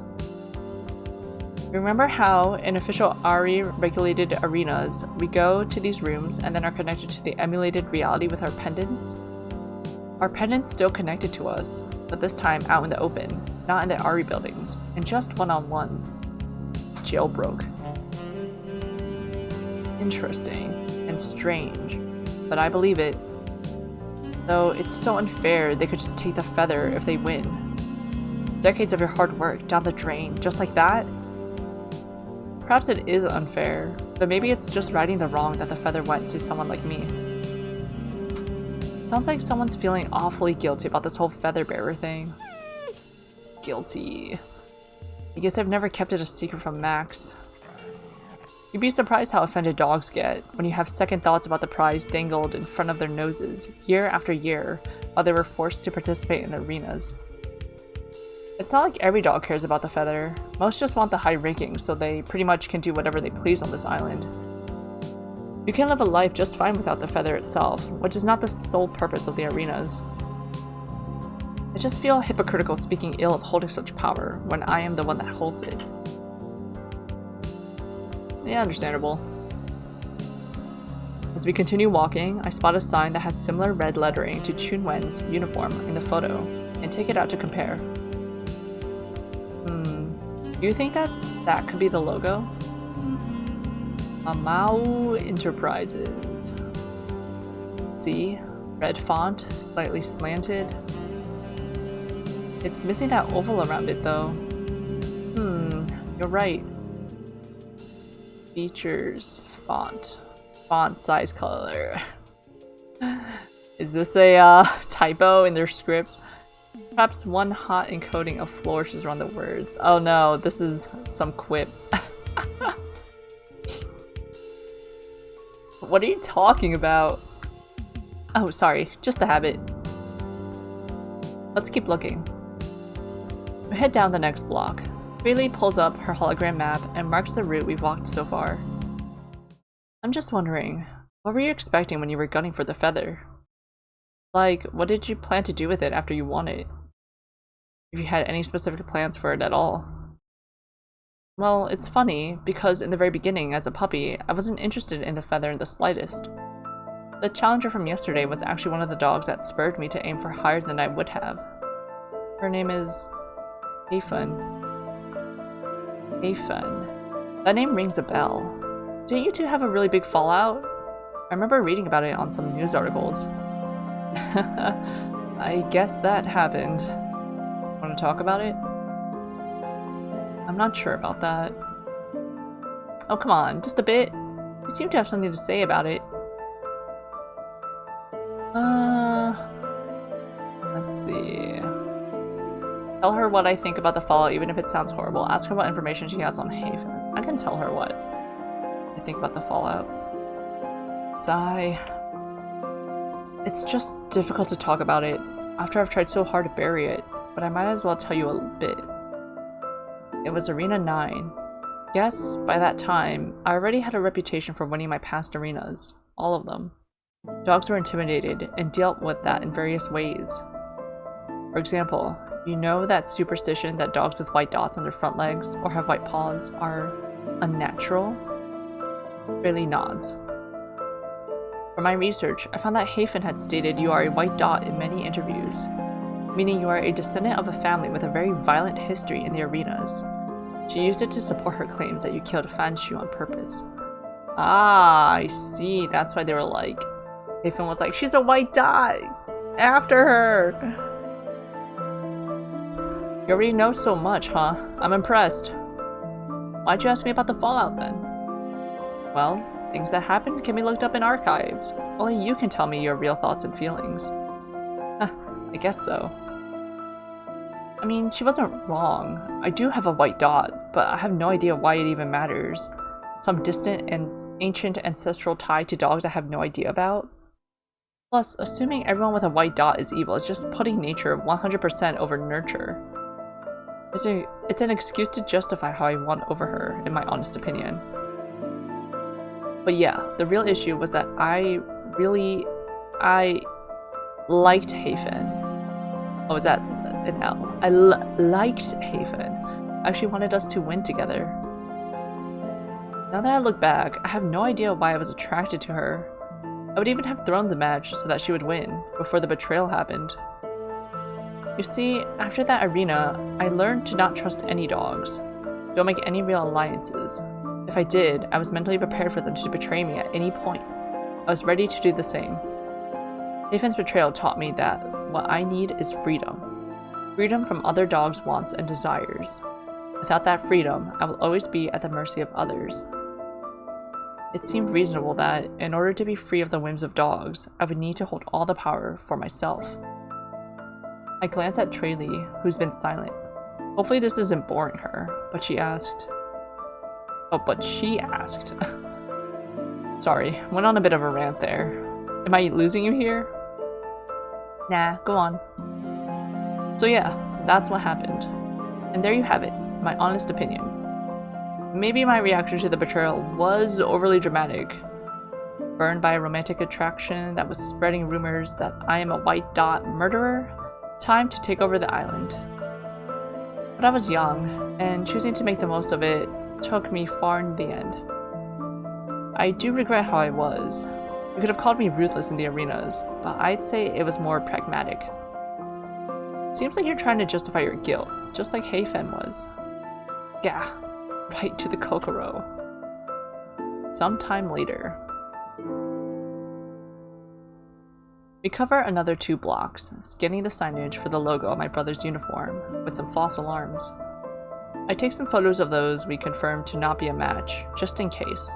Of course, I also photograph the ones that are still ambiguous. I wonder if I could figure out which dogs are going to re-challenge me. I suppose it's only dogs that have participated in an arena with you, hence the re-challenge? Yeah, the fact that the re-challenge arena held the state or the memories of what happened in the past points to them being against dogs I have competed against. Say, Traley, have you competed in the arenas? I have. But it's strange. It's more like I have memories of them. What do you mean? You know that whole waking up feeling? Like your consciousness is a bit woozy? Like the memories created in the arenas are trying to fuse into your physical body?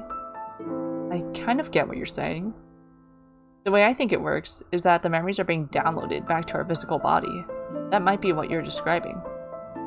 Yeah, I do have memories, but not that feeling you get when you know a memory is 100% correct.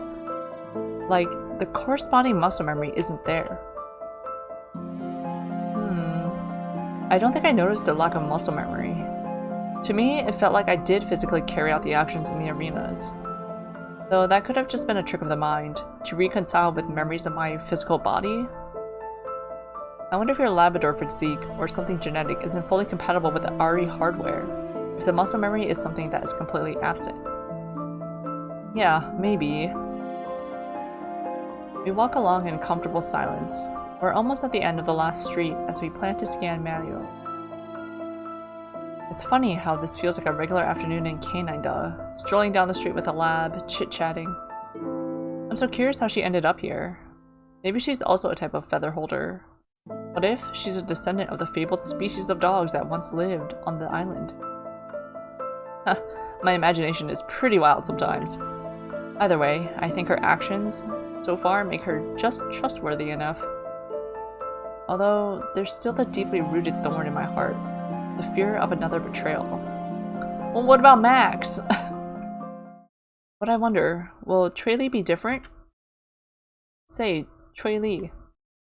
I don't normally ask this. I really don't. But what is your rank? No worries. I figured you'd want to know. Wouldn't want to entrust your personal feelings and information to some random dog.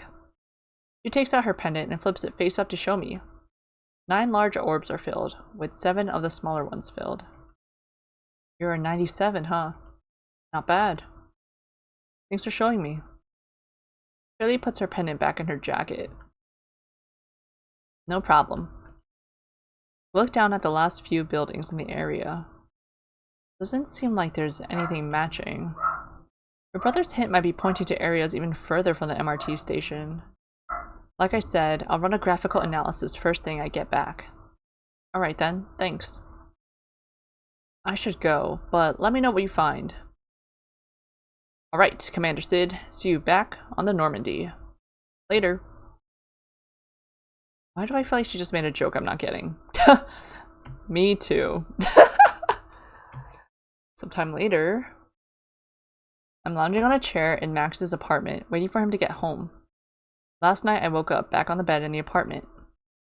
I vaguely remember Max carrying me up to the apartment, so I guess I wasn't fully passed out. I wasn't fully conscious either.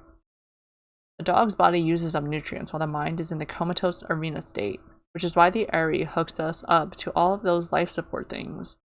In official arenas, that is. Good thing that after a good sleep and meal, I felt well enough to meet with Trey Lee. Just then, I hear the locks clicking, and in steps Max. Hey Max, you're up. He sets down his bag by the desk. When did you wake up? I think around noon? Thanks for the food, by the way. In the morning, I had woken to take out egg crepes and a note on the dining table. It was from Max, and said to eat as much as I want and to text him if I feel unwell. You know exactly how much I love egg crepes. How could I forget, after watching you eat them every single day for 3 years? And that's what you ordered at Q Restaurant. So I knew right then you hadn't changed at all. We should really check our response, the response from Q. Yeah, I know. Sometimes I'm an open book. Definitely a creature of habit. Max makes a face at me. How was your day? What were you up to? Well, I went to meet with Trey Lee. She said she had a new lead. I pull out the photo of my brother and show it to him. He takes it wordlessly and scrutinizes it. Oh wow, she managed to get the security footage? That's an amazing clue. You must have some really good sources.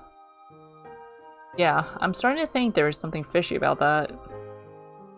I notice that Max has a strange expression on his face and doesn't seem to have heard me.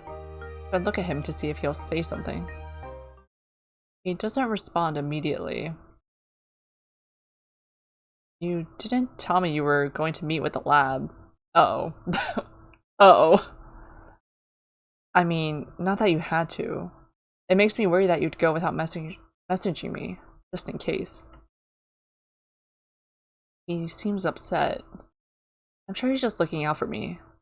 Plus, now that we know dogs can re-challenge me, not to mention me fainting yesterday, it is reasonable that he'd worry that something dangerous could happen again.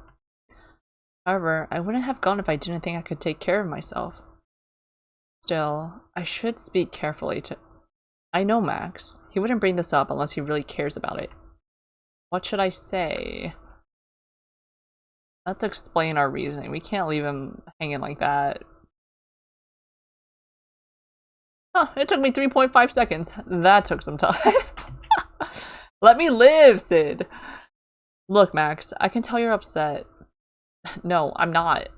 He pouts and glares away at the door, suddenly very interested in it. He totally is. I really thought I'd be safe going to meet with Trey Lee. If I got ambushed, I would have Trey Lee to take care of me. Oh, he He does not like that. But what if... Yeah, I know what you're thinking. What if she betrayed me or didn't look out for me? Look, Max, I know you're worried, but trust me when I say that I felt the risk was worth the information to be gained. Worst comes to worst, I was prepared to use the feather. That's all. You're right. You can take care of yourself better than I could, in a pinch. Sorry that I was so difficult. Give me a quick update next time you go running out, okay? Alright, it's a deal. So, back to before I distracted you. You were saying there might be something strange about Trey Lee? Yeah, after meeting Trey Lee today, something had been on my mind. Like you said, she has really good contacts. She seems to know dogs' ranks as well. Even I don't know where to start looking for that, so I can't imagine how difficult it might be for the general public. However, she does have a really high rank.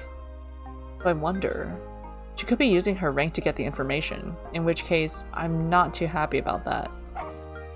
Or she works at the RE. So you're saying, the information might be classified, so she either used her rank rights or simply has direct access to it herself. Yes, either or.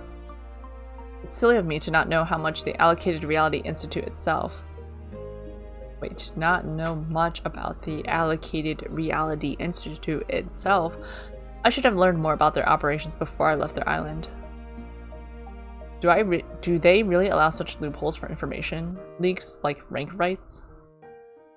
Max's tone turned serious.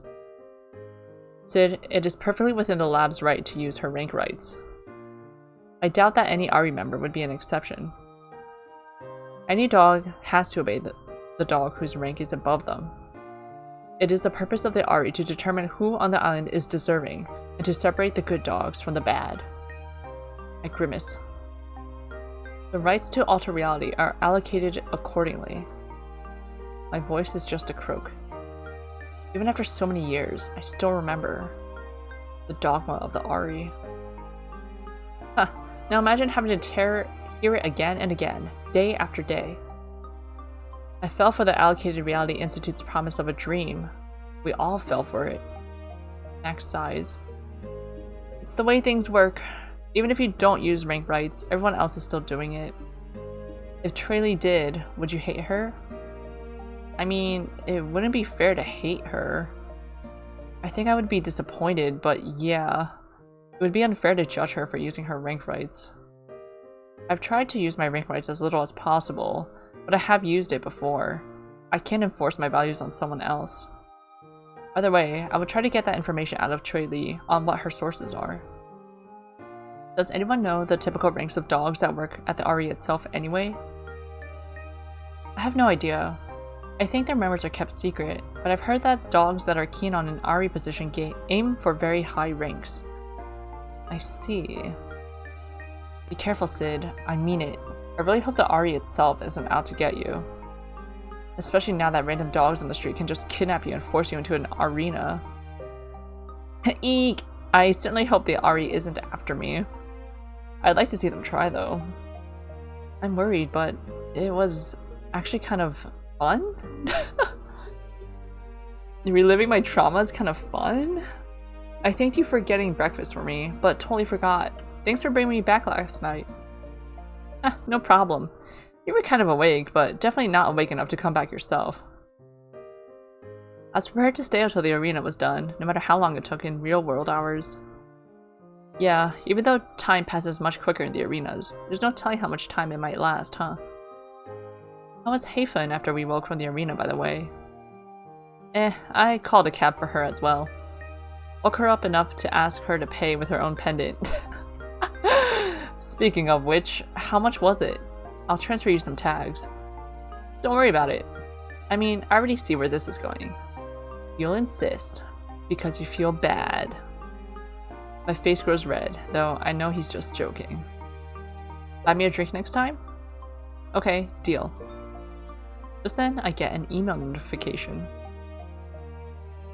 The work talk! I've attached the sheet of company names and their logos generated from image recognition. I've included the raw list, as well as marked down ones I would delete after checking manually, but I left them in case you spot something. Got it. Thanks, Trey. Well, only have one option. Download those files. Say, Max, you want to help me go through these? Sure thing. We spent some time going through the sheet. In the end, we still have quite a long list of logos that could be a match. I have an idea. Hey QL, could you do a search of where those companies are located physically? Sure thing, one sec. Moments later, I get a message notification. Oh, she quick with that. Download files. Perfect. New columns have been added to the dataset with the addresses as well as geohashes. Oh, so reliable. I plot the locations onto a map, leaving only the ones that are within a certain radius to NJ station and KH station. I tinker around with how large the radius should be, eventually settling on encompassing just up to the stations preceding and following them on the MRT line. If he had really left some hint related to location, it wouldn't make sense if it were somewhere too far from the two stations. It's amazing this can all work on wrist phones. Yeah, I know, right? I remember when you had to do even lightweight work on computers. In Canada, I worked for technology research, and we were using the equivalents to desktop computers here for most things. The processing power of phones isn't as advanced there. Things in general aren't as convenient, but at my work, basically, we were responsible for developing and improving technologies. Hardware, software. I took a lot of inspiration from what existed on the island. I bet you had quite some suggestions. I bet you had quite some suggestions for them. I did. When I left, technology on the island was still more advanced than K9 does. So I was able to repurpose some of the software for use in K9.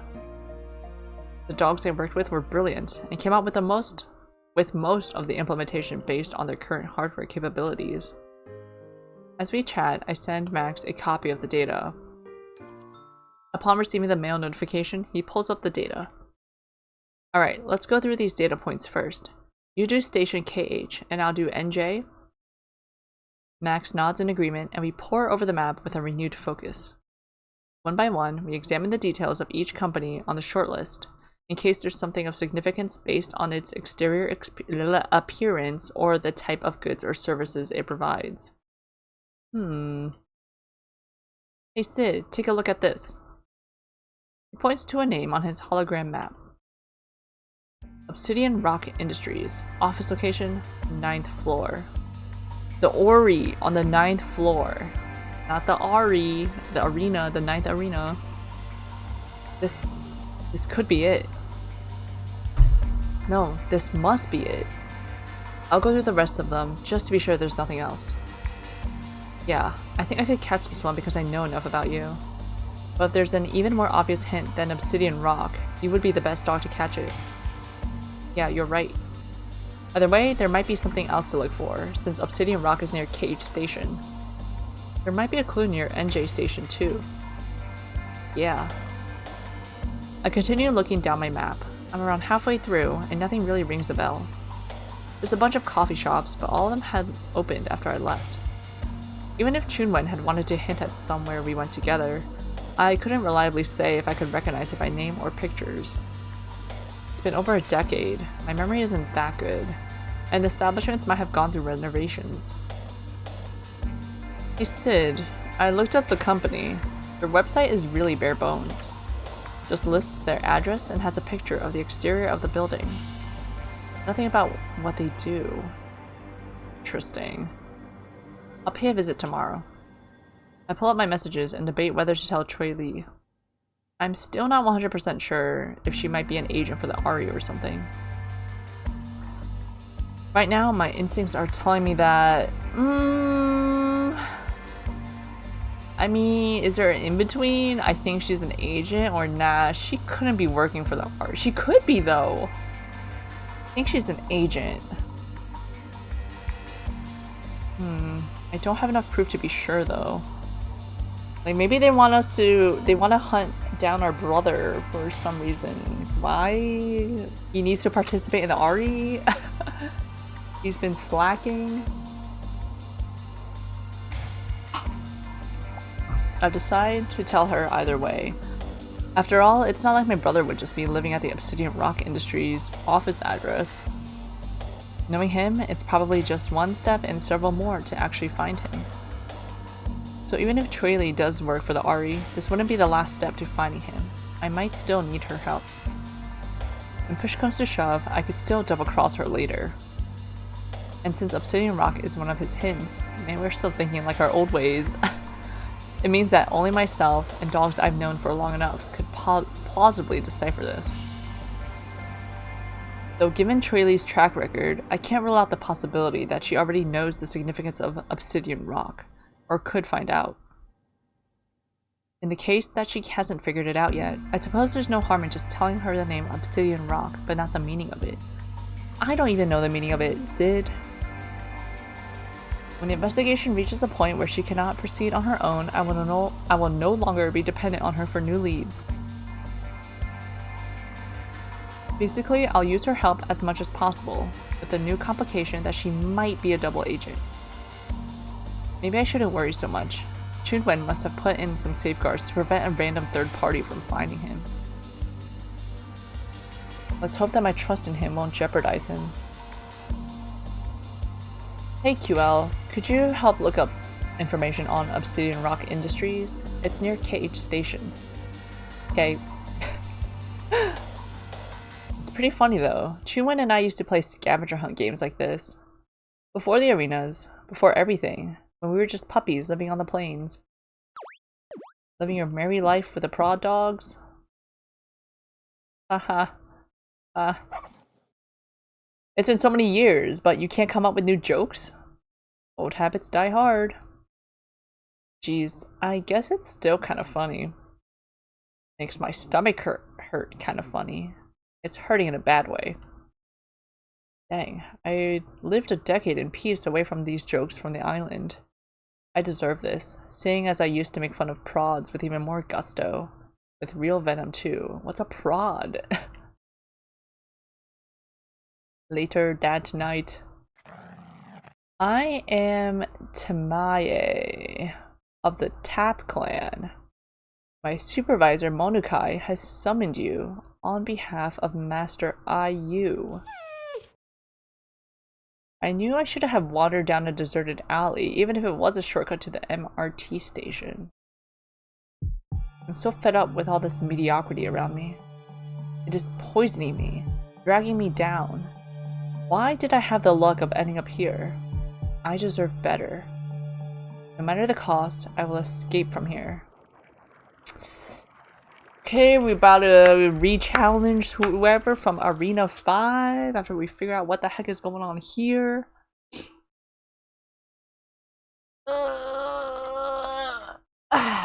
Just sippy some water.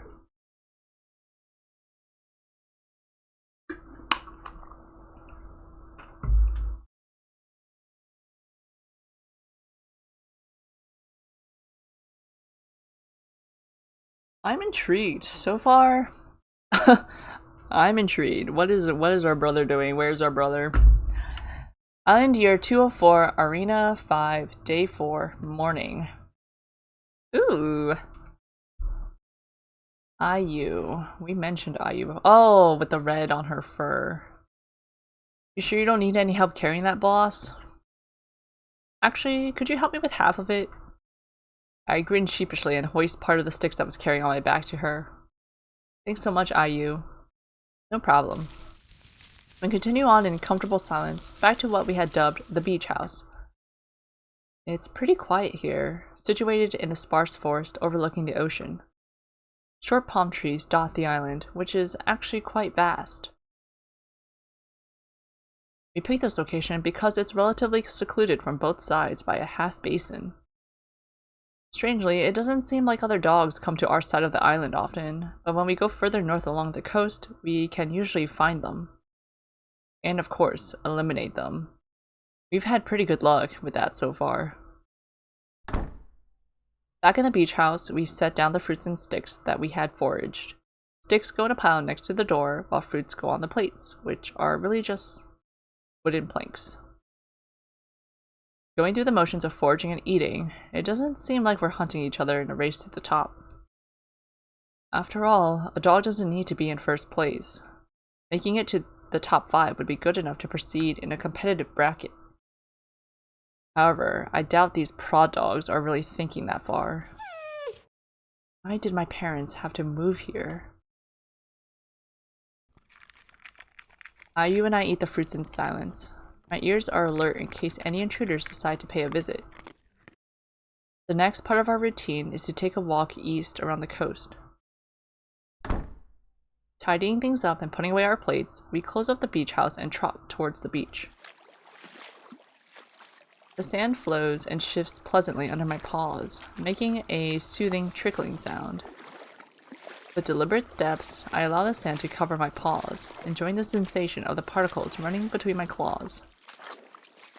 In a shallow area of the water, there sits rocks covered with sea lichen, with interesting cavities from erosion by the waves. Ayu hops around on them, and I follow, the waves lapping at my feet. She leaps off one of the rocks, submerging herself fully in the water, before bobbing up and yanking me down with her. I yap in surprise, but quickly shut my mouth as I am plunged into the water. Bubbles burst all around me, and I flail my limbs to float upwards. The light shimmers under the water, and I see seaweed and coral painting a colorful backdrop in the ocean before I emerge with a gasp of air. Haha, it's deeper here than it looks. I splash Ayu with water, and she sticks a tongue out playfully at me before she treads away, pedaling with her front limbs. I'm gonna get you back for this. We proceed to have a lengthy water fight before we head back on shore. Alright, time to get serious. I reach up to my face and pretend to adjust imaginary sunglasses, a gesture which she returns. It's a ritual of sorts, which just naturally came into place. A sign of teamwork and camaraderie, mutually acknowledging the good work we've done over the last 2 days. 2 days ago. Day 2. I pin the yapping dog down on the sand. I don't further attack her though, simply holding her in place. Call it a respite before the real pain begins. Ayu, who had just been hiding in the line of palm trees, comes bounding out. She joins me above the pinned victim, taking a huge swipe at her neck. The body I had been pinning down slowly dissolves into ashes, its particles floating into the air. Ayu and I watch it disappear. It's as if a living being wasn't here just seconds ago. I hold out a paw towards Ayu, and she meets it with a high five. Sweet, that's another one down. Hell yeah. I put a paw up to my face, pretending to adjust an imaginary pair of sunglasses. Ha! We're so good at this. She mimics my movement, a smile as smug as mine on her face. Where to now, boss? Don't call me that. But let's keep going clockwise down the coast. Maybe we'll find an area that's good to set up camp. We walk for what seemed like a couple of hours until the evening, not encountering any other dogs. Kind of strange there have been fewer dogs since we started heading southwest. Well, it does seem that we all spawned on the island in the same area, around the northeast shore of the island. Weirdly, I keep having a dream that instead of spawning, we were dropped into the arena from a flying bus. Where we dropping, lads? Anyhow, it seems that there aren't many dogs that bother exploring the island further. Or teaming up for that matter. I wonder if they expect to do well, or even plan to. Like you said, we're prod dogs. I don't think it's something we really think about. I'm glad you're special in that regard, though. It's strange being the only non-prod dog here. I take her paws in mine. But I know you want this as badly as I do. We'll rate top tier in this arena, and proceed to a good bracket, which we deserve. I think we're the manipulator, actually. Ayu nods vigorously and gives me a determined smile. We continue on our way and decide to head deeper into the foliage before it gets too dark to see. As luck would have it, we stumble across a small hut. We double-check the perimeter, checking for signs of inhabitants. With me at the rear as backup, Ayu then charges inside. It turns out there is no one inside, and so we make it our temporary base. The next day, we forage further down the island, but don't find any more dogs. We get a good haul of supplies and bring them back to the hut. 2 more days pass, and we continue using the hut. We decided it would be a waste to not use it as a long-term base and name it the beach house. Now, here we are in the afternoon of day 4. I'm in the beach house, drafting up a rough map of the island as we've explored it and the locations where we had spotted dogs. Of course, I also have markers for where we eliminated dogs to the best of my memory. It really seems that they don't care that much and are treating this like some sort of resort or playground brawl at most. I didn't want to believe it, but it seems prod dogs only have brawn on their side. Like a production dog, like a working dog? As any good dog will know, that has never been enough to go far in historical arenas. I take a final look at the map, proud of my work. My thoughts are interrupted by knocking on the door. Tap, tap, tap, tap, tap. It is the knocking pattern I agreed on with Ayu to verify our identity whenever we enter the beach house. I should be more vigilant on my surroundings. I shouldn't have been outside the beach house to check for activity since she went out on patrol. Even if I didn't hear anything suspicious, I should be more proactive and not treat this like some urban office. As expected, Ayu enters, and the first thing I notice is her flustered expression. Immediately, I am concerned. Did she have an encounter? Was she followed back here? Boss! Boss! I saw something bad! She pauses, catching her breath. Tell me everything. I straighten up, waiting for her to calm down and gather her thoughts. I saw 2 dogs teaming up and eliminate another. They were actively on the hunt and seemed very strong. I'm worried. Ah, got it. Thank dog. I thought it might have been something worse. Did they notice you? I don't think so, but I think they could track me down if they want to. They had a pretty elaborate system set up, just like us. Alright then, as long as they didn't spot you, there's nothing to worry about. But, like I said, they're definitely a threat. It's the first time I've seen any other coordinated teamwork on this island. Look, I know it's surprising to see some intelligent behavior for once, but don't sweat it. If we run into them, just deal with it like we planned. Same way we eliminated those individual dogs? Yes, that's right. But I tell you, it's different. Like you said, I'm the boss, am I not? Do as you're told then. Oh my god, we're getting cocky. Yes, boss. She trots off, ears drooping. Maybe I was too harsh. I see where she's coming from. Prod dogs are usually born in families that never had higher rankings, so of course they don't know much about arenas, or even know about the benefits of winning. Wait, what did they say? Oh, okay. Of course, they didn't have much cause to study the past arenas and to come up with strategies before Paw. It's such a waste, because the key to becoming a good dog lies just under their noses, if only they make an effort. It might be a blessing that my parents came to the plains, which is why I ended up competing with the prod dogs. So the fact that some prod dogs happen to team up is nothing to worry about. Are we sure about that? The day after, we go on our daily scouting trip. Ayu is quieter than usual, and the air hangs silent without our usual playful banter. She's still worried about what she saw yesterday. I'll let her worry, I guess. It doesn't seem like there's much I can say to persuade her otherwise. I have to make the best of what I have, and currently, that is Ayu. Bruh. Plus, there are fewer dogs left now. It makes sense that the remaining opponents will be more of a threat. We can't afford to mess around like before anymore. Maybe there will finally be an actual challenge. We round a bend to the shoreline to our usual relaxing spot on the ocean rocks, and I try to cheer Ayu up. I hop on the rocks, reaching to her with a paw. Hey, you want to take a break? Sure, if you say so, boss. Gee, I feel bad that you call me boss when you say it with such low spirits. Good, she seems to have lightened up a little. We hop around, splashing in the water just like any other day. Say, boss. Yeah, Ayu? I know you said not to worry about the other dogs, but I'm kinda scared. Oh, I guessed you had that on your mind. But what is it exactly that you're afraid of? What makes them a threat? Can you list all your reasons to me? I try to be patient, understanding. I mimic the slow, professional cadence that my mom uses when she speaks on the phone. It sounds pretty soothing to me. I don't know. They're just so scary. And why do we have to do this? She plops down on a rock, not minding that it's lightly submerged in water. I believe what you said, about this being the key to having the life that a good dog deserves. I know there's more for me to experience beyond what I currently have. But is this really for me? I'm just a prod dog.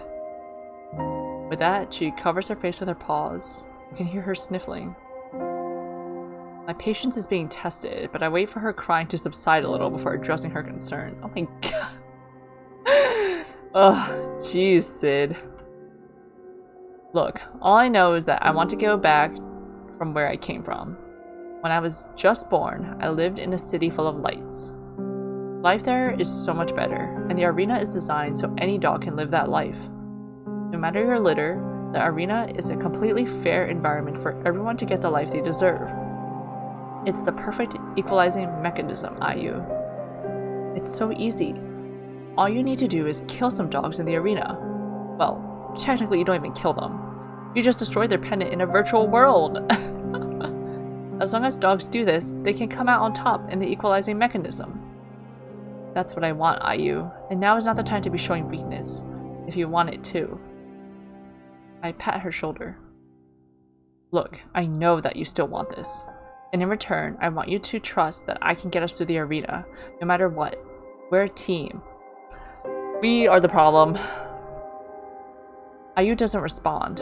I grip her shoulder and shake her.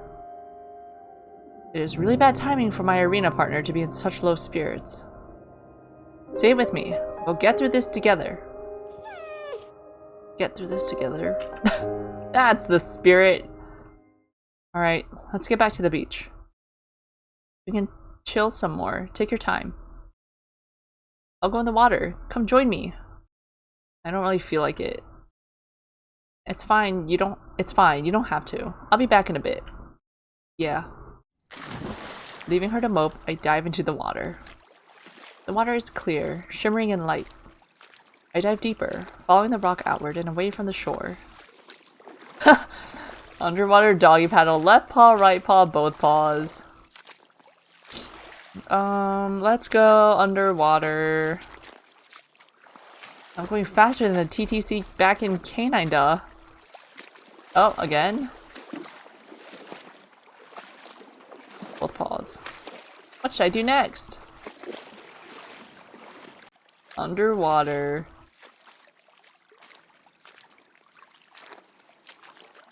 Both paws? Okay. Left paw. Water, water, water. Loot. Right paw. A force slams me from above. The air... She looks like a flight attendant. The air is knocked out of me, and I reel under the pain, my side throbbing. I feel paws scuffling and grabbing me, inching around my neck. My mind barely pieces together the fact that this is the same dog that dived on top of me. I struggle and kick the water, twisting my torso.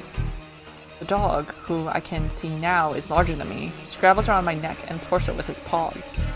I know exactly what he's trying to find. I draw up my hind legs and kick into him, propelling myself away. However, there's a splash, and another dog dives into the water from above. This one misses me by some distance, though, since it failed to knock into me with a dive, like the first dog did. Where on earth did they come from? I didn't see any dogs on the rocks when Ayu and I were still there. I take the chance to propel myself up to the surface, breaking it with a small splash. Ayu! Ayu! I waste no time barking for Ayu. A smaller dog bursts out of the water as well, with just a few paws reach away. We both make a beeline for each other, and I take a huge swipe at her chest.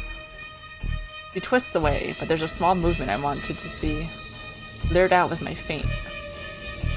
Her paw reaches up to shield an area of her clothes. Ha! Big mistake. She swipes at me as well, but like my first swipe, it has no real target to pinpoint. Of course, I had hidden my pendant well within my clothes. I know not to shield it and reveal its location, unless it's at real risk of being hit. In response, I lunge in for the kill. I have you. My paws connect with something hard under her shirt. Button pressed. Bingo. Boss! Boss! Just in time, I see Ayu right up. Run. What? I see Ayu up on the ledge, looking down at us. When I was fighting the smaller Shiba Inu, the larger dog that I initially escaped from seems to have retreated. I see no sign of him. Probably a good choice, as he obviously saw that his companion has been eliminated. I wave up to Ayu. Hey, how's it going? Are you alright? Yeah, I'm good. Just had a little water fight with some new friends. I'll be right up. Ayu, watch out! A figure knocks into Ayu, and I can see that it's the first larger dog that had ambushed me. How did he even get back up there? The rocks are so steep. Ayu is scuffling with the dog. He's trying to pin her down, but she's putting up a good fight. Ayu, jump into the water, now! Ayu uses her hind legs to push the enemy off, before rolling and twisting straight off the cliff. She lands with a splash. However, the opponent, who heard my command as well, follows suit. Great, he's taking the bait. Above water, Ayu would probably be in a sticky situation, although I have seen her fight off larger dogs. However, now that it's 2 versus 1, he stands no chance. I'm certain of that. Ayu, stay under the water for as long as you can. Ayu obeys, and with that, we both dive down. Ha! It must be quite confusing for a Mr. Attacker here, but he won't be around long enough to figure us out. Following us, he dives down and lunges for Ayu. I paddle closer but leave Ayu to her own devices as she battles one-on-one with the attacker. After a quick observation, I figure out where his pendant is located. It's not like it's a creative hiding spot. I can clearly see that it's in his jacket pocket. I still don't offer Ayu any help, despite being at a good vantage point behind the opponent's back. But I use this positioning for another reason, gesturing for her to come back up to the surface. The opponent can't see, but I know Ayu did. The reason to break surface again is that, in the water, I don't think Ayu has enough strength to break the enemy pendant. Our fur, combined with skinny Shiba Inu limbs, make it too difficult to get a good hit underwater. But as Ayu and he break for air, I make my move. And with that, it's over. Perfect timing. Ayu is as cheerful as ever. The source of her previous anxiety over the arena proved completely wrong. At least, that's what I hope. It was the first time we defeated 2 dogs at once, boss. Pow, just like that, and they were eliminated. Yeah, though, I have to admit, their strategy was pretty sound. I can't believe they found that little cave in the rocks that was just slightly above water. Also, they must have been tracking us for a while and waiting for us. Yeah, they totally figured out our routine. It was amazing that you held them off for so long. Huh, it was thanks to you that we managed to get them both. I would have lost in a fair fight. You just somehow knew exactly what to do. In the moment, I had no idea why you told me to dive underwater. But I'm glad it worked out, boss. Yeah, if you took the time to question anything, nothing would have gone well this entire arena. Ha! And with that, we head back to the beach house. We suddenly agreed to stop patrolling the shore for the day. Day 7. As the days pass, Ayu and I explore our other parts of the arena. We eliminate some dogs in the way, but eventually we encounter no more. Ooh, the final tussle. After another couple of days, it seems like there are only 2 more dogs left on the island. We had spotted the 2 from afar, and what we can guess is their base of operations. It's further north in the arena, closer to the original spawn point than the beach house. I'm wondering where these devs source their images from. Like, why are these dogs in like uniform? They're in matching uniform. I wonder if they like found these images first and were like, we have to do something with this. We have to come up with a story with this. Just sip some more water.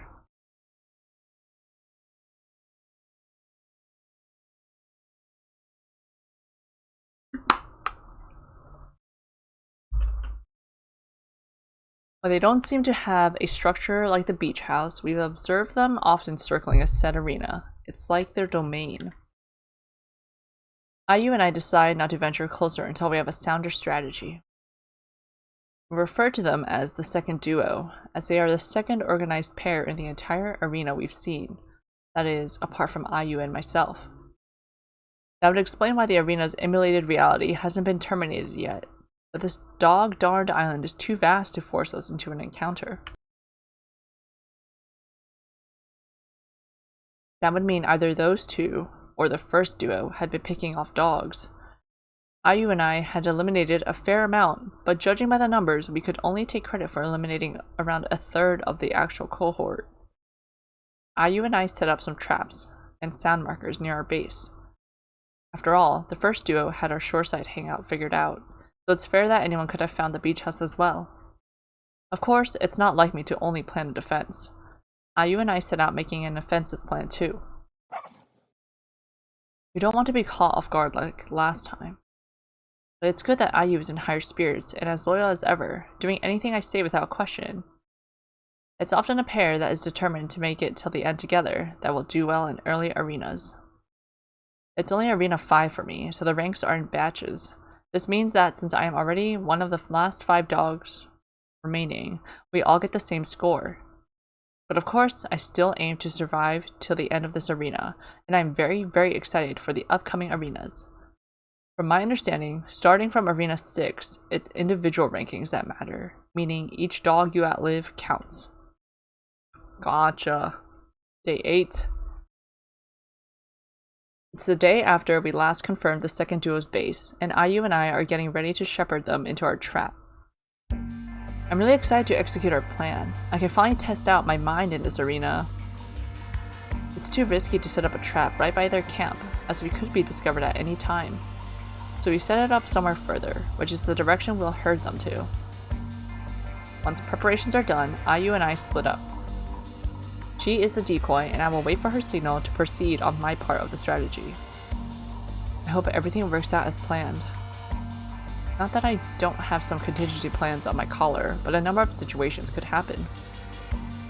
Like, what if they just gave birth to 2 puppies who are now their minions? It'd be 2 against 4!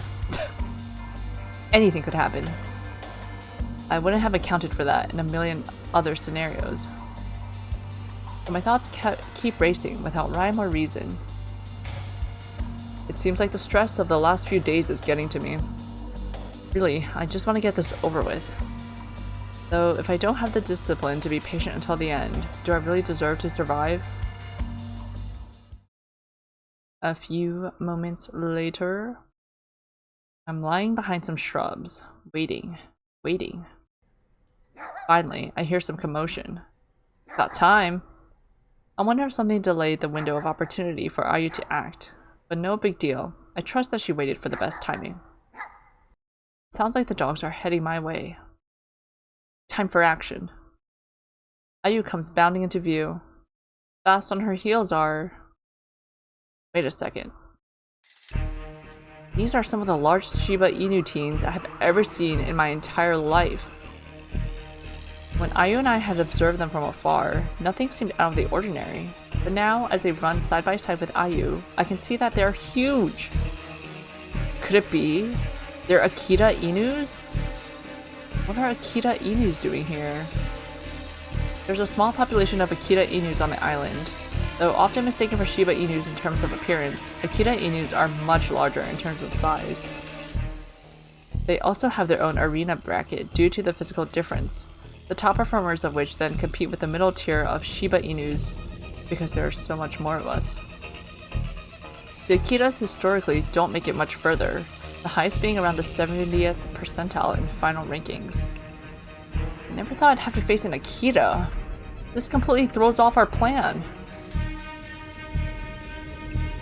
They were right at our trap. In this area of the forest, we had laid a web of tripwires to capture the enemy while I could come in and join Ayu. Being the faster dog out of the two of us, of course Ayu was the bait. Of course, Ayu had the traps memorized so that she could bypass them with ease. Ayu and I set the traps at a height that they would trip most Shiba Inus. As it was, Ayu has to jump over some of them. The Akita Inus were only slightly hindered by our tripwires. Now that Ayu knows that things are not going according to plan, she must be waiting for my instructions. So why am I so indecisive? It's as if time has frozen. I'm trying to come up with solutions to win, but my train of thought keeps hitting a wall. I try and try to gather my thoughts. The wall resists me. It looms up over me, while I stand small underneath it. My only idea is to stall. Okay, Ayu, let's hope this works, for the sake of you and me both. To the clearing! Terrified as Ayu seems, she makes a small nod. I can only watch helplessly as she dashes around the two dogs, back into the trap zone that we now know won't work against the Akita opponents. The enemies must have heard me, but as I'm still hiding in the shrubs, they don't seem to bother stopping or splitting up to find me. I'd hoped for them to split up. My heart sinks. This will be a true 2-on-2. I dash out from my hiding place and give a chase. Of course, I'm not getting much distance on the two Akitas, as well as a physically fitter Ayu. Ayu buys me time, taking more of a zigzag route, allowing me to close the distance in a straight line. One of them looks behind their shoulder, spotting me. Ah, there's another runt.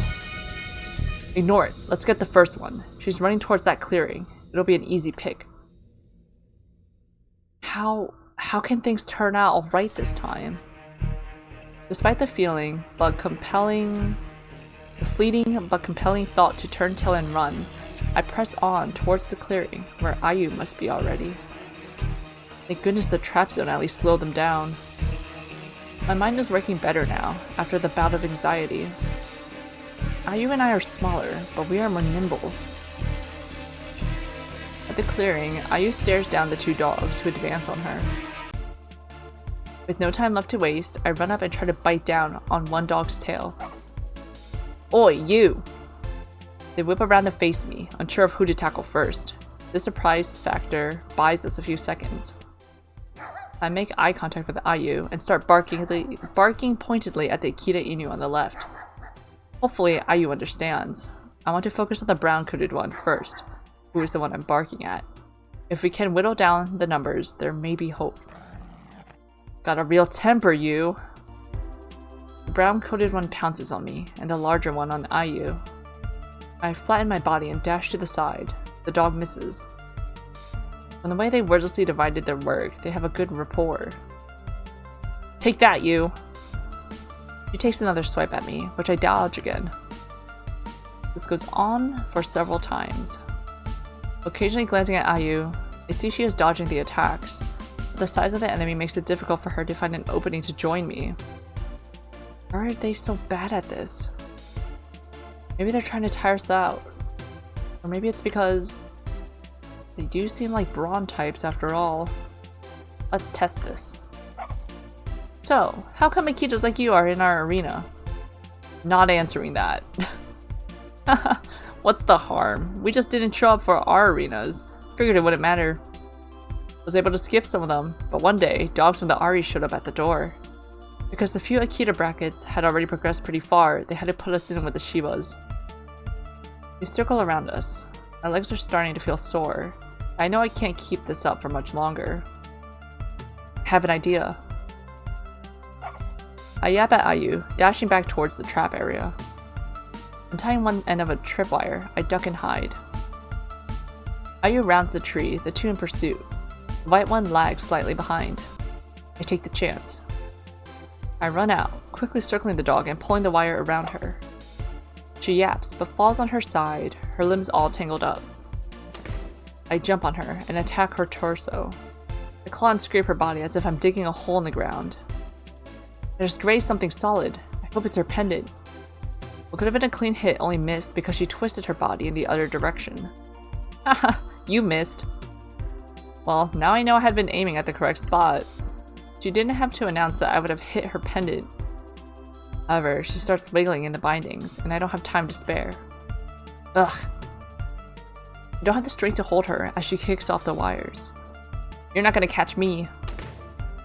She gleefully leaps upright, but tumbles to the ground again. Ayu had circled back and is biting the enemy's tail with all her might, holding her briefly in place. Now's my chance. Got him. Yes! Only one left to go. Where is he though? Did Ayu give him the slip? But now it's 2 versus 1. I have just the plan to take him down. Ayu, behind you! I wince as he pounces straight for Ayu. Thankfully, Ayu dodges him. No time to waste. I yank at another tripwire, but the knot is tight. Sid, help! I glance over. Ayu's tail is pinned by the other dog. She struggles in vain, but only succeeds in yanking on her own tail. I don't have time. I stay put, ignoring Ayu's yelps. Gah! I just need this tripwire to come free! After a couple more moments, I untie the knot. I run towards the dog, just as he takes a fatal swipe at Ayu. Ooh. She locks eyes with me as she dissolves. There's so much pain in her expression. It is the face of realizing that I didn't come back for her on purpose. It's too late for her. It's too late for me to have any regrets. And with that, I trip up the other dog and wrap the wire around his legs. Now! She's just doing to us what? Or what? What's her name? Heifun just did to us what we did to Ayu. Present day, island year 224, arena 5, day 1. Back at it again. So we did walk down the deserted alley. I thought we were literally dreaming. I knew I shouldn't have wandered down a deserted alley, even if it was a shortcut to the MRT station. Come on, Sid, come on. The island denizens are so unkind to me, one of their own. Will I be able to survive this arena again? I feel ashamed to face Ayu. I don't go by the beach house. With the re-challenge of Arena 9, I bide my time. What I observed from Heifun's re-challenge is that the dogs, other than me and her, only act like how they would in the past, unless told otherwise. I know that ahead of Ayu, but I'm sure she could also figure that out. Heifun figured it out quickly, since it was obvious that the fan shoe in the re-challenge couldn't be the real one.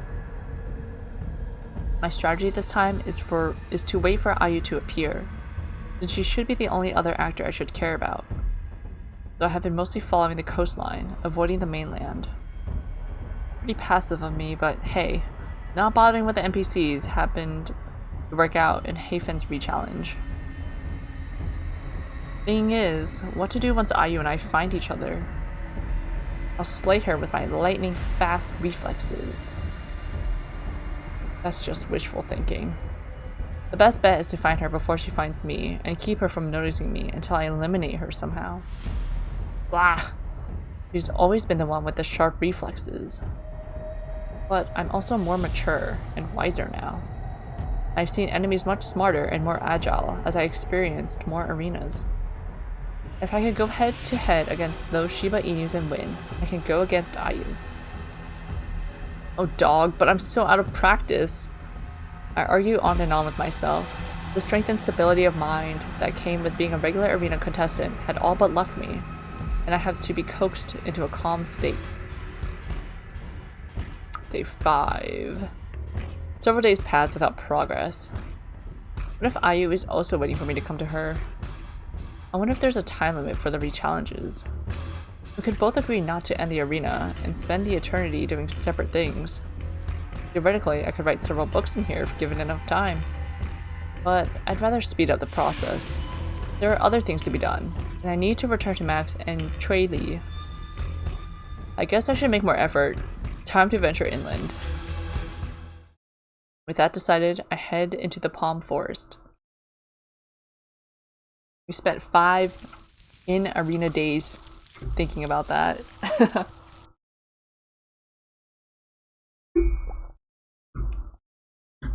The bright summer sun bakes on my fur, the sparse palms not offering much in terms of shade.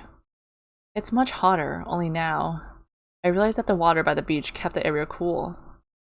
Think about the beach house. It was one of my favorite safe houses out of all the arenas I've been through. Perhaps it was also the fact that I freely trusted another dog at the time that made the beach house a good memory. I got more jaded with each subsequent arena. There are times where I think back and ask myself, what would I change if I got the chance to?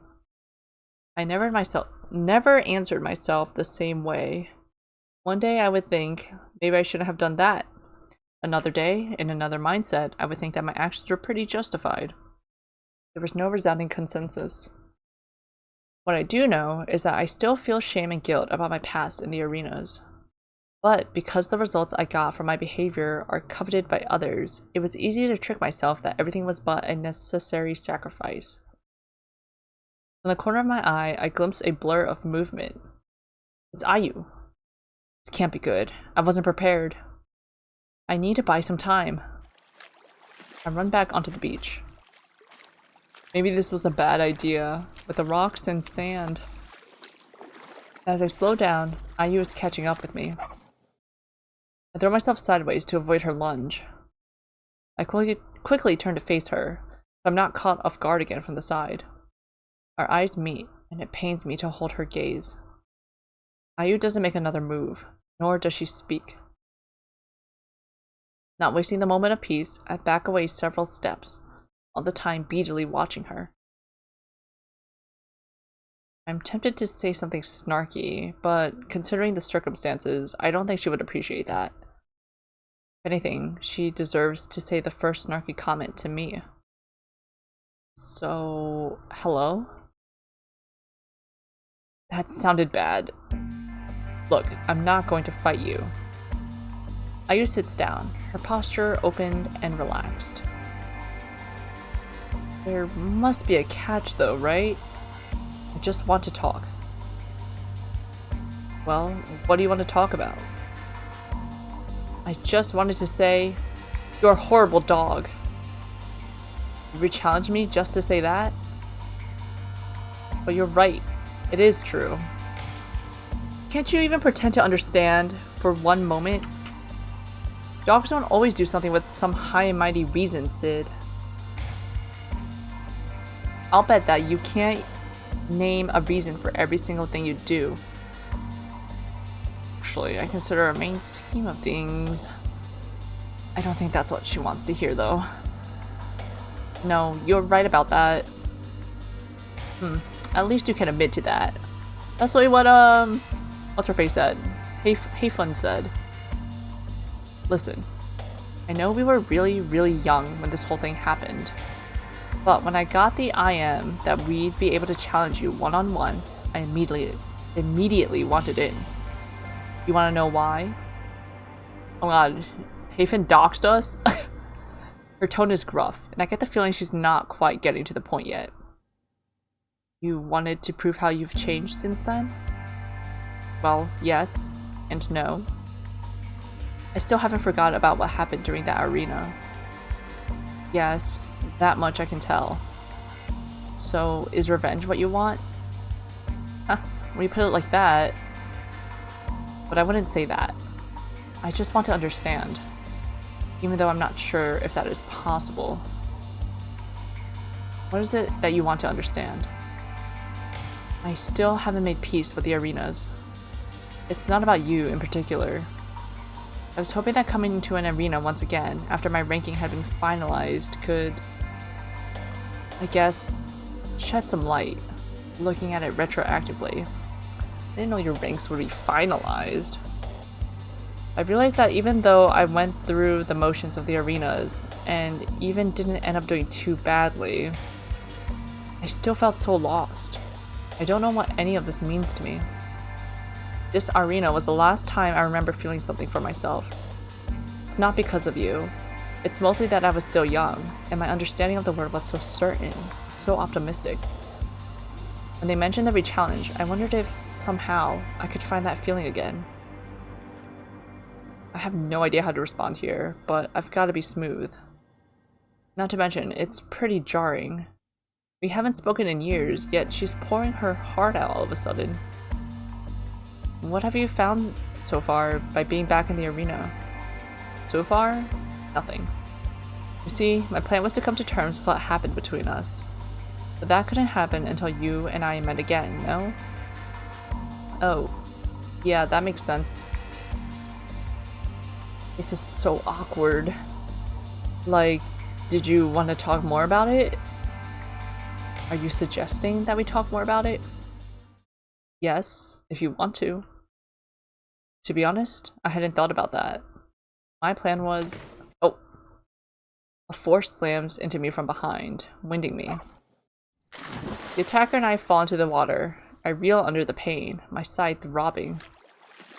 I feel paws scuffling and grabbing me, inching around my neck. My mind barely pieces together the fact that this is the same dog that dived on top of me. I struggle and kick the water, twisting my torso. There's a splash and another dog dives into the water from above. This one misses me by some distance, though, since it failed to knock into me with a dive like the first dog did. It was the pair of dogs that had ambushed me in the arena in the past. Ayu, did she...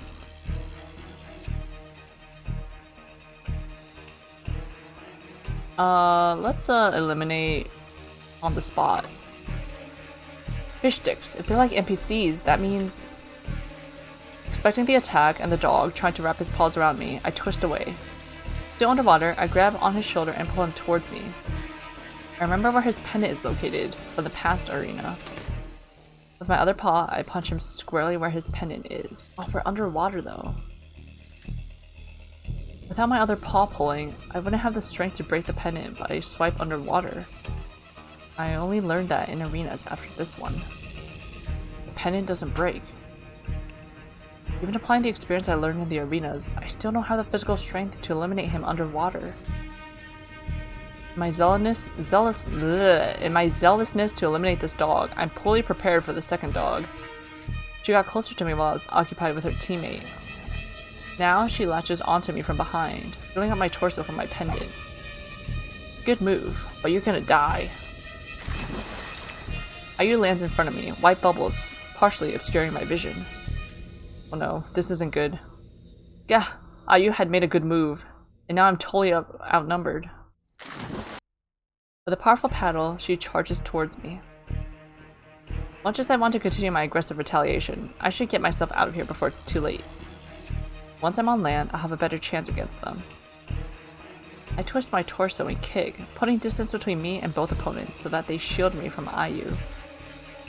Ayu knocks into the two of them, and I see them wrestling, air bubbles erupting from their mouths and noses. With that, I make my escape. With that distraction, I am able to put some distance between me and the competing dogs. Kicking and pawing my way to the surface, I paddle as quickly as I can towards the shore. I've got to make it there alive. What about Ayu? Once on shore, I don't even bother shaking myself dry.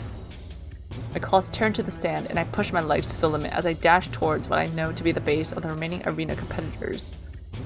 The second duo, Ayu and I had called them, the Shiba Inus. Entering the sparse palm forest, I can't afford to slow down. Twisting and turning my way around the palm trunks, I almost slipped several times with my velocity. It must be close now. I slow down to a trot and try to conceal myself, so I won't be caught off guard if the two Akitas catch me first. Well, what's our plan here? There they are. So either Ayu or the other, or both, should be on my tracks. The difficult part comes with not knowing where Ayu is now. I need to time this precisely, or I will be the one in trouble. I scoop up a rock from the ground and weigh it in my paw. I'll throw it to the right of me. Like clockwork, they're guaranteed to hear it and think it is a dog. They will know exactly where the rock hit and thus go patrolling, almost as if programmed to behave that way. Throwing rocks will be the distraction. I snap out of my daydreaming. I really play too much of the Tomb Digger games. Sadly, that's not how things work in real life. Though, since arenas are emulated reality, does that mean they're a video game in a sense? Stop the Sid thoughts. Focus! I've got to distract them, but not with a rock. With that very loud distraction, I wait a brief moment to see that the two Akitas have sprung up and are looking around in my general direction. I quickly move towards the beach before they get close enough to spot me. Hopefully I'll run into Ayu or the other dog at any time now. I listen carefully as I walk. I'm definitely being tailed, though I'm not sure if they have a visual on me. The ground I covered so quickly while sprinting seems so vast at a walk. I would have run, but being quiet is the priority. If the two Akitas are provoked, I could not outrun them. Hurry, Ayu, take my bait. There. Ayu's in the distance looking at the ground. Following my footprints, perhaps? I remember telling her a story of our ancestors having a keen sense of smell. I'd be toast if technology hadn't come and caused our devolution. Anyhow, time to cause another distraction. By this time, the Akitas had seen me. They are tailing me discreetly, perhaps deciding to observe me first. Maybe I just don't look fun to them yet. I have an idea. This should get them going. I stop and look up and down slowly, as if looking for something. Then I look back at them and make eye contact for the first time. I yelp and flatten my body. The switch is instant, like a ball being tossed, which is a funny idiom from our ancestors' instincts. Like a ball being tossed, the two immediately enter hunting mode, growling and taking off towards me.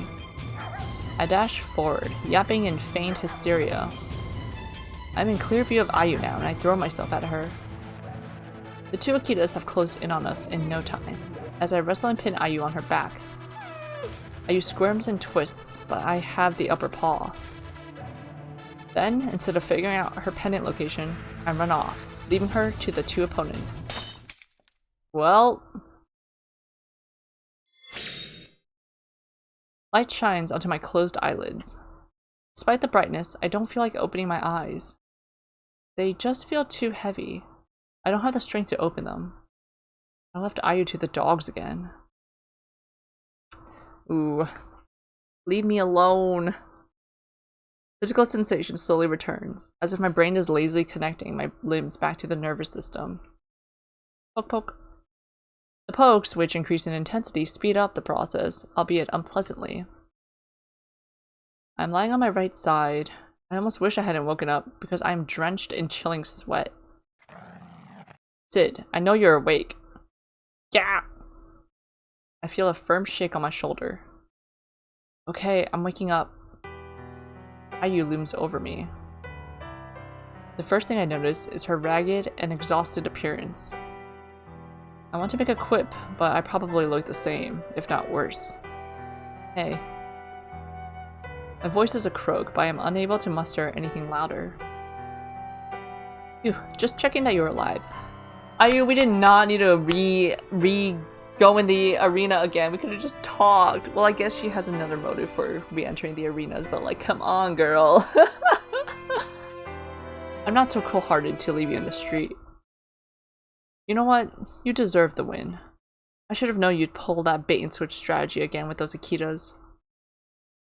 I don't have the energy to respond, but she looks at me intently. She knows I'm listening. I was watching from the rocks. You've changed somewhat. I wasn't expecting you to just run. The Sid I knew was ruthless to the core and would never have done that. So there might be hope for you after all. Gives me one more poke on the shoulder, like a kick than anything though. By the way. She turns away and raises a paw in farewell. I forgive you. Wow, we got off easily with that. We didn't even apologize and she's already forgive us. With that, she makes her exit. I knew I should have wandered off looking for a shortcut. Whatever the Tap clan is, I hope they don't cause me any more trouble. If Ayu is one of their bosses and she has no more quarrel with me, they should leave me alone. I watch her head out of the alleyway, her footsteps heavy, her shadow stretch with the light. Then she's gone. I lie there, my eyes not really focusing on anything. I feel left for dead. I whisper, but there's no one to respond.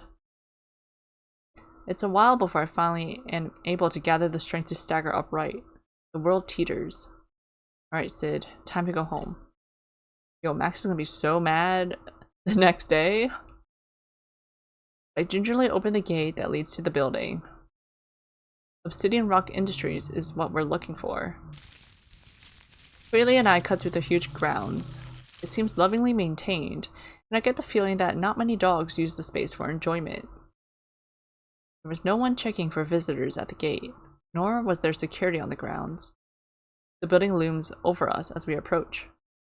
It's an older style building, much like the retro tea shop and restaurant that Max took me to. Red brick gives the building a distinct look, with arches lining the balcony. We pass under the entrance arch. Wow, if your brother owns a space here, he must have really pulled some strings, eh? Probably. Although we don't know, the clue could be in someone else's office. Tall wooden doors block our way, which I pull on. They swing open. I'm guessing the grounds are technically open to the public, but I doubt any dog would dare step inside. The atmosphere is intimidating, to say the least. Hello, esteemed dogs. Oh, hi. There's a wooden booth with only a window opening that we could see through. It reminds me of a box office stand. The dog peers out. My apologies for the interruption, but it is my duty to check the authorization of dogs that come through here. Right. Don't worry, I got this. Traley trots up to the window, pulling out her pendant. I believe you will find this sufficient. She shows it to the dog and he nods. Thank you and welcome. The elevators are ahead and to the left. Please enjoy your stay. Thanks. Wow. 2 for 1. We head to the elevator. I don't know if I should bother asking Traley if she uses her rank rights often. There's no point being upset about it. Like I told Max yesterday, I shouldn't be imposing my belief on others. What to say? Do you ever feel bad when you use your rank rights like that? What do you think about rank rights? Strange, that took 8.86 seconds. Slacker. Hey, Q.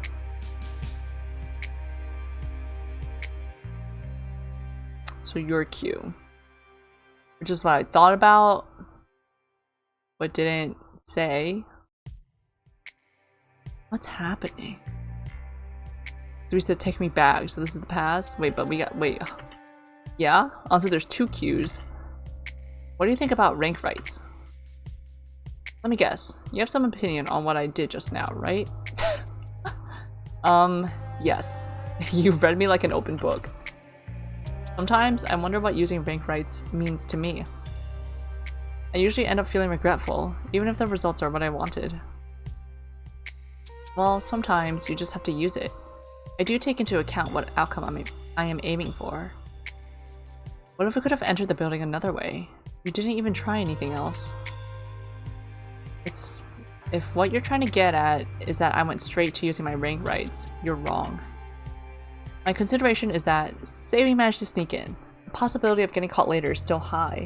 In that case, one of us might still have to resort to using rank rights to escape. So, if there's a high chance of having to use rank rights down the line, it saves a lot of time to use it at the beginning. In other words, going from a 90% probability that we'd have to use rank rights to 100% isn't a large jump. So we might as well use it and save all the additional inconvenience of getting caught in the first place. Alright, that makes sense. You don't seem fully convinced. Look, I don't prefer using rank rights before anything else, but I do think carefully about it, and it's not for every situation. Not for every situation. Many dogs say that, but it ends up being a slippery slope. All of a sudden, getting some lower ranked dog to run your errands could be a justifiable situation. I see your point, but you're thinking too much. It sounds like you're really trying to demonstrate some moral high ground here, like you're trying to make me feel guilty. I know it seems hypocritical that I'm against using rank rights, seeing as I worked so hard to get my own rank. But I really just wanted to not answer to any dog, not to actively bend other dogs to my will. And that is your own choice to make, which I respect. Why do I feel like you have this conversation with many dogs? You talk about this to Max too, eh? I guess it's that obvious. Sorry, I didn't mean to sound accusatory or anything. I'll stop now. That would be nice. Her voice is curt. The first time I've heard it like that. I gulp. I have to contain myself. It's been a decade's worth of pent-up thoughts, but it's not fair to make Trayley listen to me rant on and on. We step out of the elevator.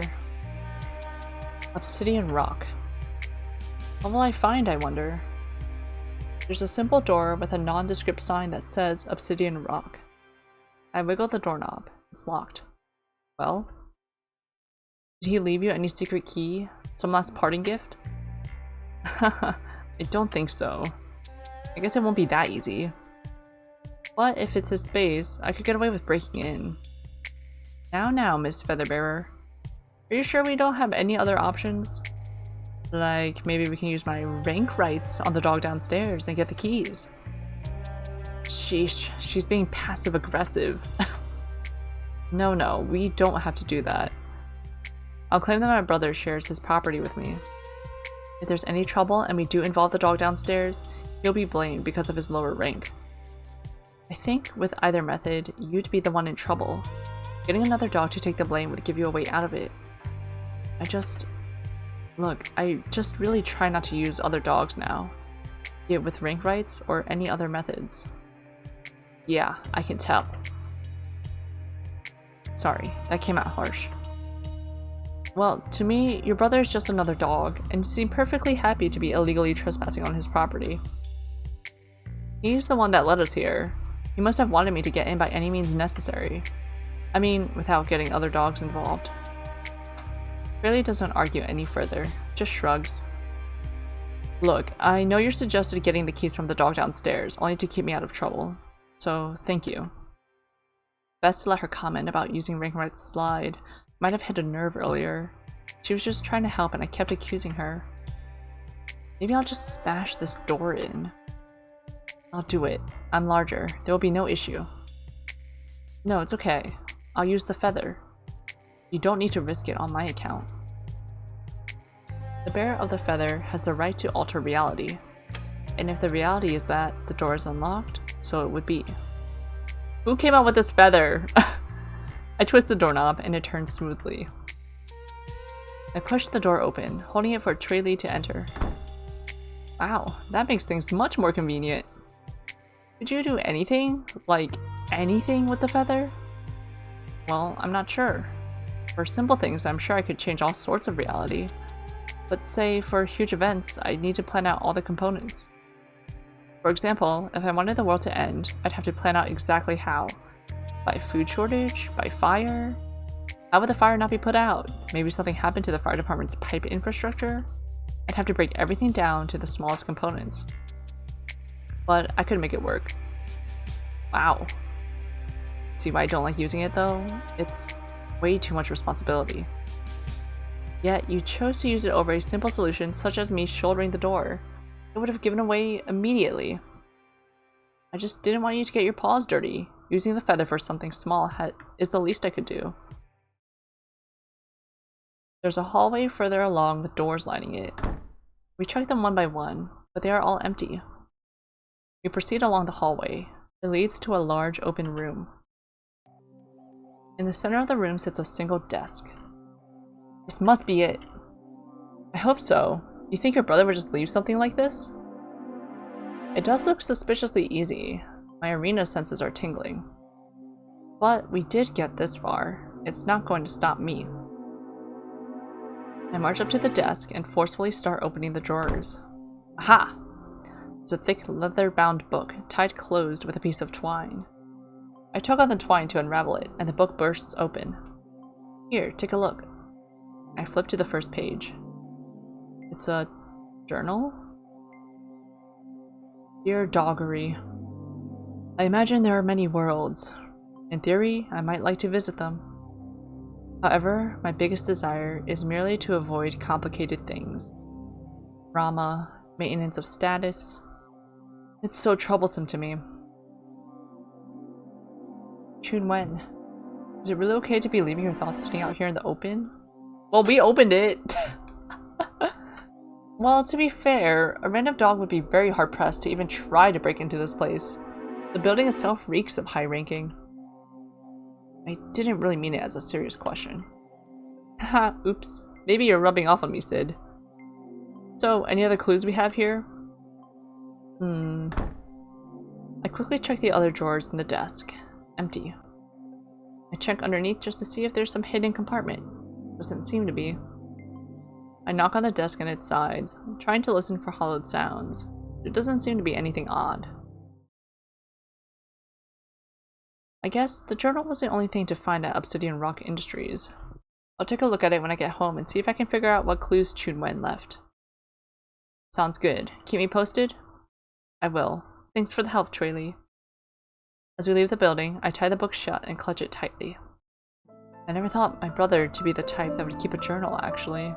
I guess there are parts of each other we don't know. Were you two close? Yes. I consider him to be the dog most like me. That turned out to be eerily true when I learned I would face him in the final arena bracket. We had a great time in the plains as puppies. I think that was the time I saw him the most. After that, we had to live apart from each other. We didn't speak regularly, but I'd see him during the break between an arena bracket or two.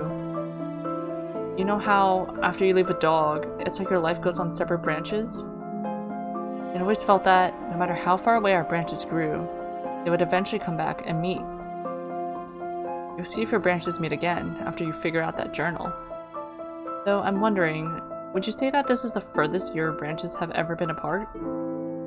You literally left the island, and it's been so many years. Yeah, I've known that we would go our separate ways, but I never expected it would be such separate ways. There were some days when I doubted my decisions, that I wondered if my departure from the island divided our branches irredeemably. But I still have the hope that we'll come together again, like I said. Anyway, I'll go and read through this.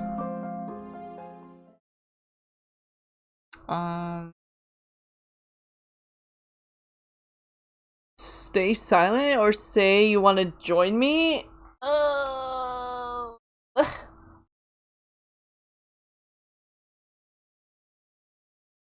mean, it's our brother's journal.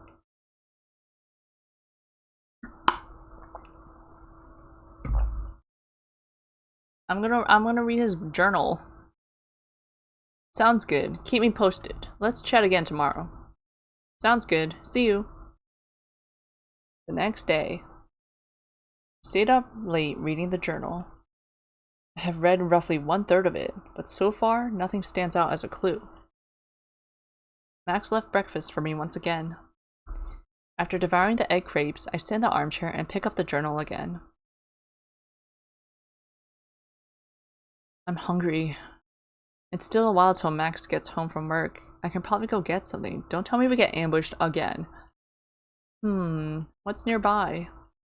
I remember seeing a fried sweet potato stall near here. Or should I get Ayu jelly? It's never not weird that Ayu happens to be the name of a dog and also the name of my favorite drink. Humming a tune, I check for my pendant and turn on Max's alarm system before stepping out the door. I double check that the door is locked and take the elevator down. In the end, I got both the Ayu drink and sweet potato fries. Wait, we didn't even tell Max that we were going to hang out with Traley again. On the way back, I can't help but reach into the paper bag for a sweet potato fry. Alright, I should use the stick. My paws aren't clean. I take the thin bamboo skewer and stick it into the fry. Delicious hot steam comes from the hole I just poked in the thick, freshly fried potato. Delicately, I bring the stick up to my mouth.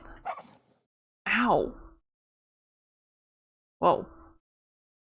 Ugh, where am I? Where is this? Hello, hello? Why are you... The dog takes out her pendant and I feel mine yanking at my jacket as it is drawn like a magnet to the other here we go again. He is much more deserving of the title than me. What confidence I have built up over the years has been shattered by this encounter. No matter what I do, I'll never be as good as her. Is this what other dogs felt like when they went against me in the arenas? By pure luck, I prevailed against her. I have to rely on luck. I used to feel I was in control of my fate. Now I understand it's all just a dice roll. What is the use of trying? Even though the end result was good, I feel like there are many dogs that are much more deserving. They were so skilled. What did they do wrong? I grin as I strap myself down. Arena by arena, I'm closer to fulfilling my destiny. I'm going to hold the power of all reality, and dogs will bow down before me. No one will dare stand in the way of my freedom. I've worked so hard since the last arena, and I've come out on top. And so have the dogs in this bracket. Finally, dogs worthy of going head to head with me. The familiar sensation of the consciousness fading, yet still being aware and sentient. Like emerging from sleep, waking into a world that is real, yet completely parallel to real life. The emulated reality in which arenas are set. I'm buzzing with anticipation. I am so ready to eliminate these dogs. In this arena, it doesn't matter that all of us were the top dog in our past brackets. Here, only one of us can be the winner, and the rest losers. Is our brother like the chief arena maker? Since he was the one talking about, no. Maintaining status? He doesn't want to maintain status no more. These are going to be the most challenging opponents I've ever met. What if they outwit me? No, stop. Take a deep breath, Sid. You're a little nervous. And that is natural. I'm sure everyone is wired up. Island year 211, Arena 12, day 1. We're in the mall. World comes into focus again, and I can feel it. The exhilaration when an arena begins. All alone in the world. So quiet. But no time to enjoy it. Time to get my bearings. This one is set in a modern building. I actually recognize it as a building from real life. Look at the popper on this dog stand. It's a bit different, of course. Usually bustling with dogs in the shopping center downstairs, it's now deserted. Crisscrossed elevators connect the floors, still operating. The trouble is that it's visible from several floors above if you take them. I'd have to be desperate to use these. I'll still hop on the escalators if I have to escape from a tight situation, but let's hope it doesn't come to that. There are 20 of us, so I wonder how we spawned. From what I can tell, I'm on one of the lower floors. Or at least, if this is true to the real-world building layout. Assuming we are evenly distributed, that would mean there's only one dog for every 5 floors or so. These 5 floors could be each dog's de facto territory. Since 5 floors is pretty vast for one dog to guard, it wouldn't be difficult for an opponent to slip inside the territory. On the other paw, it would also be risky to attack someone else's territory early on, because that would leave one's own territory vulnerable. Such are the inconveniences of going solo. Contrary to earlier arenas, it isn't common to group up immediately. If gotten this far, these dogs can take care of themselves. But I prefer this, never relying on anybody if you want to be able to alter reality. That's what I tell myself. No need to trust anyone, but it's great if dogs trust me. That strategy has worked for me thus far. I take a walk around my floor. Storefronts are lined up along the sides with mannequins and glass showcases. Their interiors seem true to life. The storefronts I see so far have clothes racks set up neatly. This is an important observation, as some arenas seem more like set pieces, faster and emptier. I enter a store and stalk through the aisles, noting that they would be good hiding places, or like trees in the wild, good for breaking up line of sight. I continue to explore, feeling more familiar with the floor layout, but I'm also getting impatient to scat out what others are doing. It is risky, since I can't defend my own base when I'm gone. Being aggressive has often worked out for me. I might as well go for it. There is only one ruler of reality, and I am going to be it.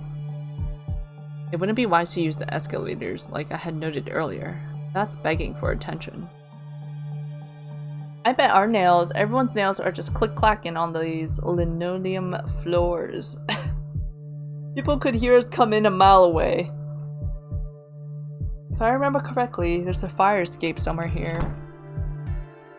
Locating the closest staircase, I begin my ascension.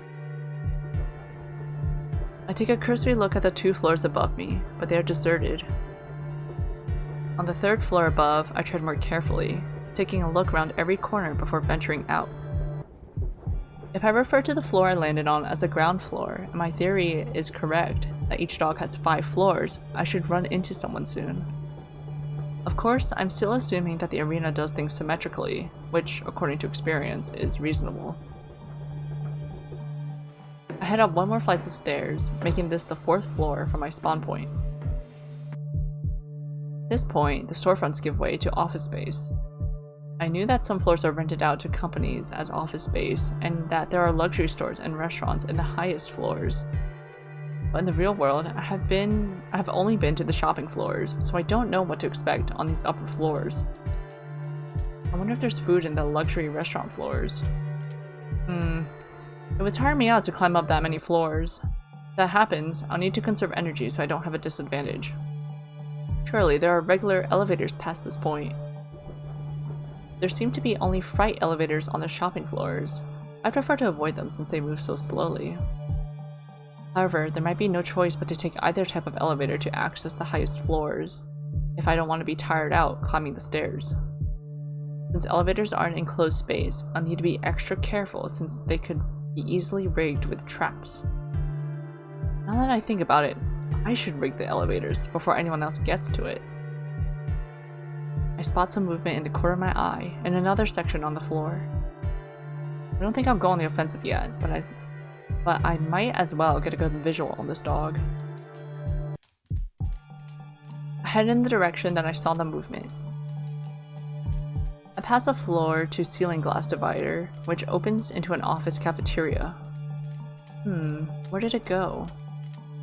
There's no sign of anyone else in the cafeteria area, so I move along. There's another open area that forms a ringed corridor. Ah, there it is again. This dog got a big overcoat on. Now I can clearly see the dog. She's gray, not a very common color, but that makes her all the more memorable. Spotting me, she moves quickly down the ringed corridor and vanishes through the door. Should I go for it? I weigh my options. It's quite early on in the arena, so chances are she hasn't had much preparation. She probably isn't 100% familiar with the surroundings. Unless she happened to have worked here prior, which is unlikely. Work, if applicable, only starts after a dog has completed all their arenas. Oh! So that each dog can be allocated to work that suits their value. Oh, okay. So this is like coming of age arena. You go in to find your designated spot in society. One chance. That's it. You know, there's like this tournament bracket. That's crazy.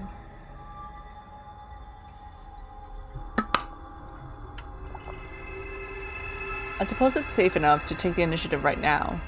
I'm confident with my ability to react on the fly. But how often are they doing these arenas? Because new generations be popping up all the time. How many feathers are there? Unless if this is just a special round of arenas where the prize is the feather. Because I'm assuming there's only one feather. I head for the door she escaped into. It's another cafeteria area, the mirror image of the area I had just left. She must have gone into the offices. I walk through the seating area, but suddenly a vending machine topples down, blocking the way behind me. Got him. How? I could climb over it, but the dog must know exactly where I am now. Try not to think too much about it, I proceed into the offices. It's quiet and seemingly empty. I flatten my body, below the height of the desks. Where could she be? All of a sudden, a cabinet topples down towards me. How is this happening?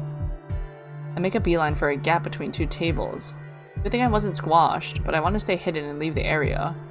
The sound from the furniture traps surely is how she avoids being caught off guard. The further I go in, the more apparent it is that the desks have been rearranged.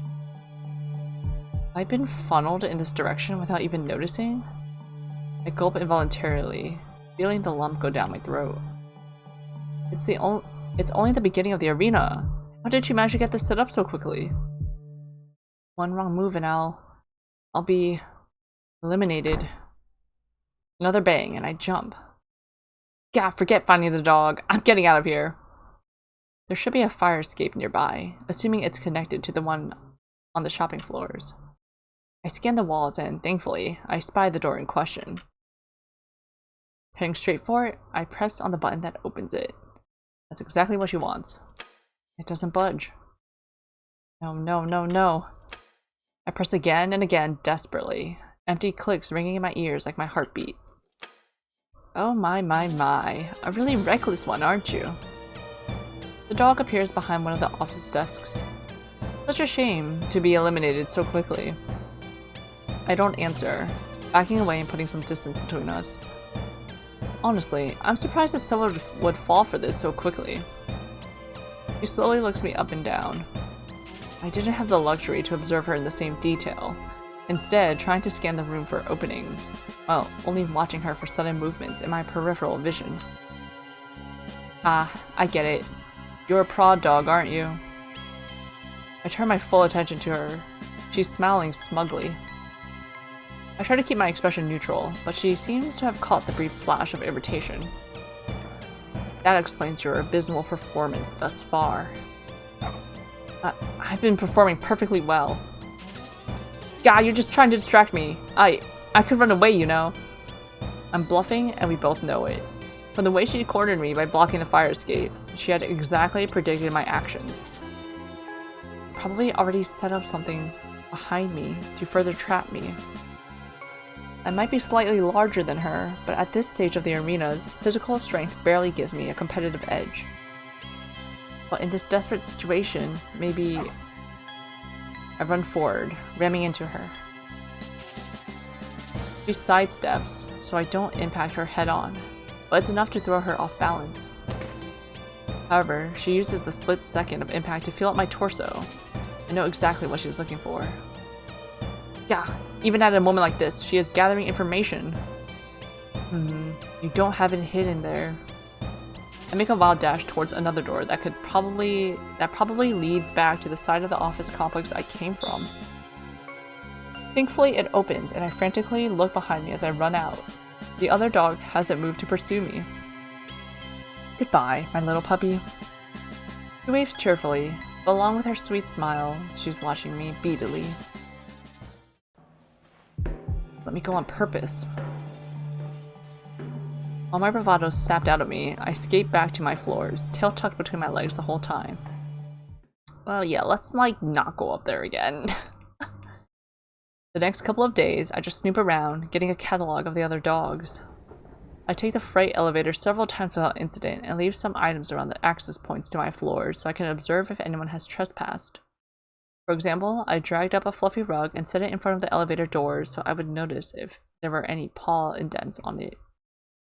In front of the fire escape doors, 4 in total, I spread a thin layer of powder.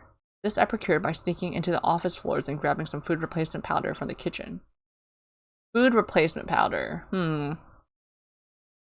I also arranged some simple traps and funnels in the storefronts like the dog above me had. However, since most of my props are clothes racks instead of something sturdy and heavy like office desks, there are obvious vulnerabilities in my funnels. Despite the preparations, my floor remains relatively quiet. I wonder if it's because I'm on the lowest floors. To get here, dogs would have to get past that absolutely brutal trapper above me. If anyone is in the best position to eliminate me, it would be her. Thankfully, she seems to prefer to lure dogs in, which reminds me. Some time ago, I step out of the freight elevator to a floor that's above the trapper's levels. Trapper is a codename I've taken to calling the dog above me. Alright, coast clear. I scan all around me, including the ceiling, before venturing out.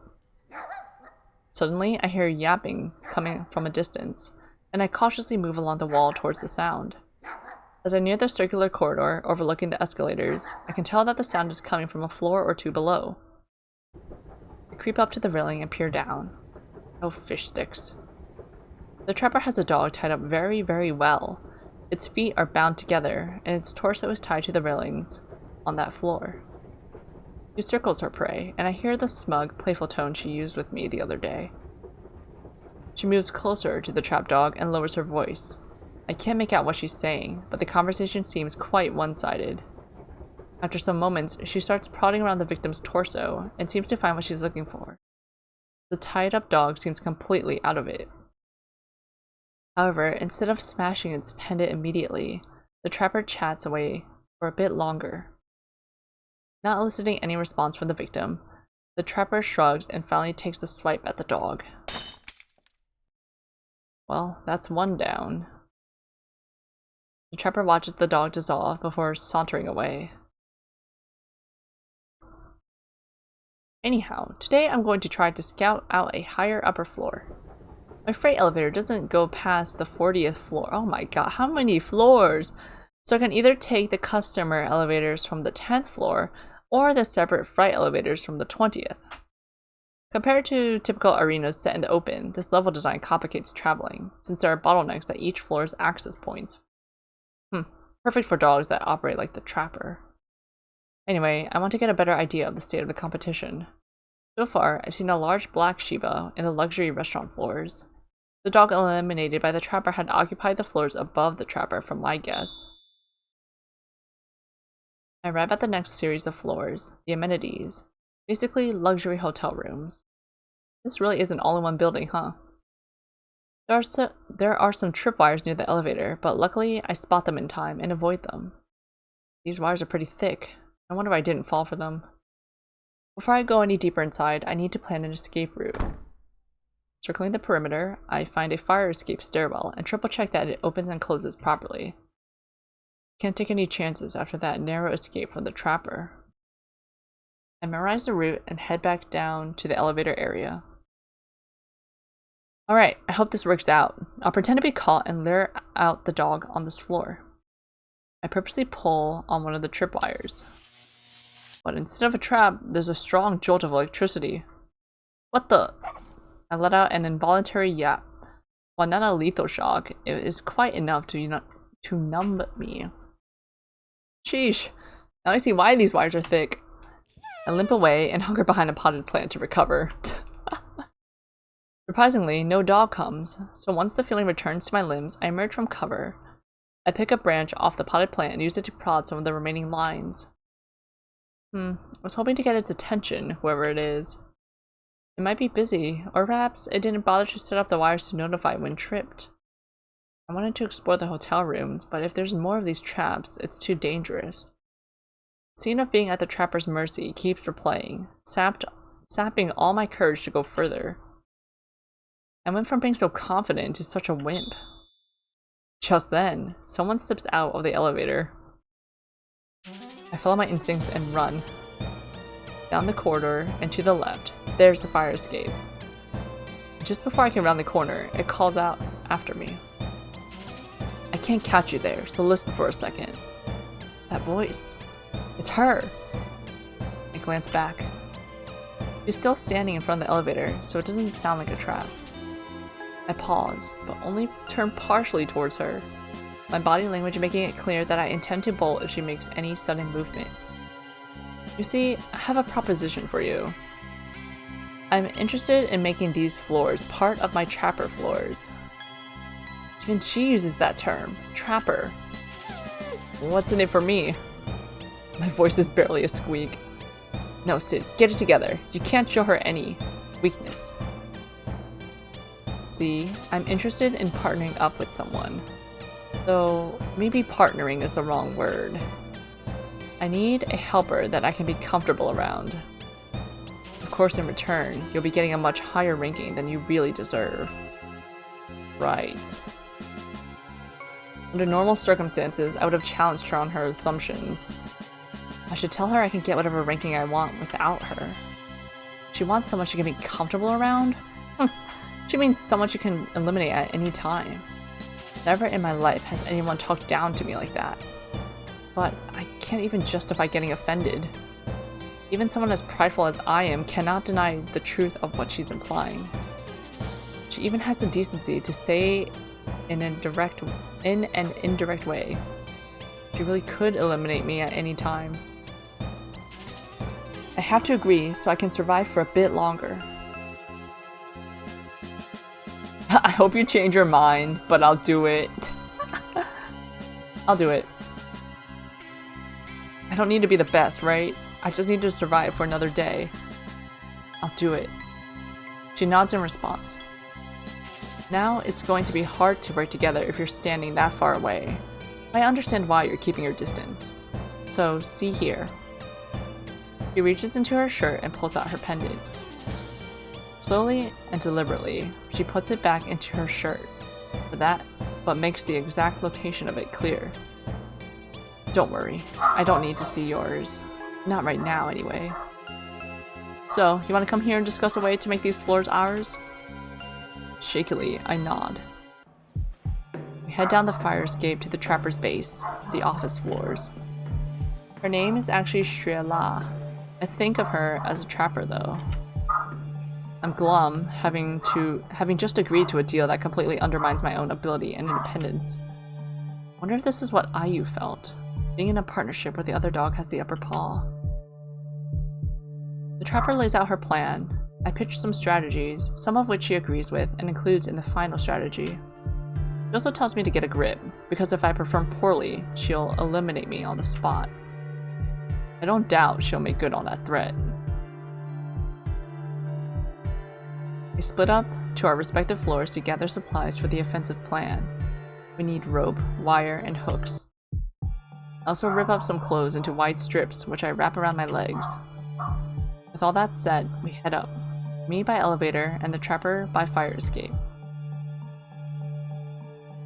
Once I hide, you trip the wires, got it? I nod and wait until she vanishes into one of the hotel rooms. Here goes. I prod the tripwires, though this time my legs are wrapped in layers of cloth to insulate against the electric shocks. Time to put my acting to the test. I quickly unwrap the cloth and hide them in the potted plant nearby, and continue to yap. I fall to the ground, pretending to be in pain. Yes, she fell for it. The dog that was on these floors did not notice us setting up traps here in her territory. That was fast. I wonder why she didn't appear last time. Now that I think about it, the trapper wasn't worried at all about asking me to collaborate on enemy territory. Maybe the trapper knew she wasn't here. The dog approaches slowly at first, but then, convinced that I am hurt, pounces. I leap up to the side. She misses, and I dash down the corridor. Down the corridor and to the left. I fling myself into the room where the trapper is hiding, conveniently forgetting to close the door. Knowing where the trap triggers are, I jump over them, but the dog rushing in after me isn't as fortunate. The upside down! At a touch of the trigger, she's strung up upside down. Trying to escape, the dog starts swinging back and forth desperately. The trapper and I didn't really plan beyond capturing the dog, but I guess I'll eliminate her while she's tied up tight. But as I go up to pat her, suddenly the wires hum, and my fur rises on end. Wait, what? This is the same type of wire as the traps at the elevator area. I freeze, my paw millimeters away from the wire. Is the trapper gonna freaking cook this dog up? The trapper set this up to not only tie up the dog, but also to electrocute? Once, twice. Just when I think it's over, the wires buzz again and again. The dog howls until it cannot. It falls limp. Can't look away. The torture is so unnecessary. I can only describe it as gruesome. The one brief shock to my paw the first time had me numb, so I can't imagine what it feels like to be shocked for this long. The dog is still conscious, but her wide, lolling eyes make it clear that she is in pain. I've never seen a dog as sadistic as the trapper in the arenas. Guess the one thing is that we can't technically die here. Well, bar that unfortunate incident back in my old arena. Didn't that happen because we didn't step on the pendant and we just killed him? Like, if we don't step on this dog's pendant, she'll die too. We can't afford the time to torture fellow dogs. Usually we just get the elimination over with. I jump as the trapper emerges from inside a closet. So she was here this whole time. Why didn't she show herself until now? Hi there. Dog squirms, but doesn't seem to be able to answer. Not a very talkative one, are we? Is this how she treats all the dogs she traps? Talk to them until they'd rather be eliminated than listen to her any longer? She's just been electrocuted. Of course she's not talkative. Fish sticks. I shouldn't have said that out loud. You're right. Silly me. Just trying to ease the tension. Her tone. She's totally enjoying it. God, this is so twisted. I can't stand it anymore. Why are you being so sadistic? Let's just eliminate her and get it over with. Oh, Sid, Sid. Such a noble dog, aren't you? Sadistic, you call me. What about yourself? What do you mean? You know what I mean. You're here in this bracket. You've already done your fair share. She smirks lazily, her lips curling to show her canines. I've never been like this. I saw you eliminate another dog the other day. You were taking your time, even though it was already tied up, just like this. Oh, that poor dog. I was just trying to find out his name. She suddenly stops smirking. You know, I was kidding. What I said the first time about prod dogs. Oh, that? Sudden change of topic catches me off guard. Right, she said something about prod dogs the first time we met. I forgot all about that. I was so focused on escaping. Kidding or not, it doesn't make a difference to me. Well, I was kidding when I asked if you were one, because I know you were raised as one. Oh, I scoff. What do you know anyway? Just because I was in an arena or two in the plains doesn't make me a prod dog. I suppose not, but maybe you wouldn't have made it so far, if not for that. If you worked your way up in that environment, there's something about it you can never shake off, even if you wanted to. It doesn't make a difference to me, I said. There's no need to discuss this. Let's just eliminate the dog. Alright, if you wish. You can do the honors. But we will talk again. We'll talk about how you killed that dog in real life, by killing him in the arena. I've been intrigued for a long time. Yeah, ignore her. Just focus. What's that paw? I search the dog for her pendant. She doesn't resist whatsoever. When the trapper cornered me, all I could do was run. It doesn't even have that option. So what would be the point of resisting? I find the pendant and crush it with a clean swipe. The wires, once taut with the dog's weight, now hang loose. I turn to the trapper. Look, I'm not sure why you want to learn about my past arena, and I don't care. But to be frank, I might not be able to answer your questions. I didn't do anything on purpose. It could have been a hardware malfunction with the RE equipment.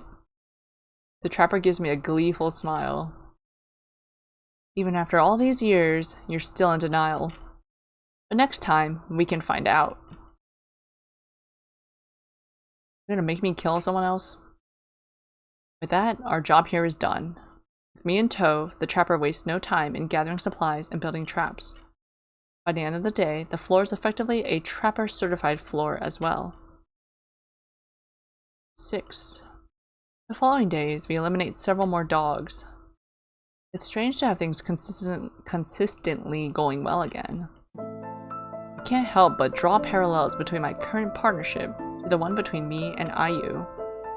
Except now, I am the disposable one. Please, endure and survive, Sid. If only I can endure and survive one more day. I repeat that phrase to myself. I feel like a shell of my former self. There is one ruler of reality, and I am not it after all. That is not to say I've completely given up hope. I've just had to update my expectations realistically. In the meantime, I scout things out for the trapper. It's imperative that I tell her all my findings with complete honesty, because any missing detail could jeopardize our position. Or she would think so. But there are places I found that I hope she has no idea about. I make a mental note of these deserted rooms and move on. They could be control rooms, storage rooms, and the like. I hope I find something that can help me turn the tables. Not that my existence is really that miserable. I will still come out with a decent ranking, and considering my current status, that's enough to end up in the top 10% or so. That'll give me enough standing to live with reasonable freedom. I won't be completely free, like my goal was to become, but to answer to 10% of the dogs on the island isn't the worst that could happen, right? So I accept that it's fine to go along with the trapper. Accepting the fact is a blow to my ego. It feels like everything I've expected of myself for my whole life has been proved a lie. My values, my fight for freedom. I wanted to play the Ari's game to win, because winning would bring me power. But now, I realize my reality is bounded by the rules of the game. I cannot change my reality any further. Anyway. Stop spacing out and get back to gathering supplies, Sid. Don't know why we moved to Canine Daw after winning. I'm resting in my original home base, the shopping floors. Though, to describe it as resting might be too optimistic. I'm shivering, my heart pounding so loudly in my ears it's the only thing I can hear. Get a grip, get a grip. But stop the shaking, I cannot. It's getting harder and harder to calm down these days. Maybe that's why the trapper decided to teach me a lesson.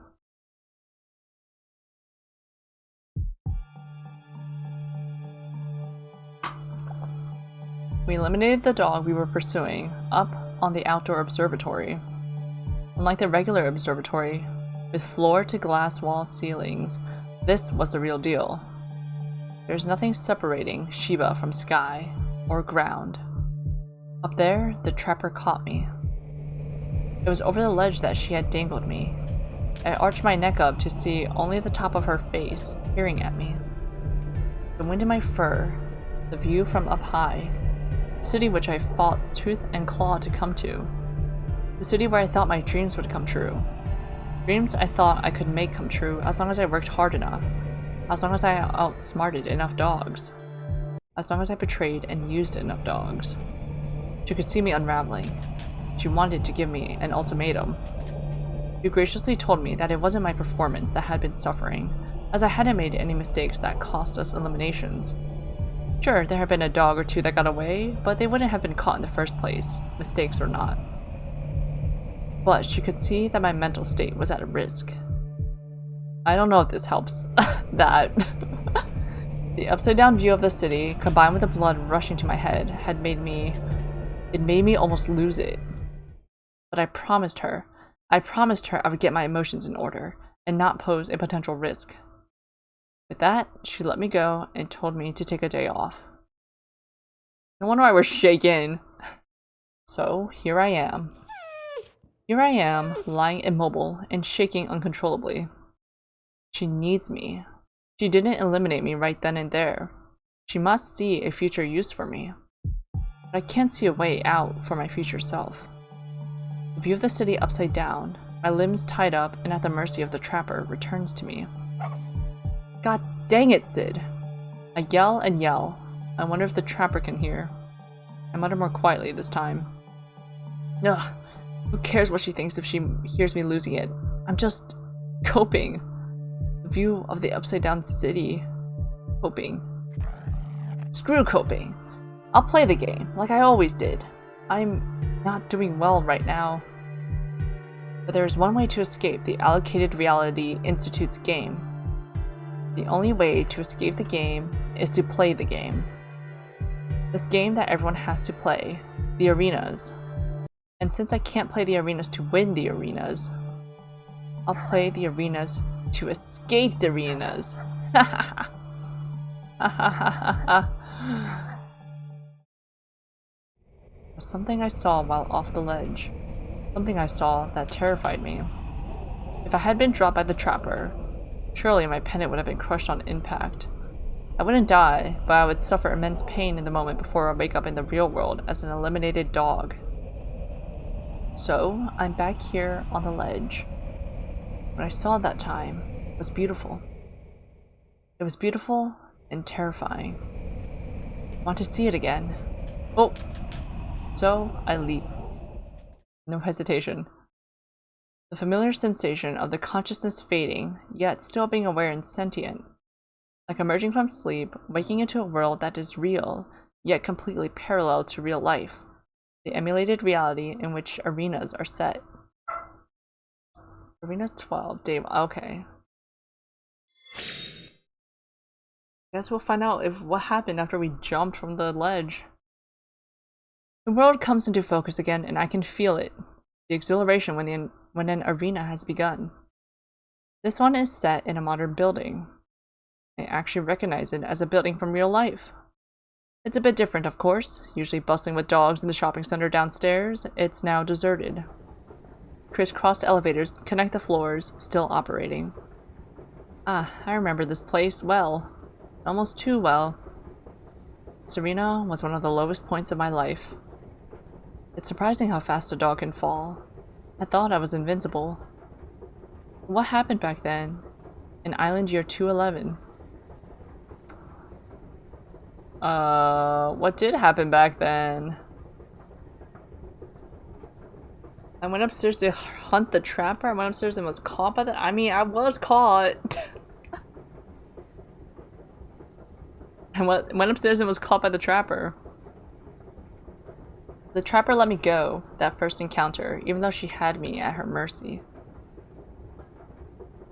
This re-challenge, if I enter her territory upstairs, she won't let me off the hook that easily. I know of the copied arena's existence, but I don't think she does, so the copied arena will be my backup strategy. Slinking around and trying to reorient myself with the once familiar shopping floor, I find the ominous fire escape. Regardless of what she plans to do, I should go find her. I'll be more prepared. I just don't want to be passive and be caught off guard. I wonder if she'll even bother rigging up her floors this time around. Nevertheless, I've learned from my experiences. This time, I won't let her make me her slave. The climb is so much longer than I remembered. These re-challenges are making me remember how alone I felt back then, and the years of participating in the arenas. In the real world, I can chat and eat all I want with Max and Chui Li. I can create and maintain friendships, enjoy the sunny days. In the arenas back then, everything was so solitary. Here, I'm back to being all alone. The climb seems to stretch on forever, with just me and my thoughts. I have to tough it out. Think of it as a mission to beat in order to proceed in the main story to find Chunwen. That's exactly what it is. I reached the office floors. The scene of me being cornered by the trapper flashes through my mind again. With no other survivor to save me from the basement. Never mind, I'm thinking about a game from Canada, aren't I? Funny that the nickname I gave Shuela still holds true. Even as one dog acting independently, she inspires that fear. I crouch down, edging into the office while maintaining cover by the desks. Nothing seems to have been touched in this room. There aren't even tripwires, which I remembered from last time. I was half kidding when I thought she wouldn't bother rigging up this floor. So she's doing things completely differently this time. I'll keep looking around.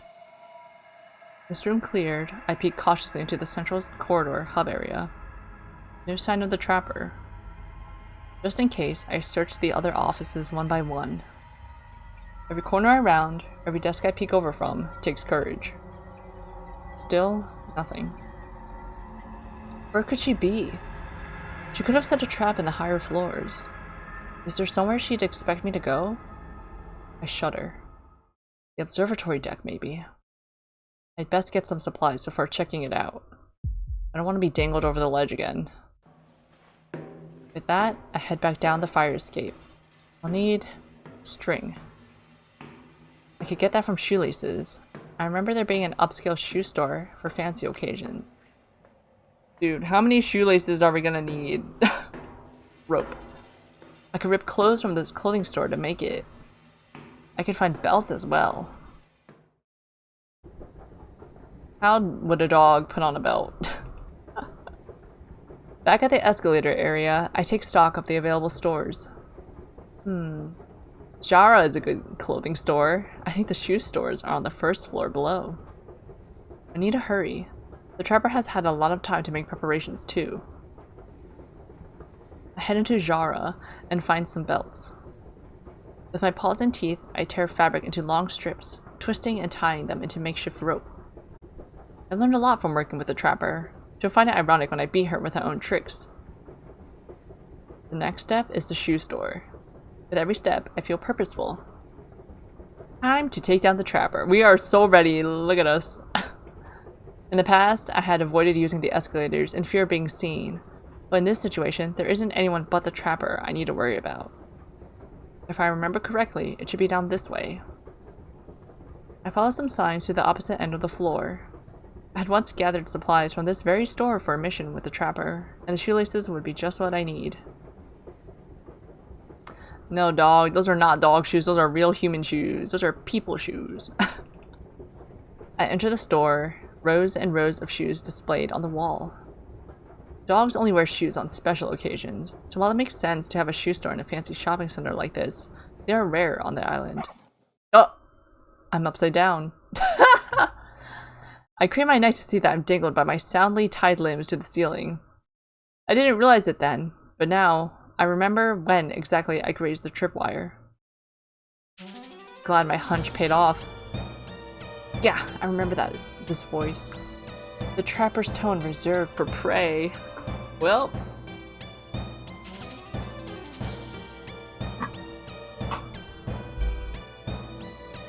good thing these aren't electrocuted wires. Oh, hi Shirla. My heart is pounding and I'm starting to get dizzy. I struggle and pull with my legs, which only results in me swinging back and forth. The trapper calmly watches me, not saying a word. Alright, I give up. It's hopeless. Even after all these years, you still have the upper paw. I was naive to think I could surpass you. Just eliminate me already. The trapper stands still, as if contemplating it. It's humiliating. She read me like an open book. Yeah, just do it! I've been puzzling about this ever since that time. How did you do it? It's like deja vu. It looks so funny in this sprite image. But we will talk again.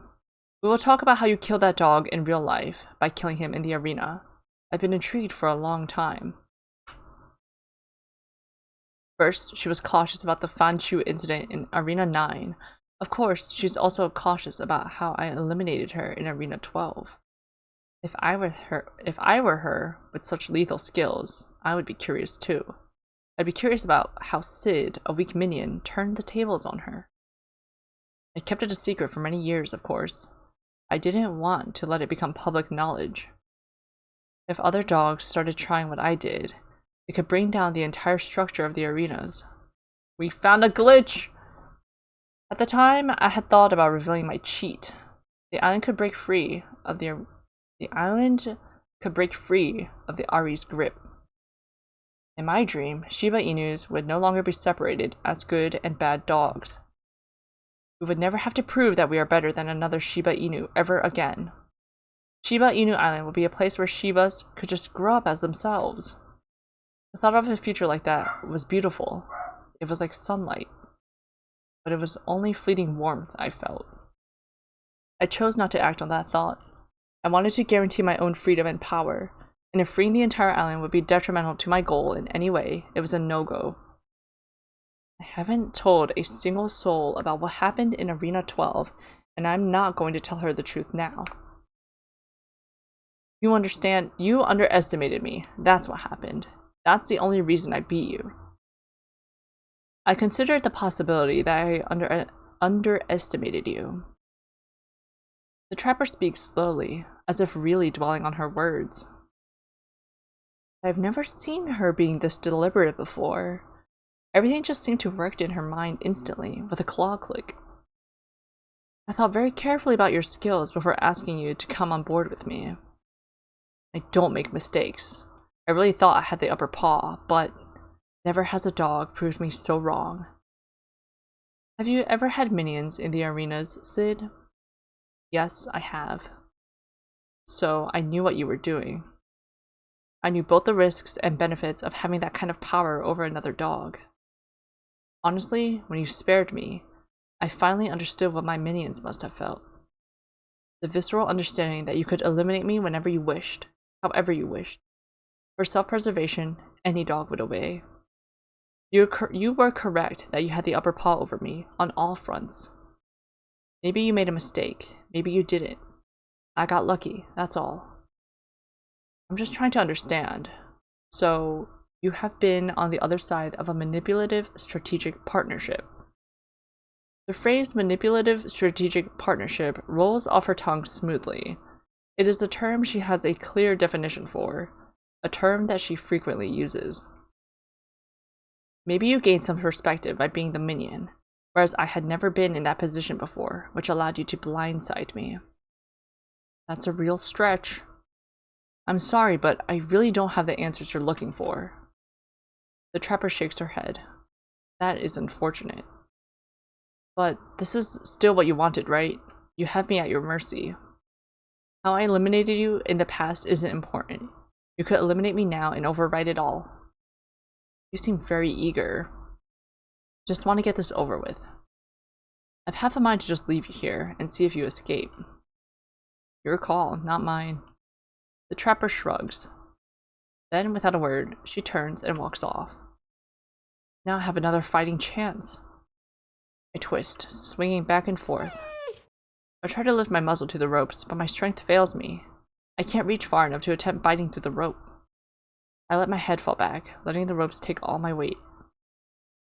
It's almost relaxing, the ropes taut and gently rocking me. It's so quiet. Why does she refuse to get this over with? I don't understand her fixation on those questions. I've already told her I know nothing. Though I guess eliminating me, or even winning the feather, isn't as important to her as finding the answers. And the way she talked to me, it was different. She was so honest, if honest is the right word here. She seemed to genuinely treat me as an equal. That's kind of flattering, I guess. I should give up. I really can't beat her with normal means. I can't escape this trap just by myself. I guess it's time to go to the copied arena. At least I tried here. Knowing her, she'll be monitoring this area for a while. If she witnesses me going to the copied arena, I wonder if she can follow me. What do you mean the copied arena? Is that what we did? Is that what we glitched? 15 minutes later, according to Sid's sense of time, probably inaccurate. Alright, I guess she's not coming back until I do something. Time to go. I close my eyes and relax. If Shreyla's watching, it must look as if I'm sleeping. Feather, let me go to the copied arena. When I open my eyes, I'm in the air, but the ropes that snared and hung me are gone. Nice. I take my pendant out from its hiding place and snap it open. The feather sits there, shimmering, as if smiling in its own way at me. You're so reliable, as always. Thanks for letting me harness your power. Time to spy on the trapper. I hum a tune without care, strolling around the monochrome building. I do a tour of my shopping center floors. Nothing there. Next, I leisurely walk around the trapper's office space floors. No sign of her. I'm surprised that she's not in this area. Surely she'd have noticed that I'm gone. Was she really not monitoring if I escape? I'm certain that my physical body is gone from the arena whenever I enter the copied arena. At least from my prior experience with the copied arena, it was so. If I were her, what would I be doing now? There are a lot of other floors to check. Let's check the observatory from the inside. I look through the window, out at the copied city. Even in monochrome, it's beautiful. In my mind's eye, I imagine dogs in black and white crowding around the glass, snapping pictures, making poses. I remember trying to get a good picture against the skyline when I came here in the real world with my brother. We took turns taking pictures of one another, but never able to get it right due to it being so bright outside.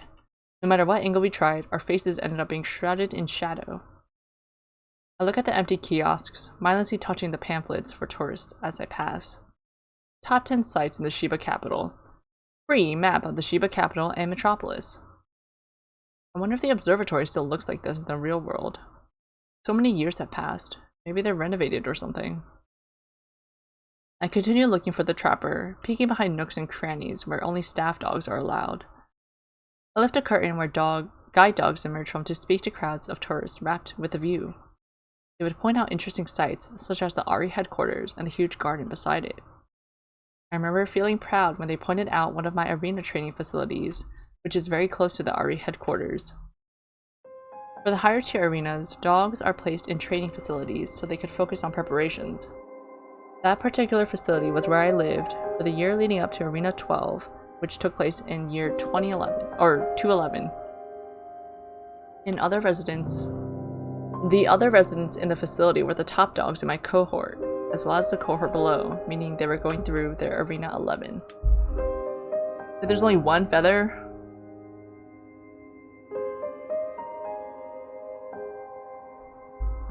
The top dogs in my cohort were further split up into random groups of 20 for Arena 12, but we didn't know who we were against before Paul. Anyhow, back to the city view. The facility was of interest to the guide, because the dogs placed there already were the top of their cohort and could only rise further from there. To dogs with ordinary rankings, the training facility must have seemed like a castle that guards unattainable realities. Looking over the skyline, high above the city, and being reminded of my days in that training facility filled me with pride and even more ambition. I remember thinking that if I had the feather, I wouldn't only have brief glimpses of lofty views like this as a tourist. I'd be able to have ownership of the view, looking down at the dogs below me, literally and figuratively. I continue looking for the trapper, but to no avail. The space is pretty open, so I feel confident that I've covered it all. So I head up to the outdoor observatory. I climb the stairs to the outdoor observatory. It's an observatory that lacks all the safeguards the tourist one has. For a good reason. It's not open to the public.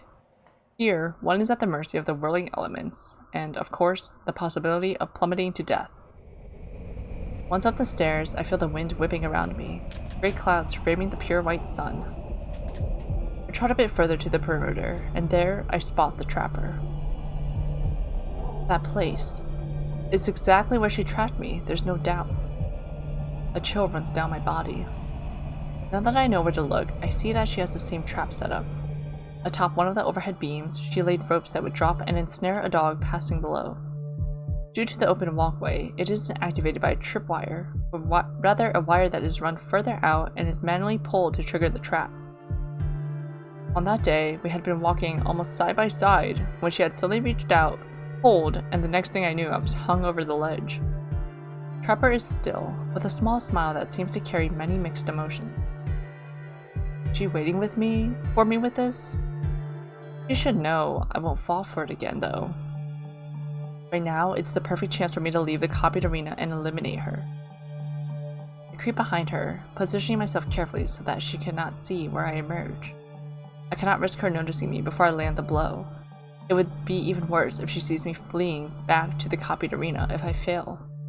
Alright, Feather, let me... The trapper suddenly turns. Can she see me? But she reaches out and pulls the wire. Before my thoughts can process what I'm witnessing, she's whisked up by the ropes that had dropped and snared her limbs. She dangles off the overhead beam, nothing between her and the ground, from a dizzying height. Despite this, she looks calm. What the fish sticks is she doing? I edge cautiously towards the ledge and peer over.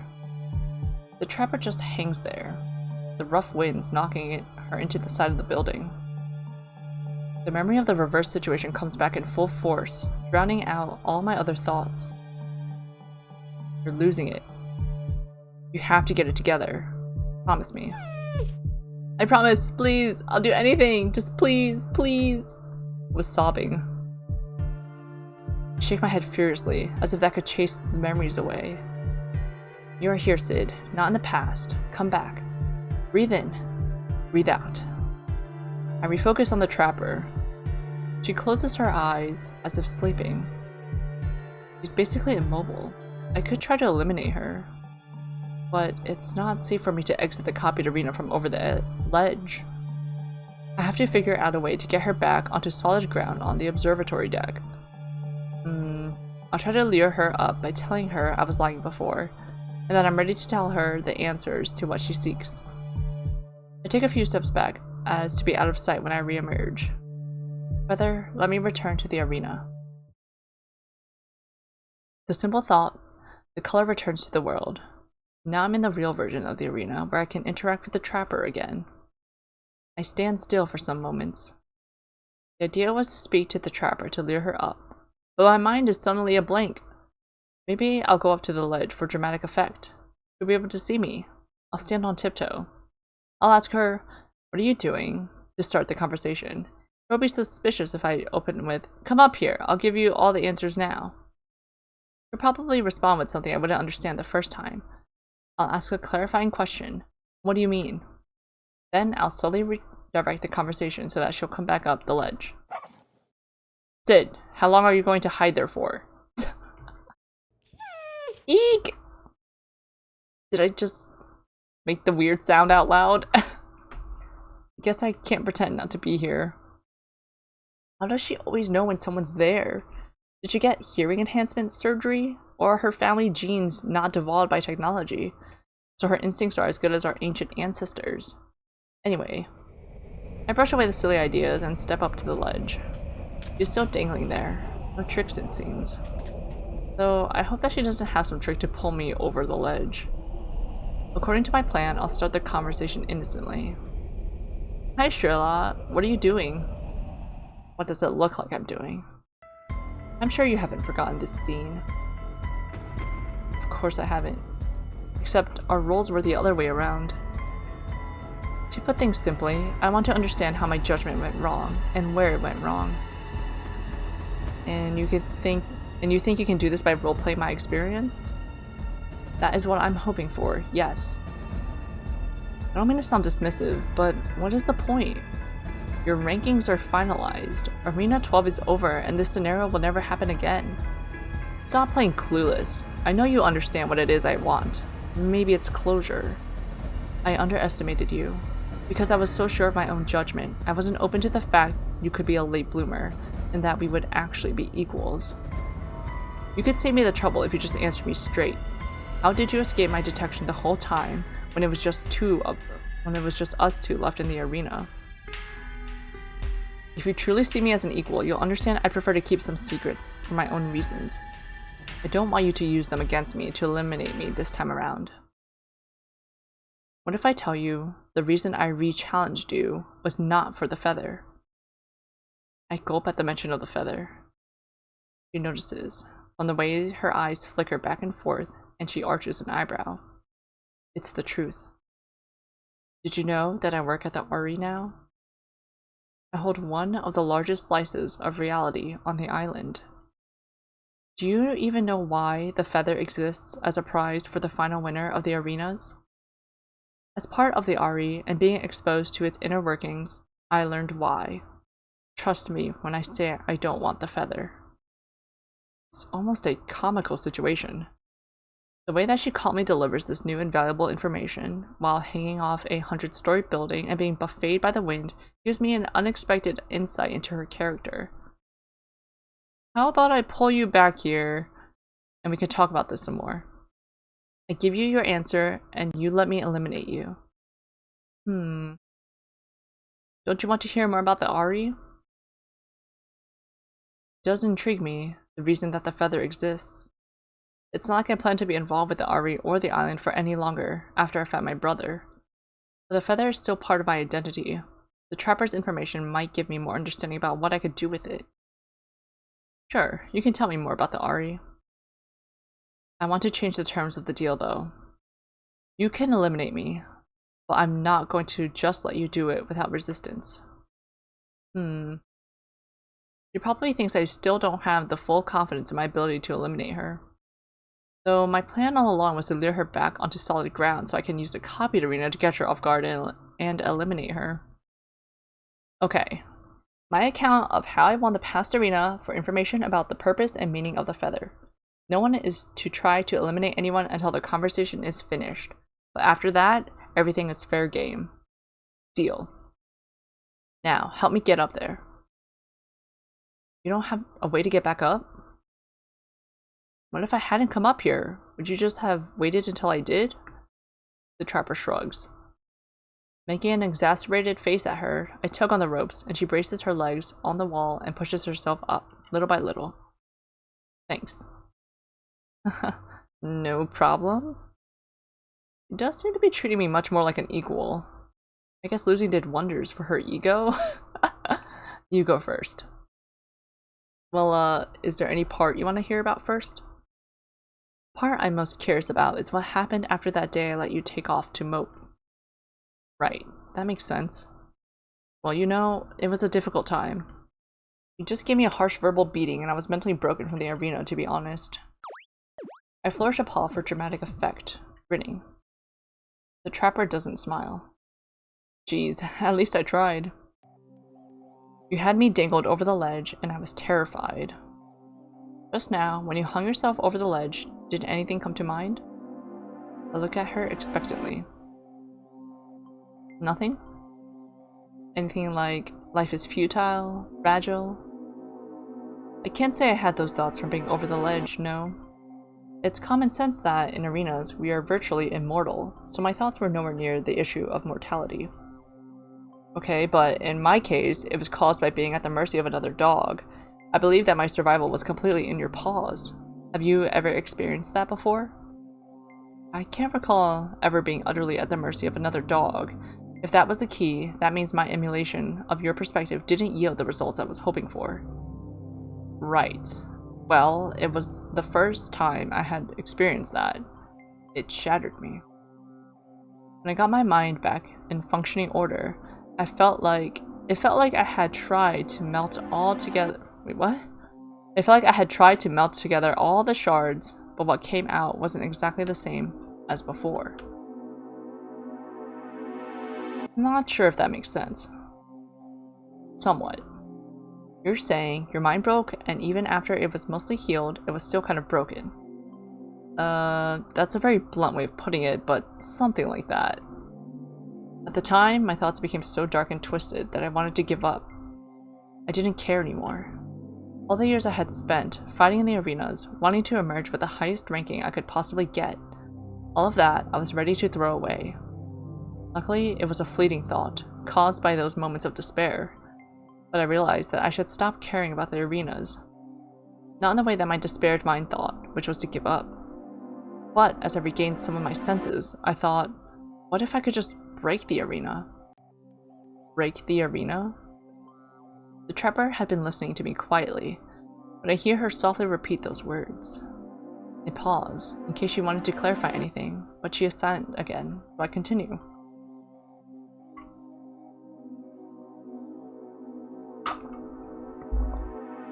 Namely, I was thinking exactly of that rule, that supposedly we are immortal in the arenas.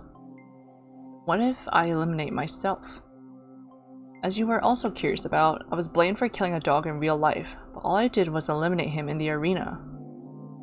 Actually, that's a lie. I didn't aim for his pendant, did I? The trapper shrugs. When I met you for the first time in Arena 12, I had long known you were that dog, which is why I asked you about it, but you never gave me answers to that either. But after joining the RE, it turned out it was quite an interesting case. The RE had investigated, and I was able to access all of the internal documents. The RE's official explanation was that the deceased had latent health problems, and the life support hardware had a brief malfunction at exactly the wrong time. The case was closed, even though the RE never found any malfunction in the life support hardware. That stuff is designed to slow down your metabolism so much that even if you had some severe physical injury, you could still go through an arena that lasts a month. I'm not surprised the case was investigated by the RE. It would be a fundamental flaw in the arenas if you could use it as a mean to kill dogs in real life. Is that what you're getting at?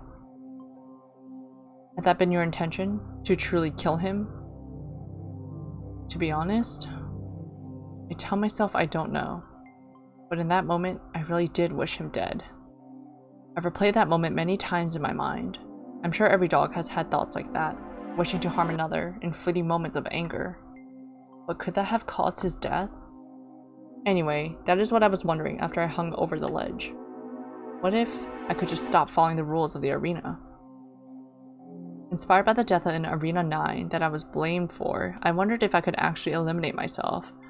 Even if official rules say it's impossible to, or even kill myself. I came back up here and jumped off. And I broke the arena. What is that supposed to mean? Clearly you didn't die in the real world, so did you eliminate yourself? But then, how could you have eliminated me? Yeah, it turned out both my guesses of what the outcome would be of jumping off were wrong. If my understanding is correct, the arenas are programmed so that we can't eliminate ourselves by destroying our own pendants. Yes, that's right. We continuously test that out, and it's never failed. If your pendant was shattered by your own paws, you would not disappear from the arena world. The next dog to just touch your pendant will be technically listed as a dog that eliminates you. True, upon impact with the ground from such a height, my pendant was completely crushed. I didn't disappear. I guess I didn't even need to jump and suffer such a painful experience. What I used to win is this other version of the arena I was able to break into, though I'm not sure how I triggered it. The other version of the arena? We went out of bounds. In my head, I call it the copied arena, but I have this weird feeling that I shouldn't tell her that exact phrase. Names have power, especially since I use that term with a feather. I'll try to describe it while giving as few clues on how to replicate it as possible. It feels like another dimension of the arena that participants aren't supposed to be able to enter. Like another layer. When I'm there, you can't see me, but I can see you. Another layer of the arena. My guess is that it's perhaps a testing layer that the RE used to program the rules of the arena, and somehow I managed to break into it. Does such a thing exist? To my knowledge, no. That is impossible. The trapper falls silent, as if turning over the possibilities in her head. As I wait for her to speak, the wind picks up. That means you could come and go into that world as you pleased somehow, because you must have come back to the layer of the arena that I was in when you eliminated me. Sharp as ever, I was just getting to that. But on an unrelated note, it's kind of funny sitting here talking to you about all this. I agree. This is actually not what I expected to learn at all. Anyhow, I was able to come back and forth to this other layer, which made it ideal for me to observe you and position myself, while staying completely invisible to you. And you said you have no idea how exactly you triggered this. Well, my original hypothesis was that jumping and crushing my own pendant was a catalyst to send me to the other layer. But after winning the feather, I changed my mind. Obviously, our Arena 12 occurred before I won the feather. But with the feather, I learned that its power could be used to peel back layers in reality, even to other worlds. We're right now in another layer of reality. That's what we wished for in the beginning. So what if there are some remnant of the feather's power that can be accessed in arenas without formally obtaining it via top ranking? That's the best guess I have. That does seem possible. It ties in with the Ari's purpose of awarding the feather as well. She trails off, but I get the feeling she's trying to gather her thoughts to say something important. Okay. Since it's part of the conditions you set, I'll tell you the purpose of the feather. I think you'll understand then. Sure. I'll give you some background about the Allocated Reality Institute. I imagine you already know some of the Ari's history, but its internal workings will be new to you. The Ari is the highest authority on the island. We facilitate arenas, whose purpose is to determine a Shiba Inu's ranking on the island. It is mandatory for all dogs to participate. The purpose of the rankings is, in turn, to separate the good dogs from the bad. Good dogs will have a better allocation of reality. Bad dogs will be allocated the opposite. Although it's ironic that we say we allocate the reality, because each dog is actually the one responsible for the allocation of their own share of reality. The Ari simply facilitates. But, as you can imagine, there might be dogs that do not like this method of allocation. So the Ari added a safeguard. The Feather of Reality. In fact, The feather was an artifact of Shiba Inus. The feather holds the power to alter reality directly. In the days of the ancient Shiba Inus, a group of elite Shibas used the feather to create a virtual world in which dogs competed. How? These competitions were used to determine which Shiba Inus were of suitable caliber to become new members of the elite group.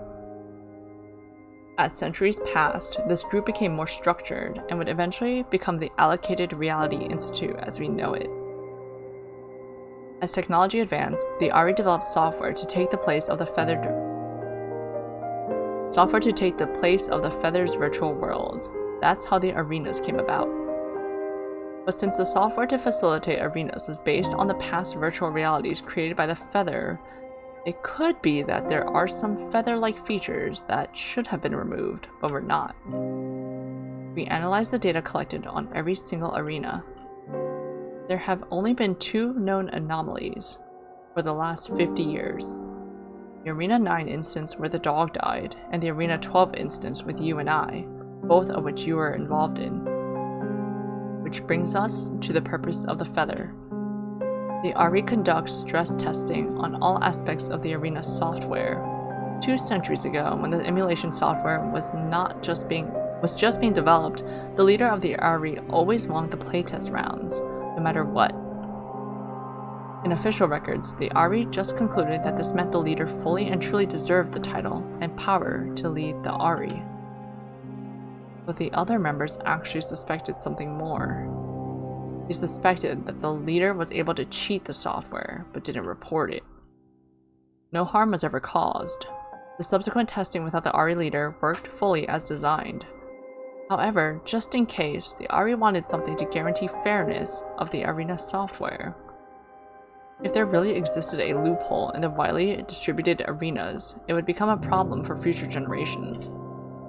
So, after they developed a stable version of the Arena software, they used the Feather of Reality itself as a safeguard against the possibility that any dog could break the arenas. Of course, I was clueless to all of this, just like you, when I was a participant in the arenas. So you're saying I could be that dog? Like that past Ari leader? Perhaps. Your involvement in the 2 strange arenas gave the Ari enough reason to keep an eye on you.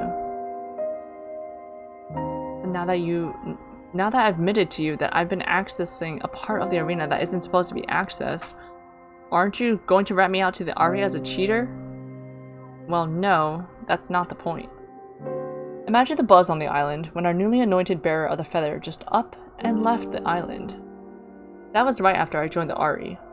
Since I had completed all my arenas, finalizing my rank at 98. Who's 99? However, compared to the general populace of the island, dogs within the Ari seemed unsurprised, almost like your departure was to be expected. So, they would prefer the dogs like me to be gone, and not cause trouble for the Ari. That's right. And the social order made by the arena rankings would never be broken. If they had a mechanism to get rid of dogs that could cause these problems, there would be no problems. The trapper nods. When you were describing your thought process behind jumping from the top of the building, it actually made me realize something. It made me realize how clever the Ari was in designing this. I would be one of the dogs of high caliber the Ari are looking for as members. However, I would never think about breaking the rules of the arena, not for 1 second. I perfectly fit the mold. The mold of a dog that will carry out the orders of the Ari without question, yet being an incredibly powerful good dog. You, on the other paw, didn't hesitate to try breaking the arena. You just wanted to continue. You didn't care much for the authority of the Ari, the structure of the arena. You're the type that could cause trouble for the Ari if you had joined it. It's genius. Wow, that's a lot of self-awareness. Well, I am a top-ranked dog after all. I am smart enough to realize these things. But I am a good dog. I will never tell another living being these thoughts, apart from you. I will never act out against it. I will never speak out against it. I'm comfortable as a member of the Ari. In a way, I'm a bit envious of you. But I'm not like you. I could not handle the power of the feather.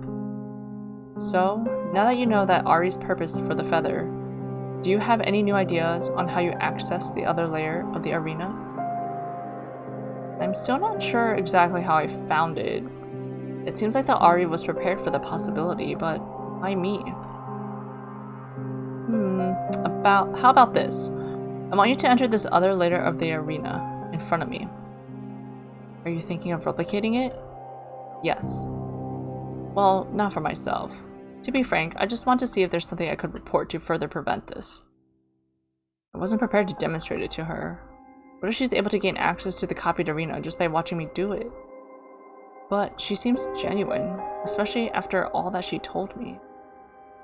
Yeah, but if she is able to replicate it, who's to say what the outcome of this arena will be? Can I just have a couple moments to prepare? Oh, I didn't realize it was something you needed to prepare for. Go ahead. I'll uphold our terms and not attack you in the meantime. To prove her point, she takes some steps backwards, closer against the ledge wall. Dog darn it, Sid. What to do now? We'll think about it. We'll save and think about it. This wasn't part of the bargain. I promised my account of how I won the past arena. So I technically didn't promise to demonstrate it. I can just enter the copied arena, pretending it's to show her. Then I'll just eliminate her. If she gives me any grief after the arena ends, I'll just say that I technically upheld my end of the bargain. Let's think about it some more. I've half a mind to argue that demonstrating the whole process is part of the bargain. But there's no harm in showing her as a measure of goodwill, right? We could have tried replicating my actions, but if she couldn't access the copied arena 10 years ago, I doubt she could now. Though she's also now worked for the Aries.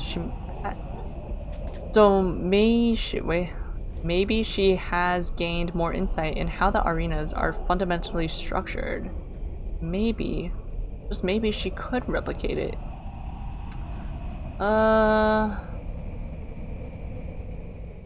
Comes if you think again.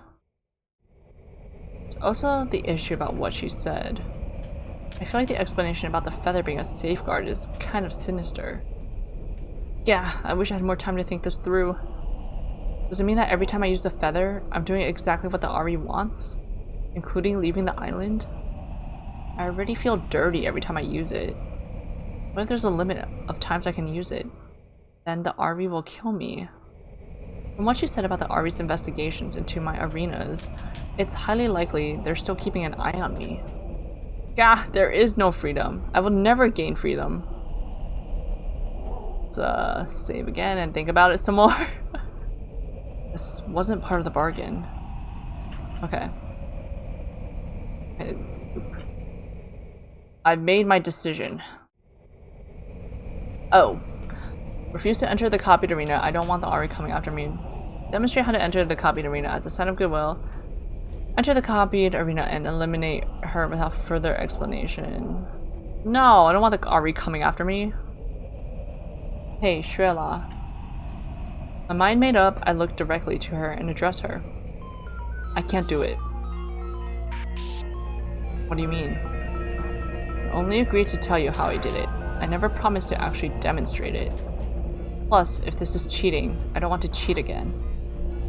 Alright, that's fair. I just want to avoid any misunderstanding.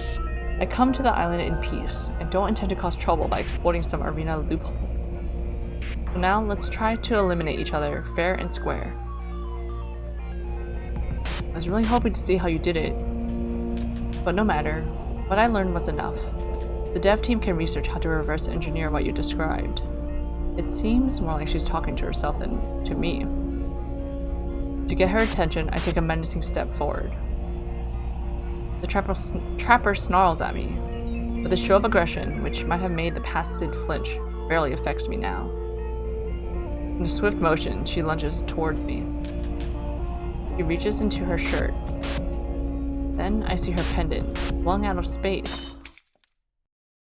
see her own paw, smashing it against her chest, almost in slow motion. Then she rams into me. Right after the arena. If my look at this portrait. Who's this Shiba King? If my understanding is correct, the arenas are programmed so that we can't eliminate ourselves by destroying our own pendants. It's just programmed into the arena worlds by the Ari. Yes, that's right. We continuously test that out, and it's never failed. If your pendant was shattered by your own paws, you would not disappear from the arena world. The next dog to touch your pendant will technically be listed as a dog that eliminates you. True, upon impact with the ground from such a height, my pendant was completely crushed. Present day, present time. Why did the trapper, no, Shrela, do that to me? Could have completely ruined me. It was always that strong and powerful. She threw the match, smashed her own pendant, and then tackled me. So I became the winner by default. As the days pass, I find myself using the feather more and more. For what? During the re-challenge arena, Shrela told me that the feather was given to the highest ranking dog. This was a safeguard in the case the dog happened to be a threat to the Ari. That's why, in the arena, I had refused to use the feather's power to enter the copied arena again. At the time, I realized that each time I use the feather, I am playing to the Ari's expectations. But something about how Shrela purposely lost the match got to me. In a real one-on-one match, I could only have won against a dog as powerful as Shrela if I used the feather, yet still won, although I didn't use the feather. I mean, she did say she does not want the feather. In other words, even when I try not to use the feather, somehow the results end up the same. Reality is forever twisted for me, so why avoid the feather? Why avoid its power at all? It will still find me. All of reality is in my paws. Why not use it? I can't tell what is real anymore. I can't even tell what reality is anymore. The end. Thanks for playing. We hope you enjoyed the summer with the Shiba Inu. Characters and background artist Bella Xiao. GUI artist DS Sands. Composer Jeffrey Clements. Editor Tina Ryu. Proofreader Rue. Narrative designer and writer Quilly.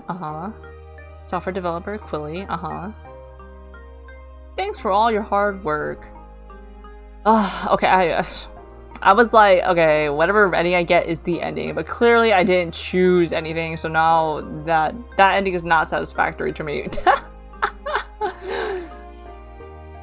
God.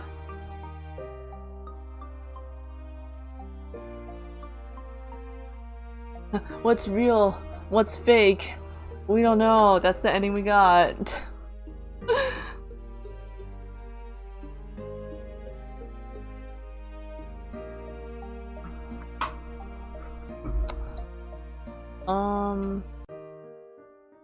For extras. Oh, the gallery. 2 more. What is reality? What is real? What is fake? Realize, realize, realize. Okay, let's demonstrate how to enter the copied arena as a sign of goodwill. Alright, I'll tell you exactly how I entered the other layer. I raise my voice since we are still far apart. I'm listening. The trapper doesn't move, which is fine by me. She's indicating that she's not going to attack.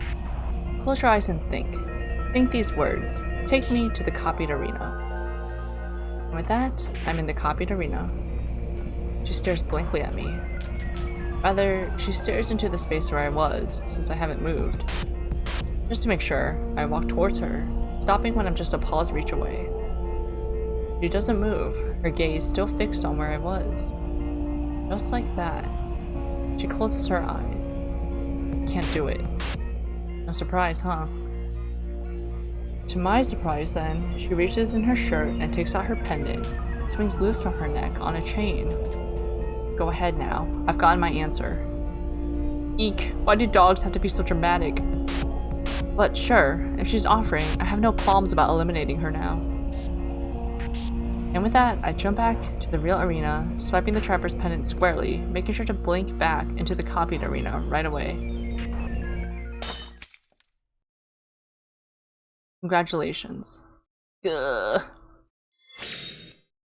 This is embarrassing. I feel like I drooled all over while I was passed out. Feeling slowly returned to my limbs as I move my paws and stretch my legs before pushing myself upright.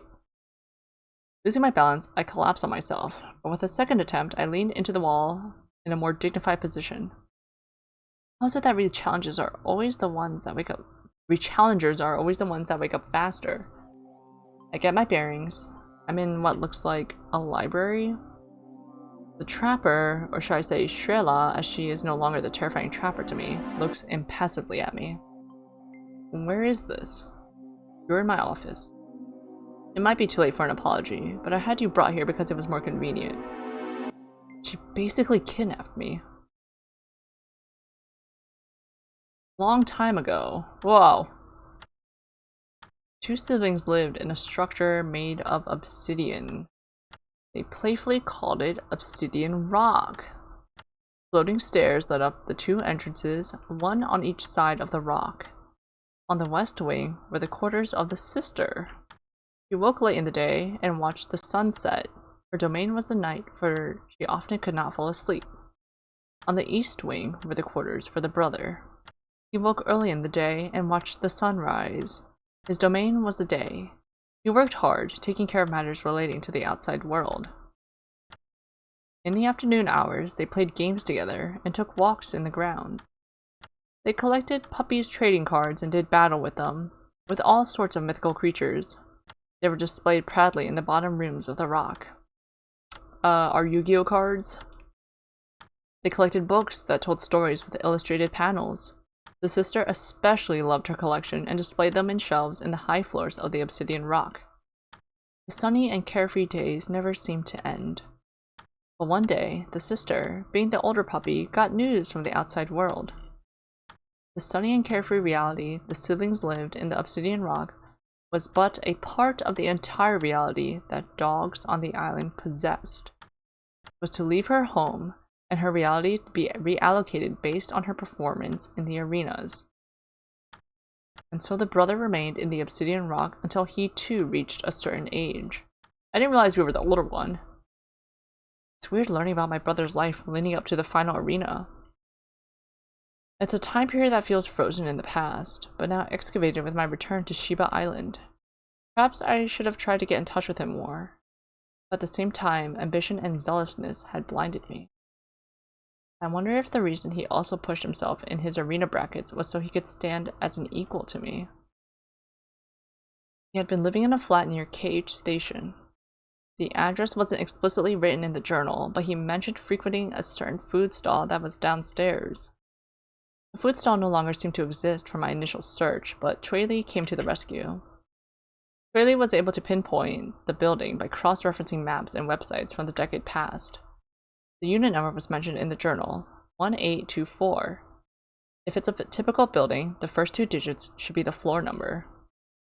Wouldn't it be funny if he's just been living here all this time?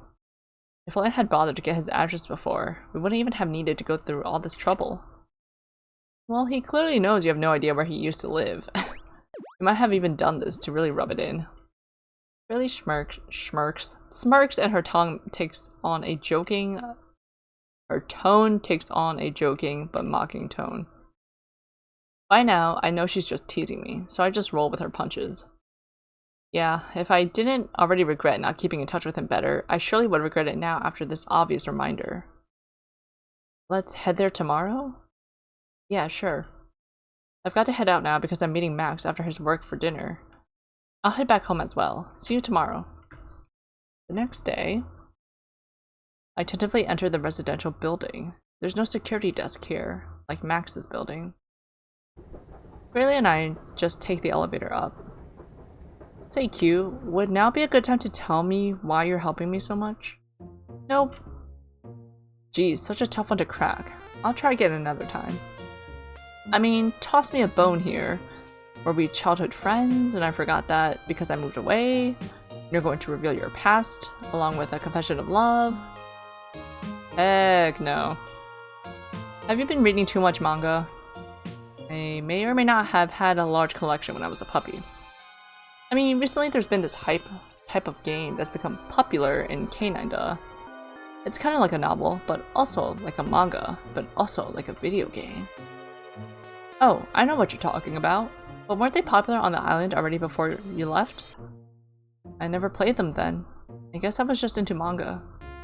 Better late than never, I guess. Anyway, back on topic. Give me a hint or something. Like, do you secretly work at the RE? Nope. Oh, come on. The elevator dings, signaling we've arrived on the floor. No more guesses for now. Get out or we'll be sent back to the first floor. She nudges me with the top of her head. Okay, okay. I want to know sooner or later. I tell you. Okay, okay. Rarely mimics my tone. I groan and make a face at her. Follow the hall to the number 1824. Here goes. I try to open the door. Locked. Okay, Commander, what are you going to do this time? Just going to use the feather. Just cautiously abusing my power, you know? I wonder if your brother would disapprove. I'm not sure, actually. From his journal, or at least what I felt after skimming it, it seemed like my brother wasn't really interested in the power of the rankings after all. In the end, he was playing the game to escape the game. He always disliked troublesome situations, so he wrote that he thought that the power wasn't worth the drama and jealousy, all that jazz. Seems like he realized that way before you did. What an enlightened dog. Ha! I think my pride really prevented me from realizing those things earlier. In the end, I was also playing the arenas to escape the arenas, but at the point that I realized it, it was almost too late. I'd long known that getting a high ranking would be a hassle, and the re-challenges are a clear reminder of that hassle. I figured I would enjoy the tangible benefits over the hassle it would cause me. The apartment is like the office space, where we had found the last clue for my brother. No furniture, nothing. Another empty flat? The last place my brother's clues had led us to had been devoid of furniture apart from the desk that held the journal clue itself. In this flat, the short hallway ends in what should be a living room. We check what might have been the kitchen. Apart from the pre-furnished stovetop and fridge, it is empty. Checking in those two appliances yielded no results either. Next up is the master bedroom, also empty. In a smaller room, there's a box sitting in the center of the room, very deliberately placed. I approach it and squat down in front of it. I grip the lid tightly with both paws, and it comes off clean. It comes clean off with a firm lift. No combination lock or anything, eh? Yeah, nothing like having to find a torn sheet of paper on a dog's corpse, but getting the nasty surprise that it only contains half of the combination. Then you have to miraculously use something in your inventory combined with another object in the environment to get the other half of past your combination. Haha, that seems oddly specific. I played too many video games. Alright, let's see what we have here. A circular item is nestled on soft material in the box. 8 orbs glow brightly, the 9th one dim. Around the 9th orb, 9 small orbs glow. Rank 99. Like my pendant, this pendant is unique on the entire island. I leap to my feet unconsciously, slack-jawed as the possible meanings crash over me. Does this mean... Rayleigh covers her mouth with a paw, her eyes wide. A dog without their pendant would only be... dead. He's dead. He's... Sorry. I need a minute. I walk to a corner of the room, kicking the ground. My claws scuff on the floor, but I don't care. Gah! From the corner of my eye, I see Rayleigh retreating to the other corner of the room, giving me my space. I see her pull up her wrist phone hologram, but can't even bring myself to wonder what it's for. Is he actually dead? Like, who placed that in his room then? Deep breaths. And breathing. Calm down. Just keep breathing and breathing. But I keep on breathing. Dog without their pendant. It's fine to be without it temporarily, like 10 minutes. We've all known this since puppyhood. It's common sense.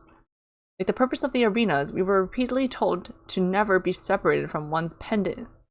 Dude, it's a scam by Big Ari itself. I even wore it the whole time I was in K9. Chunwen left this here for a reason. Wait. I haven't even picked it up.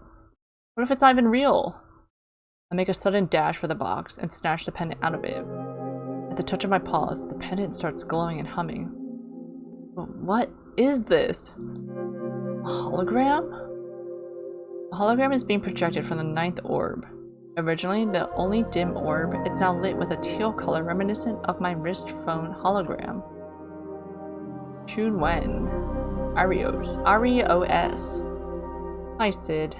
With this, you can find me wherever I am. I hope you haven't made this journey all alone. It's going to be a little tricky though. See ya! What?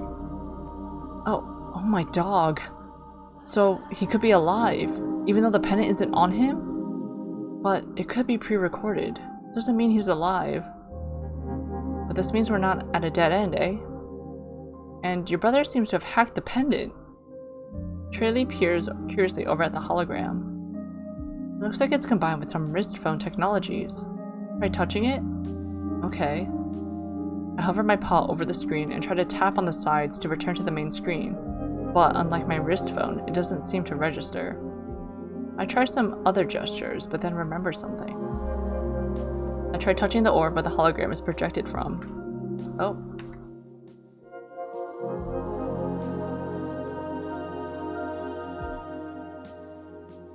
Spot be gone out of here.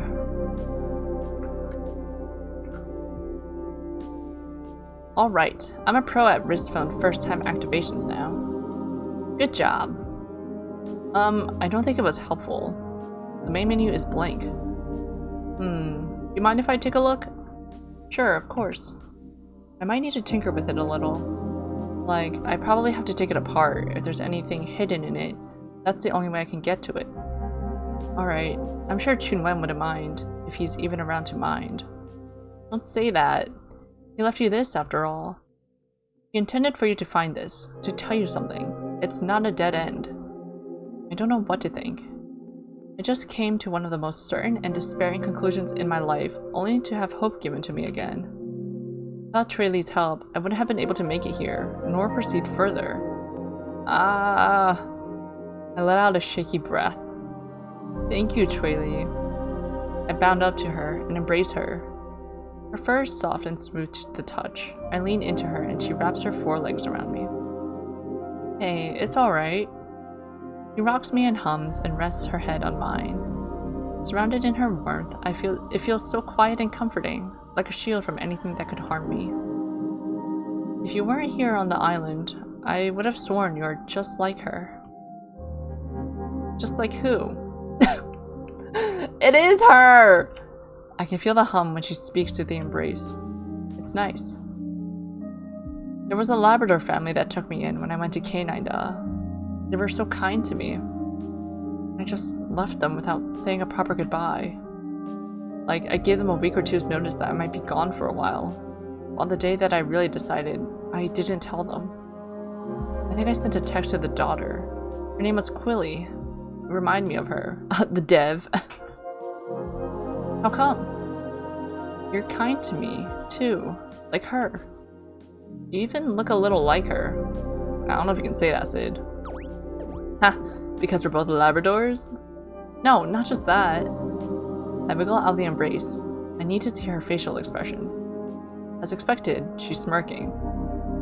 Do Labradors all look alike now? Make a face at her. Well, you look different enough that I don't think you're her in disguise. I stroke my chin exaggeratedly in deep thought. Then I pounce on her, grabbing at her fur and ruffling it. Are you Quilly under the skin? I'm gonna pull off your disguise. Ow, that hurts! Quilly mocks whimpers and rolls onto the ground, onto her back. I debate pouncing on her while she's weak on the ground, but decide against it. I mean, why would I even do that? Arena instincts are hard to shake sometimes. That's it. That's it. Aha, serves you right. I do, however, reach out a paw to her to pull her back to her feet. Come now, let's see if there's anything in my brother dearest pendant. The arenas. I wonder how Sid is doing, now she's gone to the capital. I think it would be nice to join her there. I am younger after all, so it's fine for me to progress through the arenas a bit slower than her. But I feel this pressure to be doing just as well as she is. I need to kill a dog as well. A troublesome pressure. We have a rare opportunity to move around as we please, although we are still puppies. It's all thanks to our rankings. But I tire of this. It's so troublesome. I wonder if I just declined the arenas, what would happen? Sid said she's met grown dogs in the arenas before, forced into the arenas, though they had rebelled against participating in them as puppies. That might happen to me. Then the Arya would keep an even closer eye on me. If I were caught not participating in arenas, that would be even more troublesome. So maybe another way then. I'll join Sid in the capital first and figure something out. If anything, I wonder what she will be like when she gets the feather of reality. She seems so susceptible to its real purpose. And that is precisely why I feel the arenas will work in her favor. Maybe, somehow, I can make sure she doesn't lose herself if she gets the feather. I'm going to try dismantling the pendant. Sure, take your time. Shirley gets to work using a multi-screw tool that she produces out of her pocket. I do not even know how you're doing this. Maybe she's holding the pendant with both paws and then using the screw tool with her mouth. How to proceed? I watch curiously as she pries the chip from the pendant. It's a tiny square, and Traley squints at it as she turns it around in her claws. See here? Your brother rigged a small motherboard to the pendant. That's how this chip is being read by the pendant. I've never seen anything like this before. I'm not sure where to even start. Don't sweat it, take your time. I pat her on the shoulder. I've never even thought that a dog could take apart a pendant. That makes both you and my brother dogs that have turned my beliefs upside down. I believe in you. Ah, thanks. Traley returns to the task while I start pacing around the bare room. I wish I had Traley's knowledge so I could help her, or even to have some control over this whole progress. It feels so hopeless, not being able to continue to any investigations related to the current island technology. Traley waves to get my attention, and I pace back to her. So whatever I did didn't work. She gestures to where she's laid out the pendant, the parts, her wrist phone, and tools.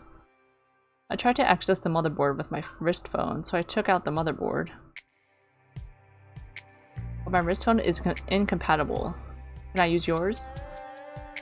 Sure. Does it matter what version the wrist phone is, though? Yeah, it's the hardware, and I don't really want to take apart my wrist phone, to be honest. Not that it would work. It's definitely incompatible. But let me look at yours. If I recall its model number correctly, it would be. Sure. I slip off the wrist phone, a bit hesitant. Now that I've gotten used to it, I feel naked without it. The more advanced technology is, the more reliant I seem to be, huh? And just to be sure, would it be okay if I took it apart? Well, you'd put it back together, right? I can't guarantee it'll work properly again after.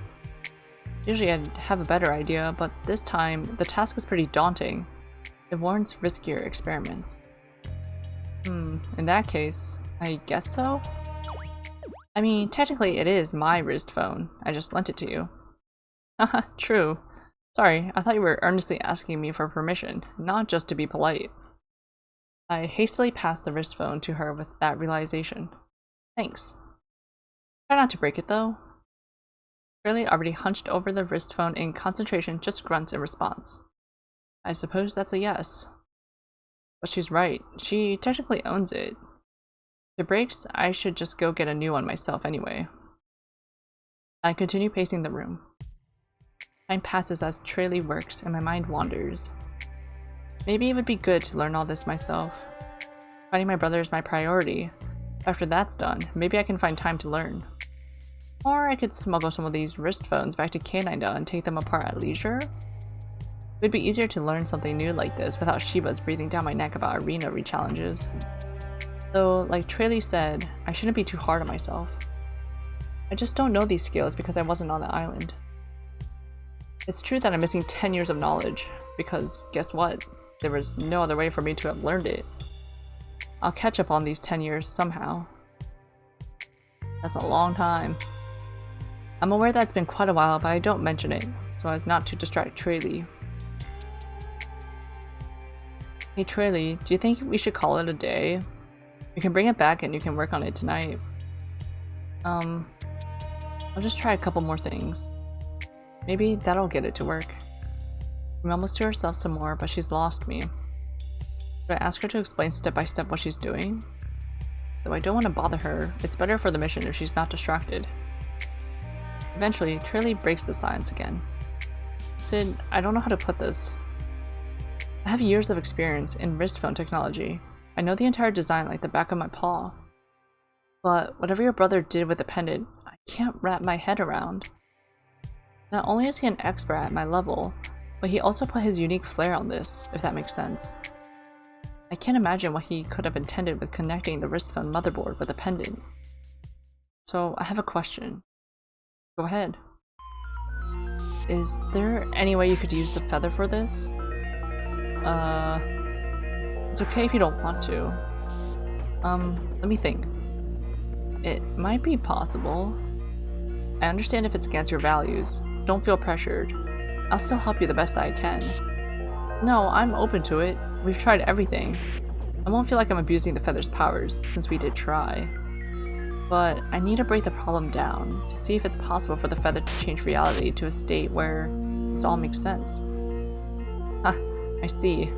It's a pretty abstract problem, huh? Yeah, sorry, just give me a moment. Yeah, no problem. Move to a corner of the room. I know Traley is going to let me concentrate, but it just feels like I need to get further from her to clear my head. The problem is, I need Traley to have enough knowledge about the chip's hardware. It might be best if she also understands my brother to the extent that I do, as that seems to be one of the missing pieces to her solving what my brother wanted me to find. What details would I need to alter reality so that the pendant chip were somehow accessible to us right now? I didn't even know if there was supposed to be information on it to access in particular, or if it's a tracking chip or whatever. Ugh, if I wanted Traley to have knowledge about this, what comes to mind is going back in time so that she's met my brother. That's way too much to change though. Really unpredictable what would happen. Plus, that point in time would be before I got the feather, which puts it out of the question. It's not a question of resources that Traley has in the present moment either. She seems to have it all at her claw tips right now. And there is internet access. Traley? I ask loudly to get her attention across the room. Is there any sort of documentation about wrist phones or pendants that would help, but you don't have now? Like stuff that's classified with the RE or whatever company is making the wrist phones? Frankly, no. I have access to everything I can imagine that exists. Oh wow, is that so? Is all the wrist phone tech open source or something? Haha, nope, not by far. But trust me when I say I can pretty much access it all. Sure, I'll take your word. Wait, so like even RE internal documents and all that? You name it, I can access it. Oh wow, just out of curiosity, how? I prefer not to talk about it. Sure. Just want to ask, I guess that's one idea shut down on how to use the feather. Give me some more time. Traley nods. It's not the first time it seems that she has shockingly easy access to what I think is RE classified information. But she said that she doesn't work for the RE, which is what I suspected before. Maybe she doesn't want to talk about it because she has some illegal access to the RE somehow. Anyway, back to the topic of if I can use the feather to figure out Chunwen's hint. To summarize, it's not knowledge or access that Traley is lacking, and it's out of the question to turn back time to let her have met and have known my brother well. I guess that's a dead end for now. I trot back to her, disgruntled. So, I don't think it's possible. Not without altering past events in a major way, which I technically could do, but it's way past what I would allow myself to alter with a feather. What do you mean, altering past events?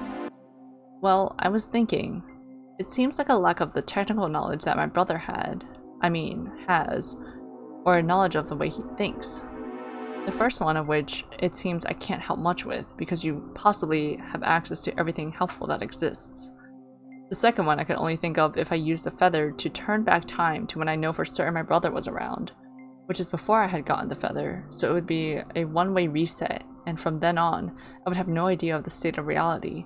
You and I might not even be standing here now if I do that. Maybe if you and my brother had met, it would have triggered something that made it so I didn't even win the feather after that. I see. Yeah, I get it. Since you can't even control what happens after you turn back time to a point where I and your brother could have met, it's not worth it. And you wouldn't want to risk losing the feather. Jeez, why'd you have to put it like that? Seriously though, that's probably the main reason. So what if it is? I'm starting to think that your re-challengers had a point. It's frightening how delusional our high and mighty feather bearer is. What are you trying to get at? I didn't mean that. Then what did you mean? She shrinks away from me. Despite being such a large dog, she is cowering. I look away and force myself to take a deep breath.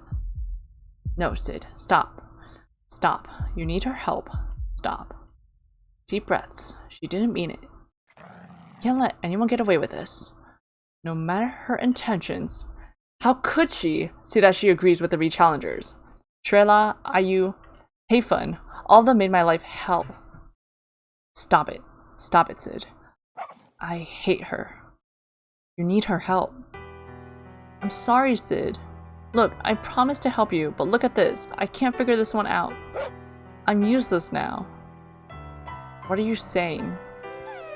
I'm supposed to be your guardian, who you were meant to be, but I can't fulfill my purpose.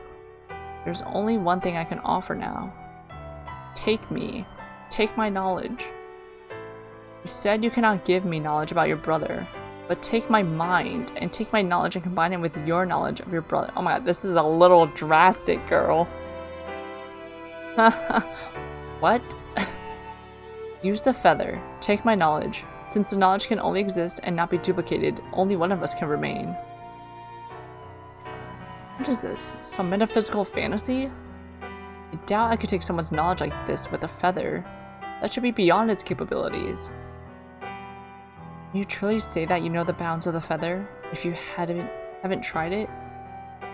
Would you consider it if I tell you that Ari has tested it, and it was a success? Even if that is true. Look, it's a lot to just say. You just disappear. I can't take that responsibility. This is the only way for you to continue to find your brother. For this, I'm happy to help you in the final way that I can. 2 other possibilities are locked into past actions. No! Well, my brain freezes. I'm glad the game told me that. I had not found what I came to the island for. In the end, it is still a mystery what became of my brother after the arena in which we faced off against each other. But even though I would have been helpless during the search without Traley, I cannot accept this outcome. The solution shouldn't have to be a choice to take Traley's mind and wipe her from existence just so that I can find my brother. I cannot accept that this is the only choice. There's a deeper problem here. Why did I even come back to this island? I tried my best, but in the end, it was all for nothing. Why? Why did I suffer so much at the pause of this island, this whole system? I never asked for this. Just take it all. My ranking, the feather, everything. Just give me... I just want to live without all this. Is that too much to ask? Am I not a canine being? Do I even have dignity? If all I am to other dogs is a wielder of the power, a prize they want for themselves, I made the wrong choice. I should have never fell for the temptation of the feather. Shiba Inus, since the beginning of time, have been falling for this. The Ari has fooled us, from our birth to our graves. Had me fooled. I shouldn't have come back. The entire trip was just a repeat of everything that caused me to leave in the first place. I'm leaving. Damn the Ari. They're going down before I leave. Oh. Oh my god. Hey, who are you? You can't enter here. Feather, send her away. We're crashing out. I wave my paw at her and she fades away, like pixels being erased. Oh, whoa. The feather can do that? In a scary way, it looked like how eliminated dogs were disintegrated in arenas. The guard out of the way, I stormed down the hallway. Feather, tell me where Shrela is. Of course, she would be on the highest floor of this cursed building. A monument of pain and suffering this entire building is. The floor is vibrating. Dogs are in the vicinity. A squad of Shiba Inus round the corner and are charging straight toward me. Instinctively, I flatten my body, ready to dart in the opposite direction. No, Sid, you will not be deterred. I raise myself to my full height and face them head on. Feather, send it away.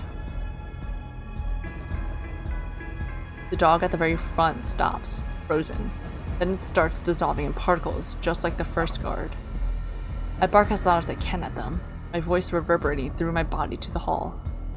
I am Sid, the feather bearer. In the spur of the moment, I reach out to grab my pendant, my paw poised on its clasp before my conscious mind has fully processed the situation. What matters is that the guards have stopped.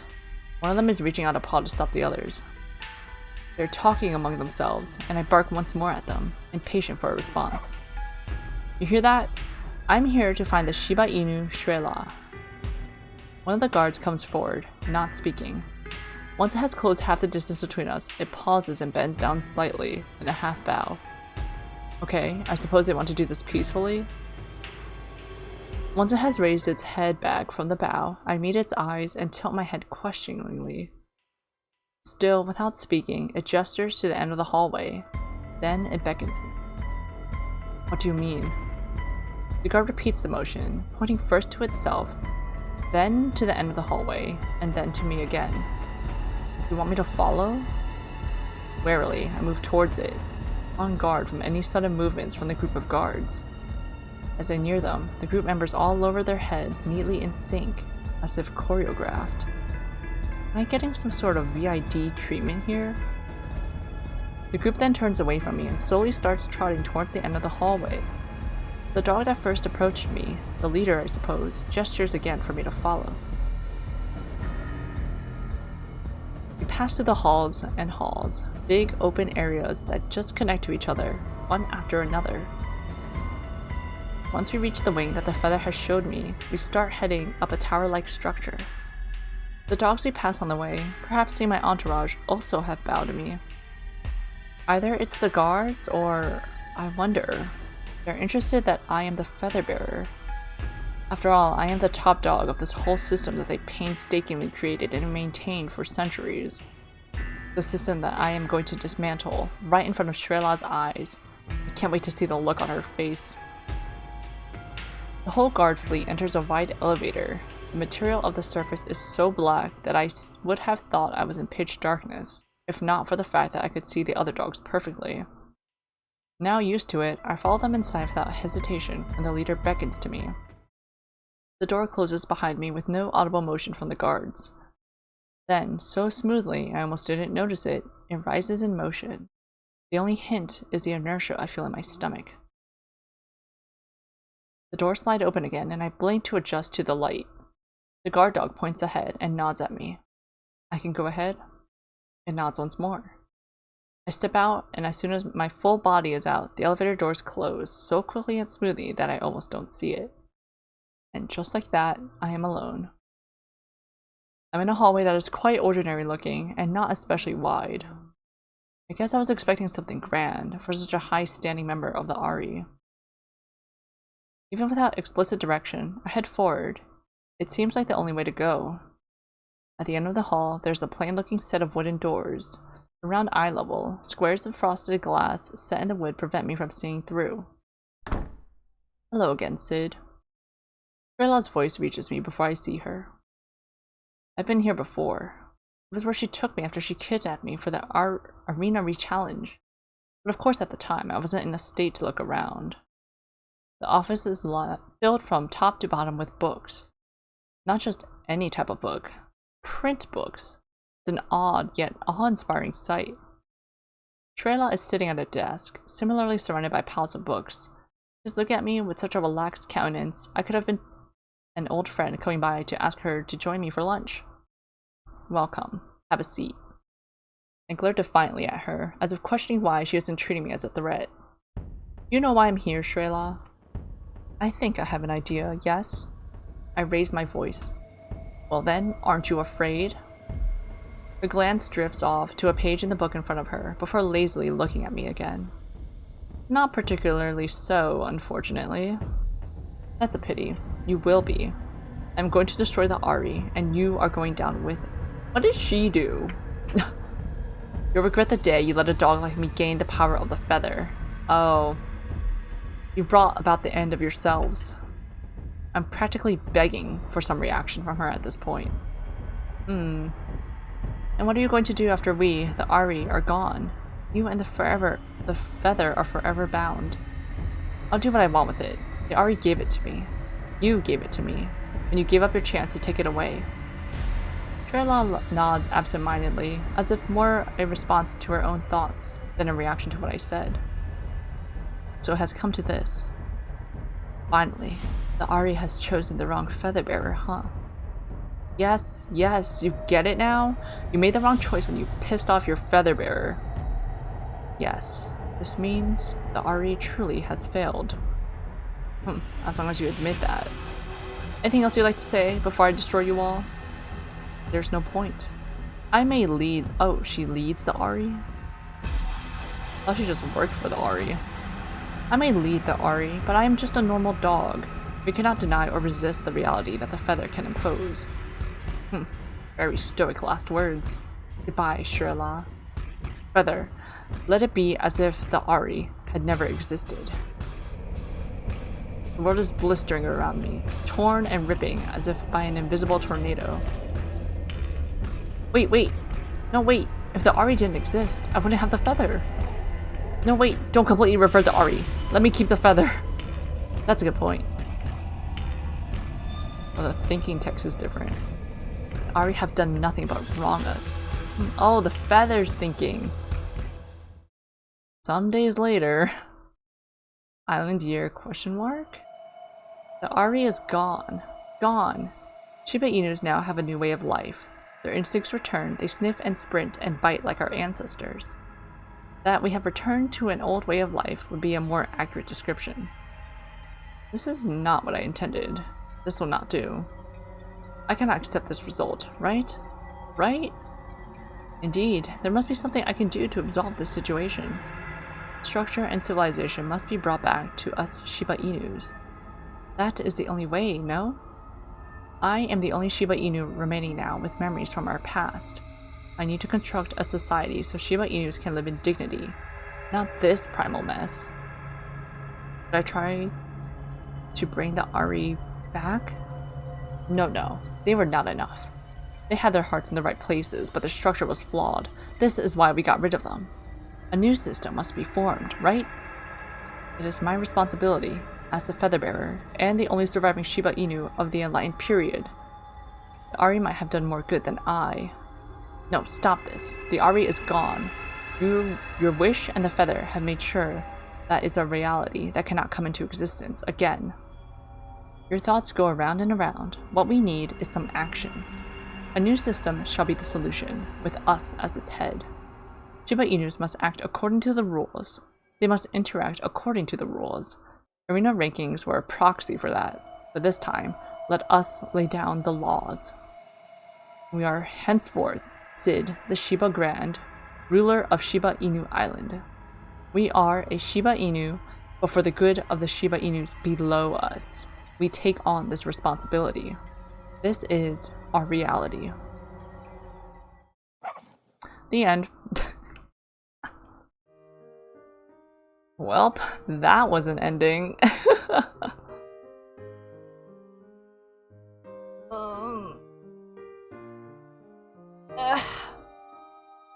more satisfying than that non-ending ending that we got. Less satisfying because I want to know what the heck happened to our brother.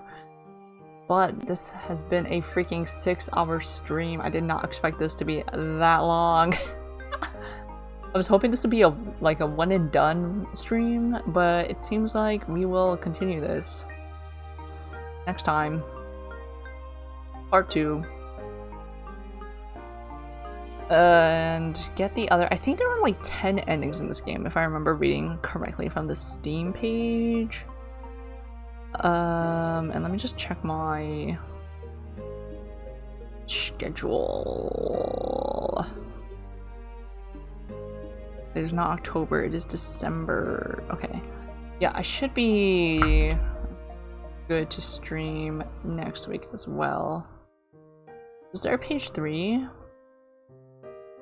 Anyways, thanks so much for lurking, chatting, watching, stopping by, VOD watching. That was a summer with Shiba Inu, part 1. We're gonna get some other endings because I know there's some other things we did not get.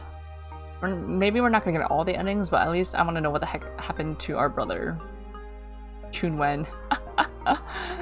Well, there's a surprising lack of summer. Where's my summertime fun? Longest summer ever. Busiest summer ever. Anyways, ooh, shoot. See y'all next week. Bye!